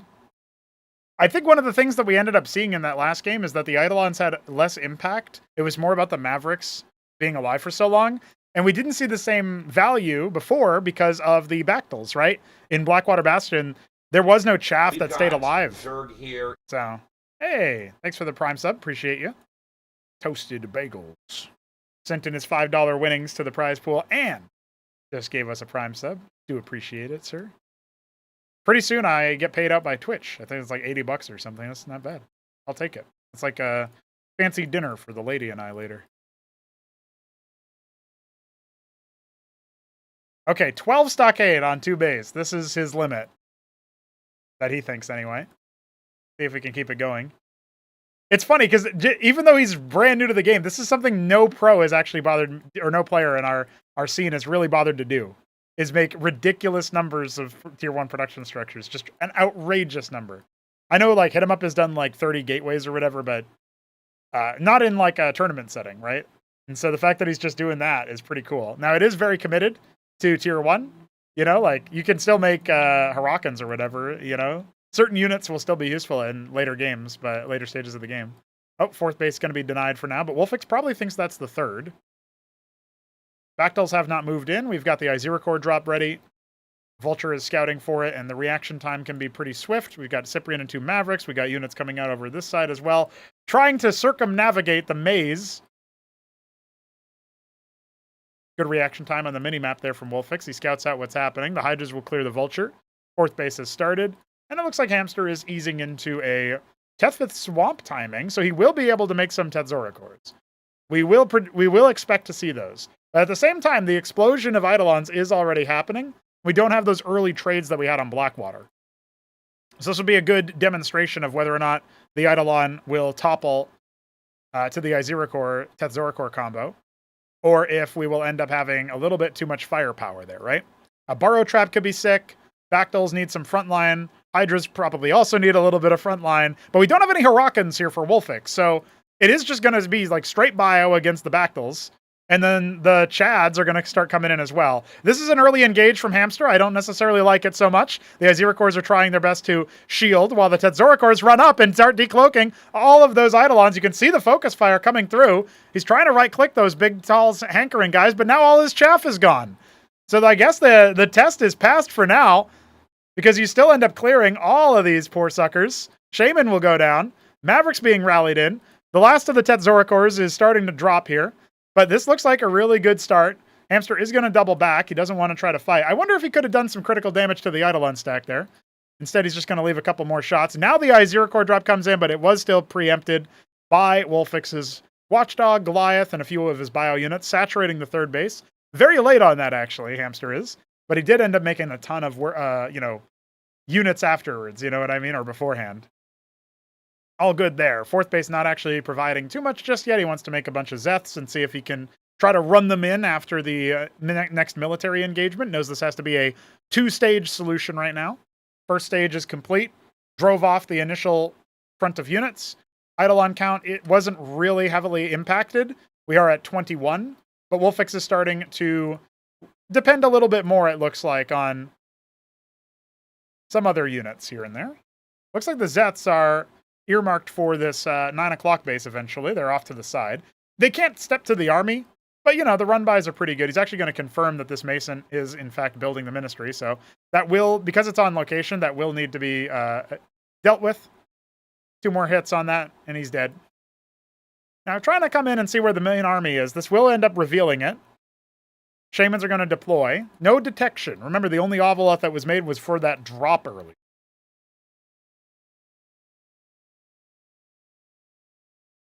Zets do end up coming in, and once again, canceling out that ministry. It's just going to have to get actually canceled. And now here comes the attack at the same time. Hamster picking his fights very nicely. All of the Eidolons off to one side. They're trying to focus down those Teths. Each salvo is a dead Teth. But look at the bio. It's all dying. The Mavericks are basically being shellacked. The last of the Shamans soon to fall. Although there is no more frontline anymore. A little bit of a sinking feeling for Hamster as his Teths end up dropping. Sort of artillery v artillery now. And that actually was not canceled. The Zets ended up getting cleaned up by a remax reset. All of the Mavericks are dead. Some Eidolons did end up dropping. And a couple Agroleths are out. That's not what I predicted to happen. We don't have tier 2 just yet for our Hammy, but he does have the money for it if he wants to put it down. Still nothing happening over there for mining at the 4th base. Sends up 6 workers. It's got a lot of Vespene. Looks like his Zets are going to have to get pinched off to attack that 9 o'clock. Treasury on location at the 11. Ministry will probably end up getting finished here. The Zets are actually pretty good overkill targets here for the Eidolons when they don't have the Mavericks to back them up. So a couple of those Eidolons going down, but we don't have any more Teths. So this is a very different fight than the last couple. You can see the Aziracors scrambling to the front line, but the Bactyl count has been heavily thinned out. Now we got the Teths here, but they're not in a good position to actually join the fight. So Hamster starting to lose out on some. He's got 8 Aziracors idle right now. He definitely needs to sync up with the Bactyls. Tier 2 just went back down. He does have it coming inside his main base there. So gripped we are by the actual engagements going on. We got 32 Eidolons, 33 Eidolons. Okay, not really great saturation at these extra bases. And the mains will start to run out in the next 5 minutes or so. A lot of Aziracors. Big flanks on all sides. Made the extra static defense with the Agroleths. Now he's moving over to the 4th base location here. We'll call that the 5 o'clock. Eidolon's out very far afield. No real engage potential for Hamster right now, save a straight-up collapse. But the Bactyl count is okay. It's just not great. He has made enough to certainly do some damage, and this is a very oblong shape from Wolfix. Here we go. It's going to attempt to just do it the man mode style with the decloak on the front line. The Agroleths were made. I can't believe he ends up using them for combat. I don't think they're going to contribute too much, but they are pretty tanky. And there we go. All of those Eidolons on the front end up going down. The Mavericks are collapsing completely. This is too much Bactyl play. Hamster ends up jumping on the military, and he'll even be able to take out that Ancil. See ya. Wolfix back down to a very small bio count. Remember, the Zerg is still developing. Their 4th base has started to get some mining going. Gonna start upgrading those Oxels. He's grabbing a Matravel. I wonder what for. Maybe Convi? Yeah, I guess Convalesque would be okay here. Eidolon count almost back up to what it was at the start of that fight, but remember the utter lack that we have as far as it's a total lack of frontline here comparatively, right? Still no Hurricanes. The Mavericks are dwindling as well, but they are going to come in and swing. Again, where's the frontline for Hamster? Talk about a lack of frontline. Now the Hydra's trying to muscle him down while the Eidolons just ranged this upper right side. A little bit of a hemorrhage there, but again, where's that economic development from the Terran player? He's added the treasury, added the quarry to the treasury, but he doesn't actually have so many treasuries to make Talos. So very minimal abilities for production, in my opinion. All right, straight into the Almakis. Hamster not playing around. More macro hatches. He's probably going to upgrade more of those Oxels soon. Making the Bactyls. What's he actually making out of here? Is it Bactyls? Okay, he's going to make straight Bactyls. Doesn't want to have to make the Hydras anymore. Ridge cap. Double gas mining here at the 3 o'clock. Hamster definitely in command.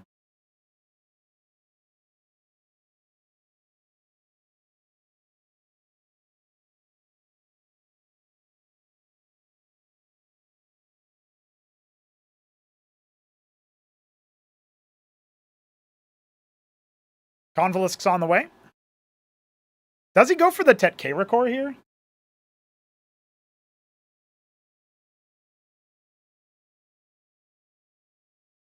Maverick scouts out the 5th base. Just needs a couple units to be sent off over there. Yeah, 1 Hydra pinched off is fine. A couple of them will guard it. Another Maverick scouts out the bottom left, 7 o'clock. We can call it that. Yeah, the economic development has been very slow for Wolfix's satellite bases, and that is something I noticed during the show match as well. So he gets cleared there. Maverick gets cleared in the internal 6.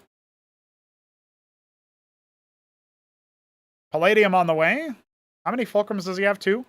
And try the phalanx, I suppose. Doesn't really feel like that will necessarily thin the herd. He's got a lot, though. A lot of bio. He's sticking it out on tier 1. He could make the Atlas, but does he actually want it right now? He doesn't necessarily know those units.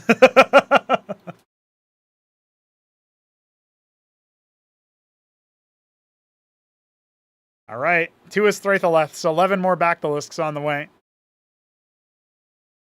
You love to see those. Oh, yeah, I guess he's probably going to Carapace Swarm his artillery, isn't he? Hurricanes are coming out now. In theory, a good choice versus that kind of thing. Oh, instead of running by with Zets, he's going to do it with Iziricors. Is he going to run by? He could actually just collapse onto this army if he wanted to. Carapace Swarms are out. That's going to be really hard. That shields 2k damage, by the way. 2k range damage. He double casted it. That's 4,000. So hard to actually break through all of that. We don't have any plagues yet, but he could do that as well if he wanted to. Oh no, he's got 1 Huracan in there. The Rillarokors helped out a bit with the Convies. Really big moves there. The 1 Phalanx is out, but it's far too late, it feels like. Still, Hamster taking his time. Marshalling his forces. Another round of workers headed up to that other base. The Iziricors need to run by directly into the mineral line here, and they will. That's going to force some Mavericks to pinch off over there. But look at what we've got left. Splash damage will break through some of the Phalanx stuff, but oh, the Eidolons. Oh, they're getting Rillarokord. The Convilisks are allowed to get on top of them, and the Rillarokors will decloak all of those Eidolons in range. The Mavericks are going to get shellacked. Iziricors are still distracting a big portion of the army. That's like 6k shielded damage. And the stacking Carapace Swarms. Oh my god! The mines from the beginning of the game. The Rillarokor sets it off. And I think that's how we say goodbye to Wolfix. GG. That's some nice stuff right there. Oh, insult to injury. Hamster takes it 2-1. GG's to Wolfix. Got $10. $10 big holla. But Hamster versus Aoud is what's up next.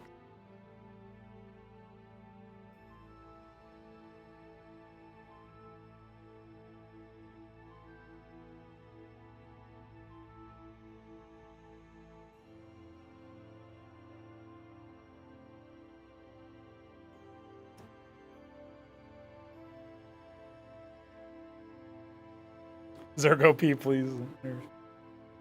Yeah, Wolfix coming in with very minimal practice. He's literally started playing 3 days ago or whatever it was, 4 days ago. Getting so deep is pretty nice, and taking a game off a Hamster is more than I expected. So it'll be Radium for map 1 between Aoud v Hamster round 2. Gotta change my name. We are Legion!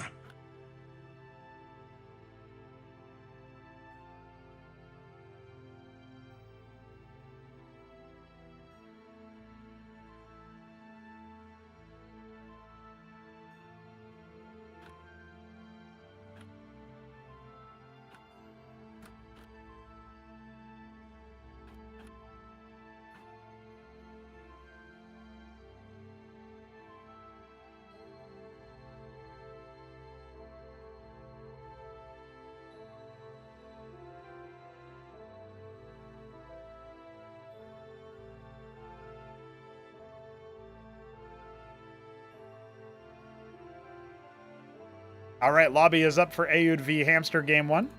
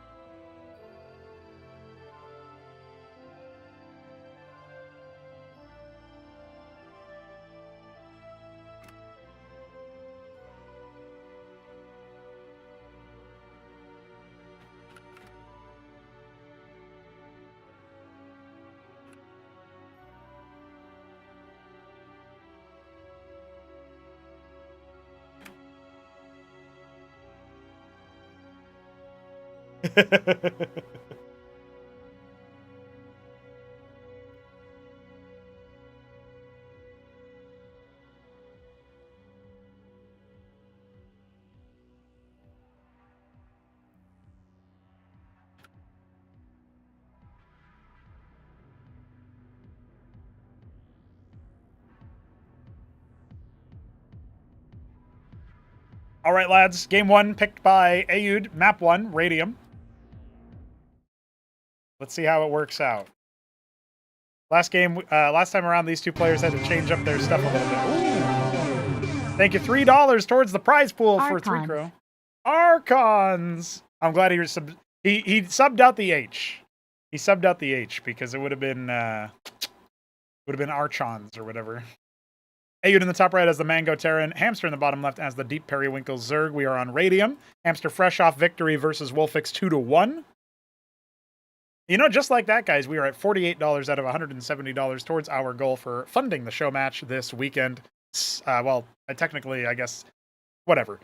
6 days from now or whatever. You know what I mean? It's Saturday. Saturday at 10 a.m. Eastern Time. You can watch some Starcraft 2 Pro. Where Gamba? Here, Gamba. I hit the button.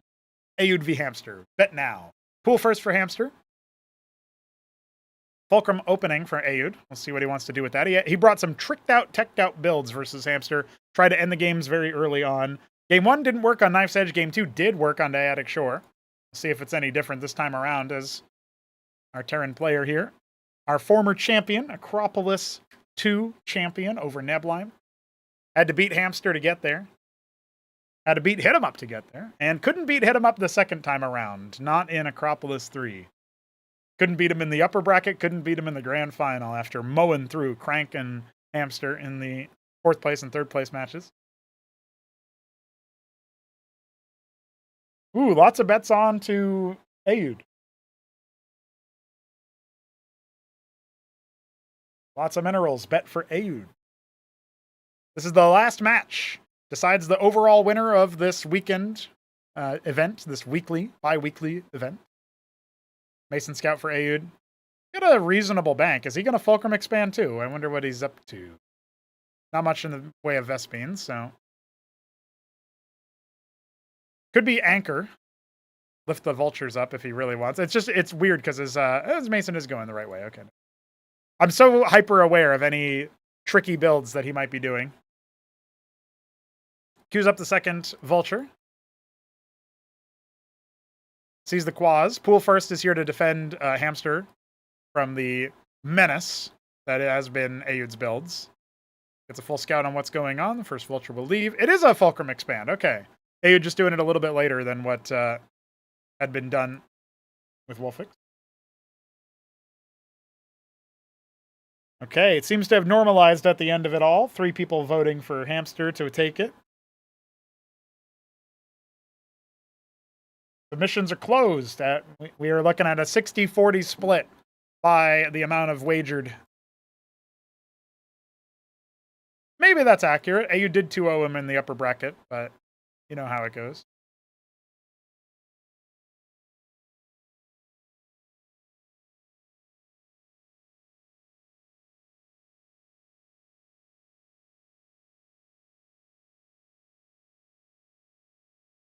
Cycling back and forth, the Vulture Mine will end up popping one of those Zeths and allowing him to dive onto it. Descending onto the carcass, or soon-to-be carcass. Anchor for a fallback position, a Cyclops in production. 3 Vaults do one-shot a Quaz. Circuith is here to block significant damage, and we're going to see Hamster have to break out of this position, but it's a bit of a fake containment. Where does he want to put this mine? Is he anti-drop mine? Maybe. Knows Hamster likes to drop. Hydra Thin on the way. Looks like he wants to stick to the Hydra-backed sort of style.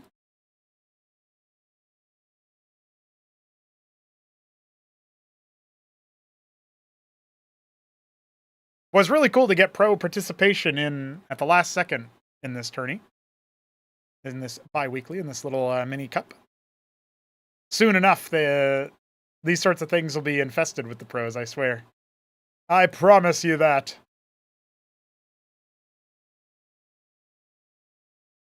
All right, Zerg are coming down. Vultures are going to clear the Zeths really easily. 3 vaults again do one-shot the Quaz. Oh. Yeah, I think Ayud realizes that's happening. Oh, really nice timing there. Just going to focus him down. He should clear that Zeth. That's easy. Very nice. Now he can just pounce. Hamster does have some Hydras coming.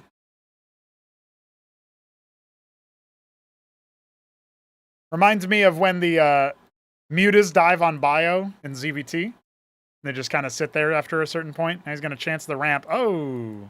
Unlucky leading with the low HP one. And by unlucky, I mean skill issue. But y'all know the deal. Star Pad on the way for Ayud in the main base. He's got the Fulcrum in the main and the Fulcrum finishing up at the natural. These 3 vultures have definitely done their due diligence, thinning the herd, forcing more military to be made, pressuring him so he can't make just Infinity Droleth. But he does end up taking the natural after all, at a reasonable enough time versus such an aggressive style. As Zerg, you don't mind too much taking your nat later, because you have so much larva compared to StarCraft 1, and that means you have so much worker production that you can rally down to your natural.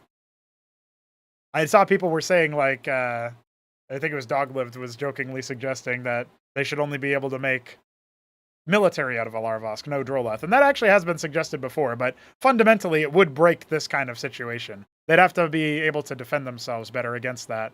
And that would make them a little bit too much like all the other races, in my opinion. But maybe, you never know. We might change some paradigms again. This one Zeth will be responsible for clearing a lot of mines, if given the opportunity.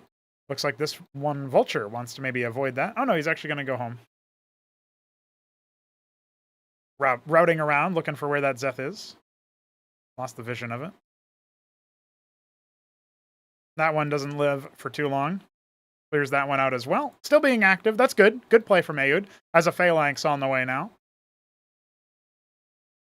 Let's see, the Vulture diving away to the 3rd base. That's actually, it threads the needle, so the reinforcements aren't going to clear it. Anseal for the Scout. Not really much those Hydras can do right now.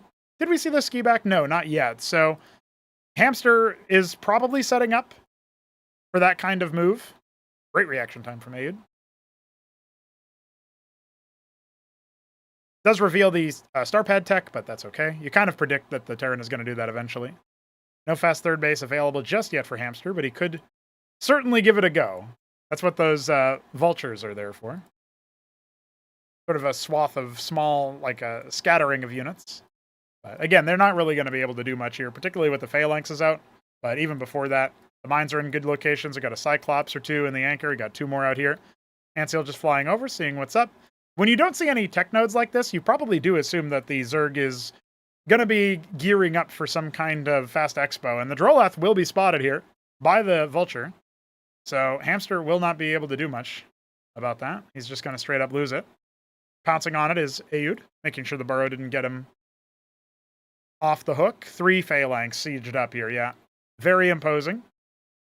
Not really a containment, but at least some presence outside of Ayud's natural. I say not really a containment because the Phalanx can push it back anytime they want. Just takes a little bit of effort. Now, does Hamster keep it going for the expansion, or does he kind of mind game him? That Vulture ended up peeling off towards the 4th base. Yeah, it feels like Ayud is really in control of this game. On the ball.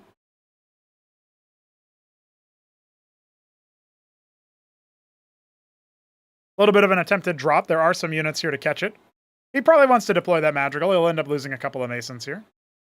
Oh, yeah, I guess he's just going to keep putting damage out onto the Ovaleth. No, not the splash damage. Oh, he actually pulled the Cyclops away. What a guy. Hamster kind of unfortunately losing that Ovaleth, but I don't think it would have lived even if he microed it. There is a Trojan. We'll see what it wants to end up lifting off.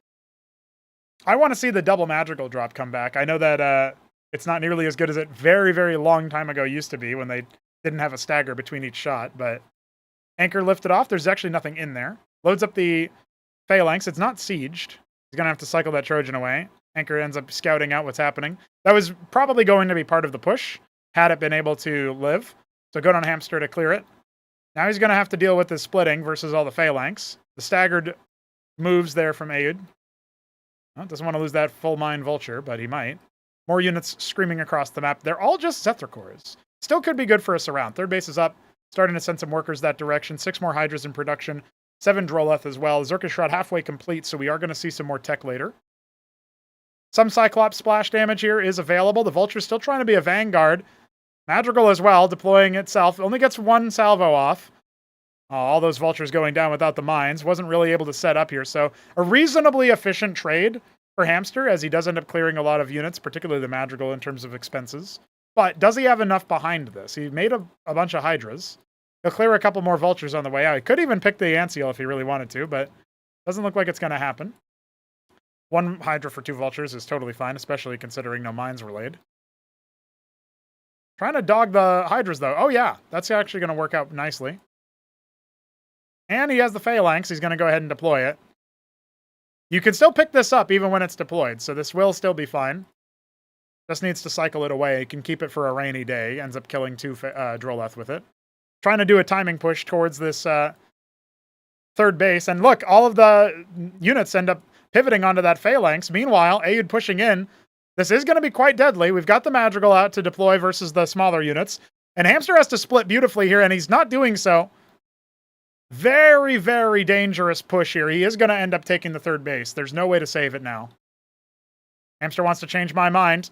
Those mine detonations actually do. Hold on. That was a lot of mines that didn't really work onto the right targets there. So one Phalanx goes down, but still, it's a little bit too much. We got 7 Zorius in production. I don't think they're going to be able to Vanguard this base. Oh! Oh, it's brutal.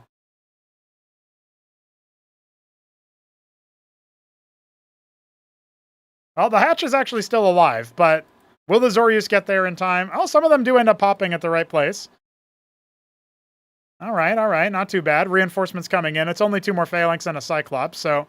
Oh, but the mine hits are going to be golden here onto those first couple Zorius. Remember, there were 7 made, though. This is still a lot for the Phalanx to deal with. Great targeting so far from Aeud, whether by chance or by intent. And the Hydra's diving forward, trying to pick those vulnerable Phalanx off the Antseal, not in position to try to shield them. He does get away with picking 2. I think that's about it. The Madrigal is still going to help clear some of these units, and you can tell that he's focusing on that as reinforcements come in. Another Phalanx. We got Vultures and a Goliath, more swatting away of this chaff that Hamster has prepared. He does not have an enhanced node. The Shroud is done. He's got all the basic stuff, but he hasn't evolved a single thing, and now he's lost the third base. Gonna go for an attempted flank, perhaps? Run in with a few Zets here and there to try to clear the mines? Maybe not. He does end up stunning the Goliath, but there's just too much here, man. Way too much here.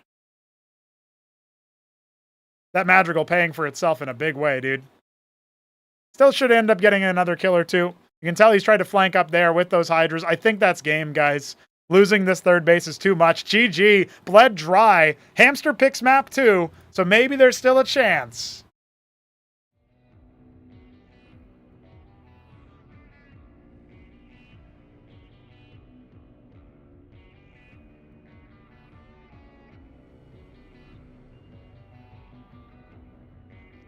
Looking a bit dire, but our homie is not out of the woods yet.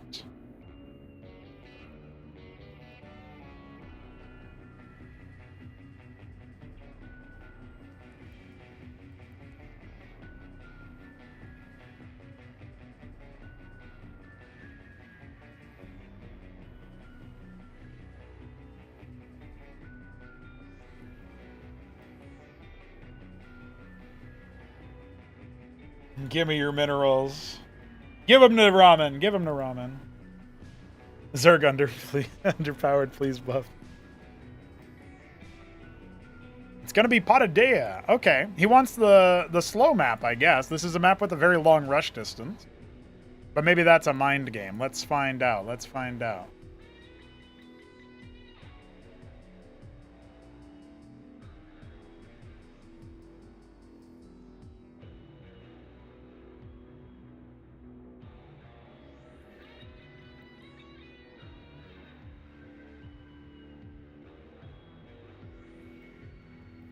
Need Aeud in this lobby ASAP. I'm gonna be so late to work.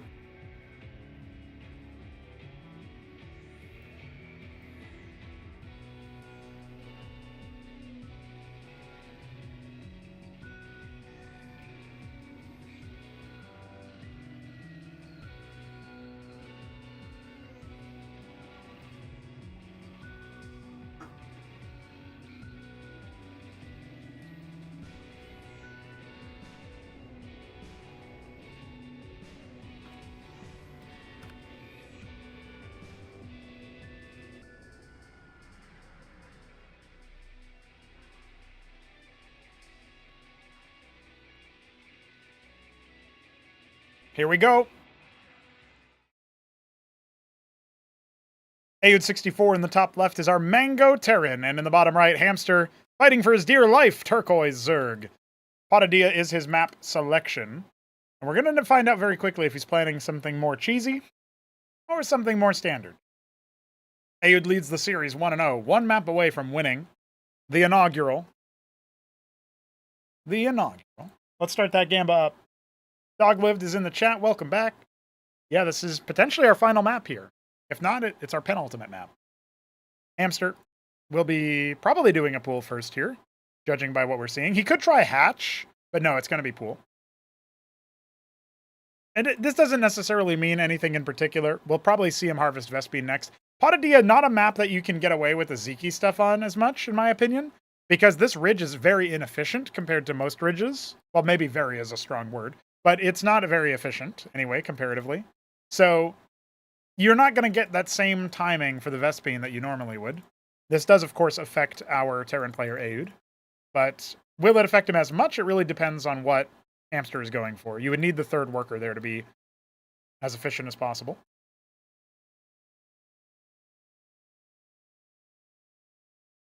Yeah, Hamster's net is not the most potent. He's only 23. I don't think he has kids. I could be wrong about that, though. I know things are different in Russia than they are in the rest of the world. Well, the rest of the world is a strong and presumptuous statement, but you know what I mean. The Western world that I know and love. And sometimes don't love. Larvosk on the way here for Hammy.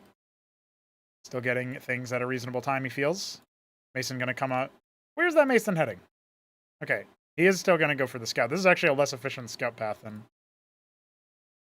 it normally will take. So, curious about that. All right, it's going to be a Fulcrum Expand. Ayud taking a page out of Wolfix's book.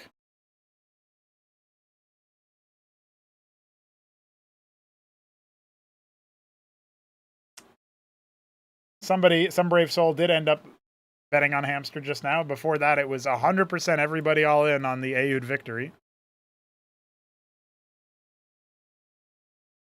70-30. Those are the odds here for this game.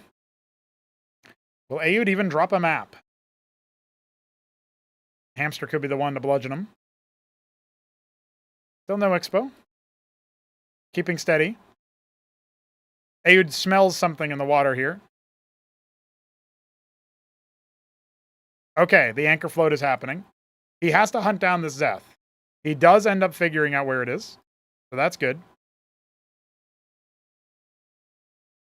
He will put down the Ministry. There was honestly a question in my mind as to whether he would or not. The mains are pretty spacious. If he ends up airlifting over to this location, there is no vision yet. Probably won't be even after that Hydrothon finishes. Lobotomy mines have been placed. Only Quaz on the low ground. Anchor is done. You can airlift that. A little bit of a cheesy play, but we've seen Ayud do the same kind of thing before. Now, he only has the 3 vaults, and only 2 can fit at once. So if he wants to do the one-shot workers trick that he did on Knife's Edge, he's going to have to do it a bit of a slower elevator way. Oh, he's kind of wrapping all the way around here. So this is about our cutoff point for the vision. We'll keep tracks of whether or not Hamster has any advance warning. Okay, he goes back for it. Very good right now. Oh, Hamster does sniff it out, though. You can still make landfall with that anchor, but the vultures are going to go and make a really hard choice for Hamster to deal with. Does he block the anchor from landing? Does he go after the vultures that are heckling the mineral line? He burrows some of them, hasn't lost any yet. Vultures now loose and all over the place. The Zets are trying to sink their claws into him. Looks like they're going to try to run by away. And the anchor is safe for now. It can just float away in time. So the Volts get out. They didn't really cause too much, but the lost mining time from that burrow is kind of significant. Scouts a 5 Quaz drop as well, in theory. At least scouts the potential for a drop. And flies back home. Not critical damage. Just a little bit of damage.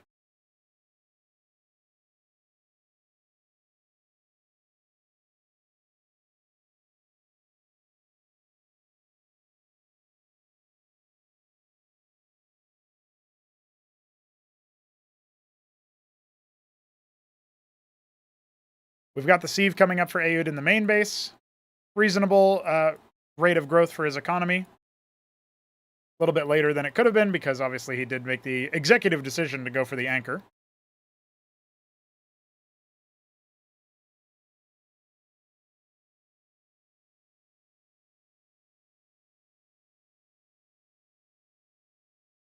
Second Fulcrum, you know, you can tell that Aeud's military growth is going to be very, very slow here.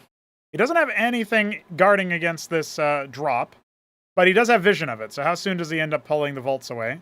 2 Cyclops and the mines protecting the natural. We'll count how many Masons end up dropping. He's at 25 right now. See one of them end up going down. 2. We got to get those Masons off to the other side. Looks like the mines have dissuaded the frontal attack. Yeah, he ends up only losing the 2 Masons so far. Damage is damage. Doesn't have anything for anti-air that isn't a Cyclops, of course. Phalanx starting. Drops on top of the Vulture. Oh, a little bit of drop micro as well. The Mason, the uppercut from the Mason actually ends up clearing one of them. Just barely dodging. Both of those are very low quas, by the way.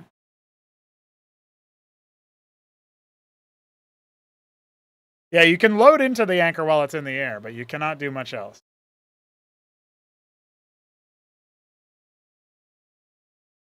He was trying. He was trying the drop micro. The fancy hands not working. Still, 9 workers immediately working on that natural. Patrol for the anti-drop of his own. No star pad yet for Aeud. He's just going for the Palladium. The Ovoleth will scout with impunity. A Madrigal is prepared. So the next push that Aeud tries with the mech is definitely going to be a bit different than it normally would be. Got the 2 anchors, but there's not actually much in there. Star pad coming now, right in full view of the Ovoleth.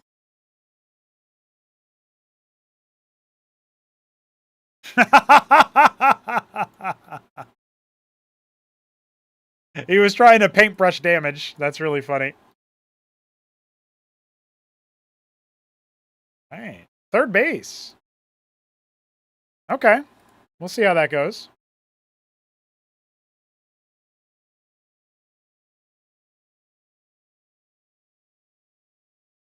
Loads up a couple more units. 3 quads, 3 Zeth. That could be pretty deadly versus the wounded Vulture that is vanguarding right now. Second Madrigal is prepared.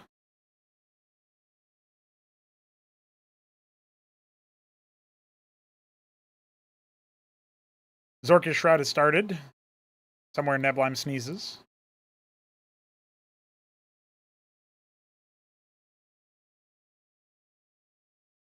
Now this should kill at least 2 Masons. We'll see how many.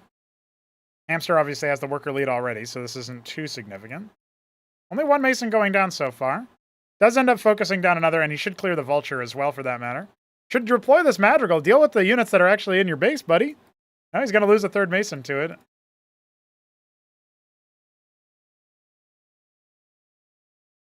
But the Vulture cleans up. More Fulcrums coming online. Production continuing to slam out. So last game, Hamster did have the Zoryus up, but it was too late to help with the push. But I think we could see a different story this game.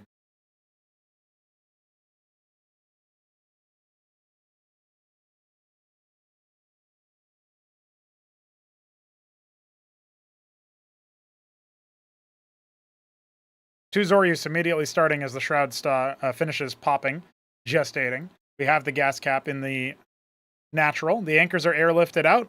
Kind of decoys, nothing in them, but that's by design. See if that's intuited or not.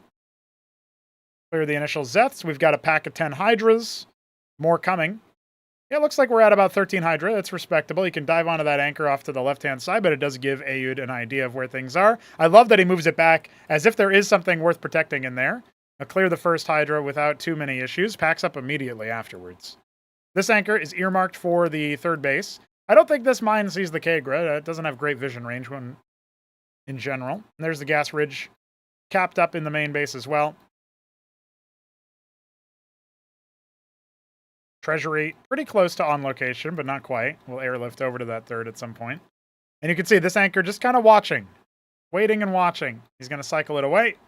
Sees where the army is. Now he moves his army in preparation to catch. You got to cross this middle of the map if you want to try to pivot around, and it looks like that's exactly what Hamster will do, but the Vultures are already sing-songing, slingshotting back over.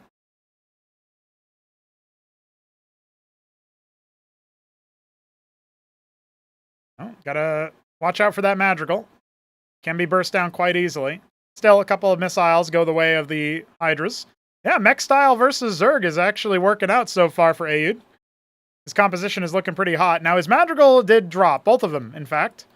seems like. Oh, no, he's got more back here. Not a great vanguard for the Phalanx themselves, right? So they are going to end up getting overwhelmed here. But if you push too far, you are going to get cleaned out.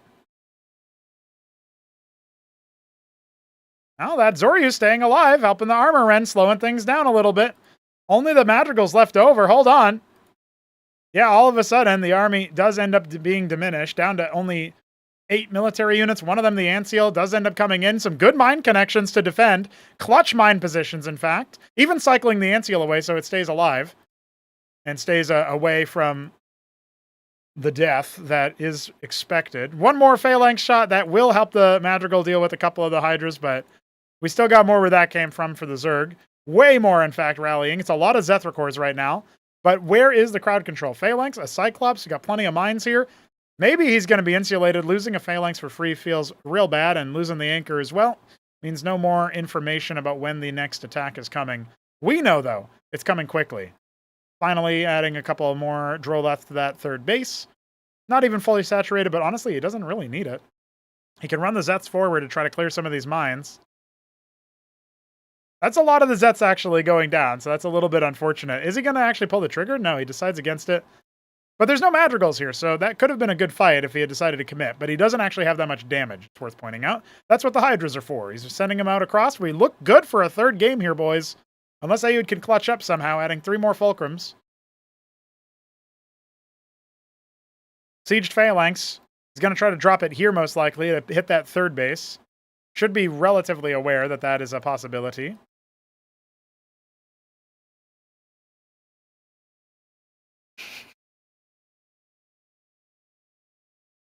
P-Sen's not happy about how his Gamba is going, I think. There it is. He unloads it. Immediate reactions, though, from Hamster. And the attack on the other side. This is what's going to crush Ayud, though. There's just nothing here to defend him. A lot of the Hydras did end up going down, but there's just nothing here, man. He's got a couple more units back at the natural, but... well, I guess Hamster shouldn't push here. He's going to end up getting shellacked. The Zoryus are very wounded. Trojan will narrowly escape. We didn't see too many more workers go down. Hamster's economy still thrumming. Getting that fourth base operational pretty soon. A lot of workers idle, waiting for their action. And yeah, at this point, he can just start slamming out unit after unit. He can throw down a hell of a lot more hatches if he wants. Get that extra production going. Tier 2 just started. Tier 2 started, and he's got almost no units on the other side of the map. That's how confident he is. That's how comfortable he is. Potadia, a great map for him, apparently. Wanted that mid-game. Wanted to slow down the incoming attack. Now, AU does the upper seed, and the man in the upper bracket will have the veto advantage going into the next round. Like, he'll be able to pick our final map. I am counting him out a little bit here, but he has rebuilt his mech army. Remember, he does have a lot of Fulcrum back at home. Adding another one as well. I think he's going up to 10 right now. Still, 27 Hydras. I don't know if they clump up. Hamster takes a bad fight. This could still end up going the other way. The Vultures don't get to lay their mines, though. Committing to it, there's only the 2 Zoryus, one of them all the way stuck in the back. Where's those Phalanxes targeting? Those Hydras getting shellacked by the Cyclops as well. Very, very brittle here. And the 1 Zoryus to rule them all. We got Zethra-cores coming in as well. I think that's really the last zip of spit that Ayud had. There's more Hydras where that came from, my friend. He'll kill the last Zoryus. If everything else was gone, that would be a different story. But back at home, he's got the last mine pops, 3 Phalanx, 1 Cyclops, a couple more units trickling out, 5 Cyclops at a time, 4 Vultures at a time. But these are the last of his Phalanxes, man. Diving in, Hamster wants to go for the kill. He's making 14 pairs of Zets and 6 Zoryus. This is not an efficient trade for the Zerg, but it might still end up coming up his. No, the Cyclops do end up finishing the job, but that's all for the Phalanx. There's no more artillery. This base is not mining. We've got really good saturation in the main and nat, no doubt, but not looking too hot right now for our Terran player.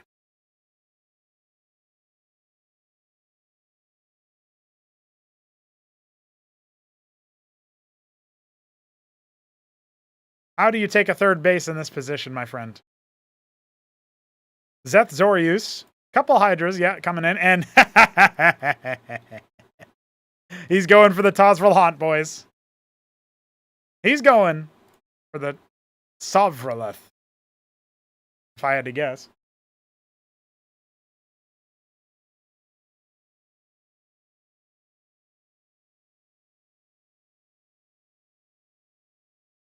I don't think he needs it. He could probably pick any tech choice and pretty much have some kind of advantage. He could have probably just kept playing with Zeth Zorius Hydra. With a couple of Aziricors thrown in maybe versus all the Cyclops. Ayu trying to kite backwards with his Cyclops. See what he can do there. The Phalanx are deploying to help out. Not targeting the backline, though. That's really the big mistake here. And yeah, this is going to be the last collapse. The treasury is going to fall. There's no more Masons even mining at the third base anyway. They all got shellacked. Staves off his inevitable demise, but we have 3 pairs of Sovroleths being made from Oxylcesians. Man, if they were ready to pounce on this battle, that would have been a different story. Cyclops can deal with them, actually, in small numbers, but it does take a while for them to gestate now. That was a change that was made to their balance. Takes longer than Zerg players would like for them to mutate. I think it's like 12 seconds. So, from the corpse cocoon, I mean. 24 seconds from their main timing. He's going to try to just kill his own Zeths, I see.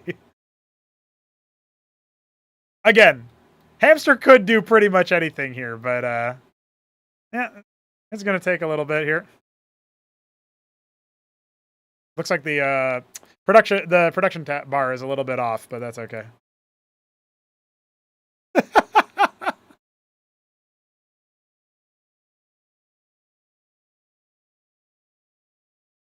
Well, he's going to lose out on access on his third base.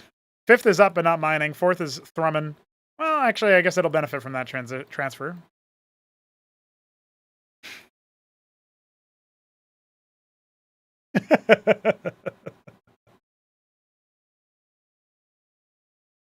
If it was only enemy units, then when your units die, it wouldn't work out very well, right? So. Well, he's got his ball. 32. There's more coming over here. Not so many. Oh, he's got the range, though, doesn't he? Oh, Ayud. Oh, his treasury at 1 o'clock is down as well. A little bit of a paintbrush of death happening right about now. GG has to be called after those come out. That's a wrap, ladies and gentlemen. The Sovroleths have been deployed. Ayud really fought to the bitter end to hold on there, just to make sure I was as late to work as possible. Wink.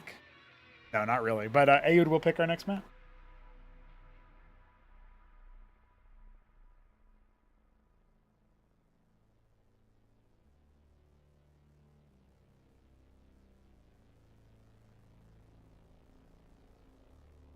I know what to do in T2 now, Z.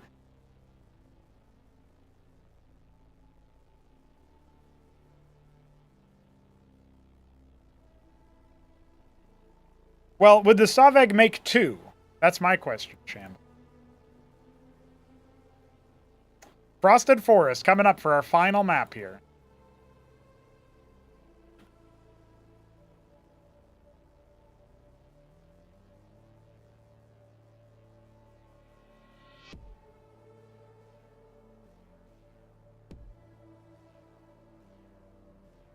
Whatever is less busted. That wasn't too busted. That was easy. In my opinion, Hamster was winning that game for like 10 minutes before it actually ended, so that's my take. Ayud going to be going for a 6 stockade. By the way, this is the double forward stockade he won on Dyadic Shore with. Hamster in the top right is our Deep Periwinkle Zerg. Ayud, our Mango Terran. I guess it's a 7 stockade technically, but instant stockade, right? Cutting work. I'm out of drink. That's all right, I got some water. So what is Hammy going to do? Pool first.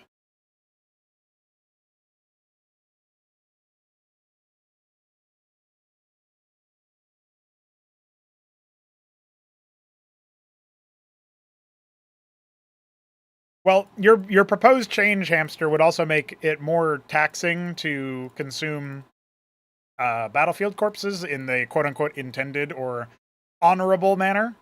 But, yeah. So I don't know about that one.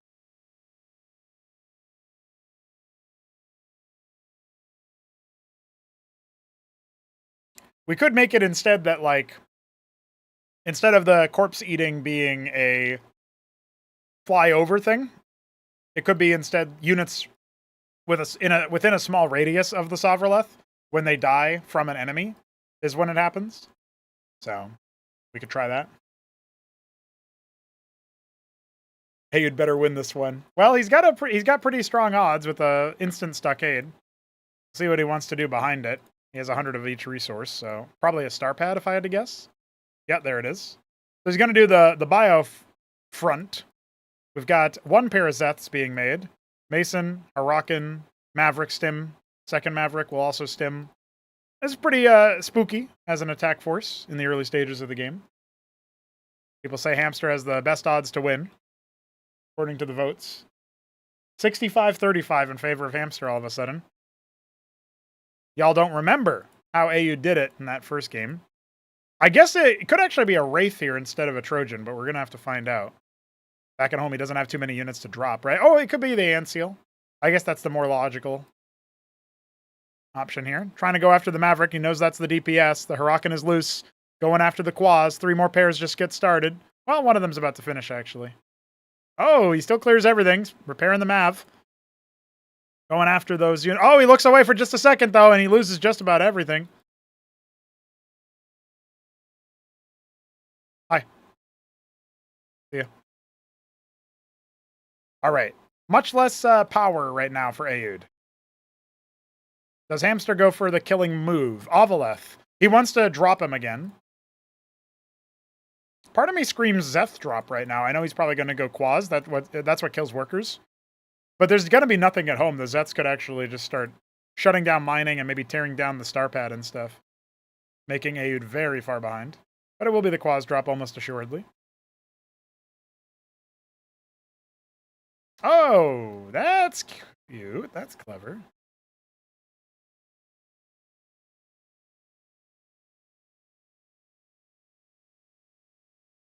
I'm already an hour and a half late, Shambler. I can't make it on time anymore. Oops, almost transitioned the scene into my head. Yeah, Zeth drops are very good.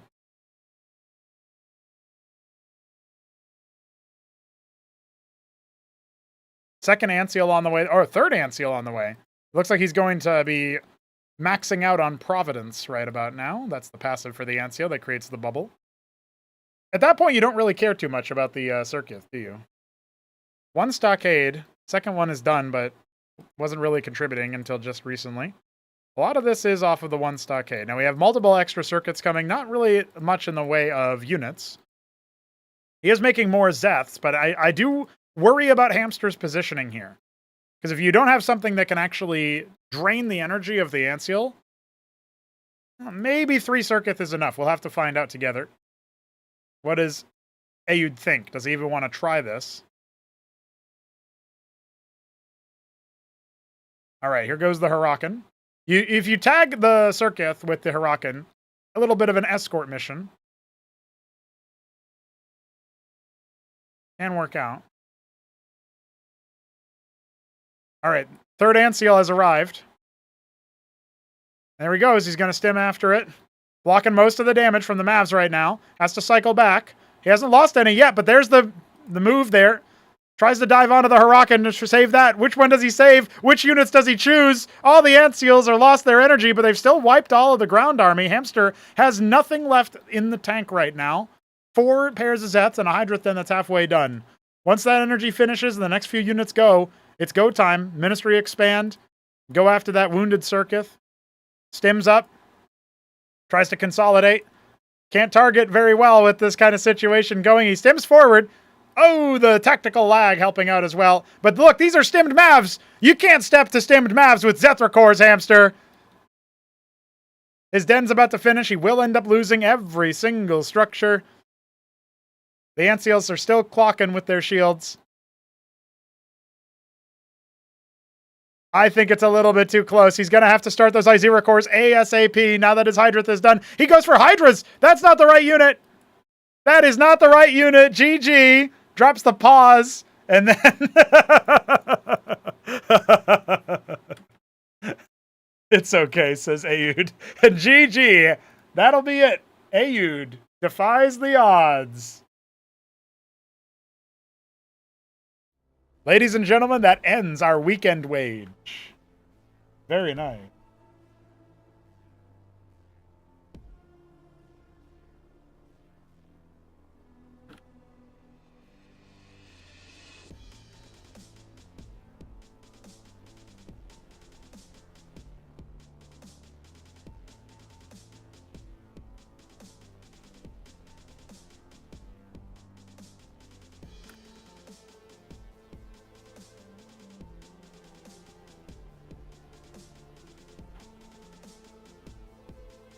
Need a refraudee. Need an admin. A fraudman? Or Ziki versus Ayud, which I will cast tomorrow.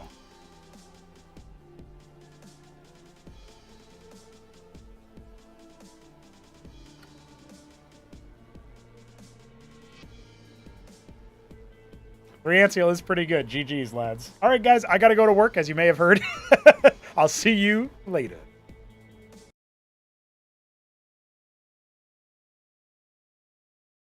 Well, wait, we're going to try to raid somebody on Twitch, so I guess I shouldn't see you immediately, Beta. Let's see, who we got? DeWalt still playing? We'll raid DeWalt. The voice of the void demands that you raid if you are on Twitch. Let's get ready, boys, and GG, see you later.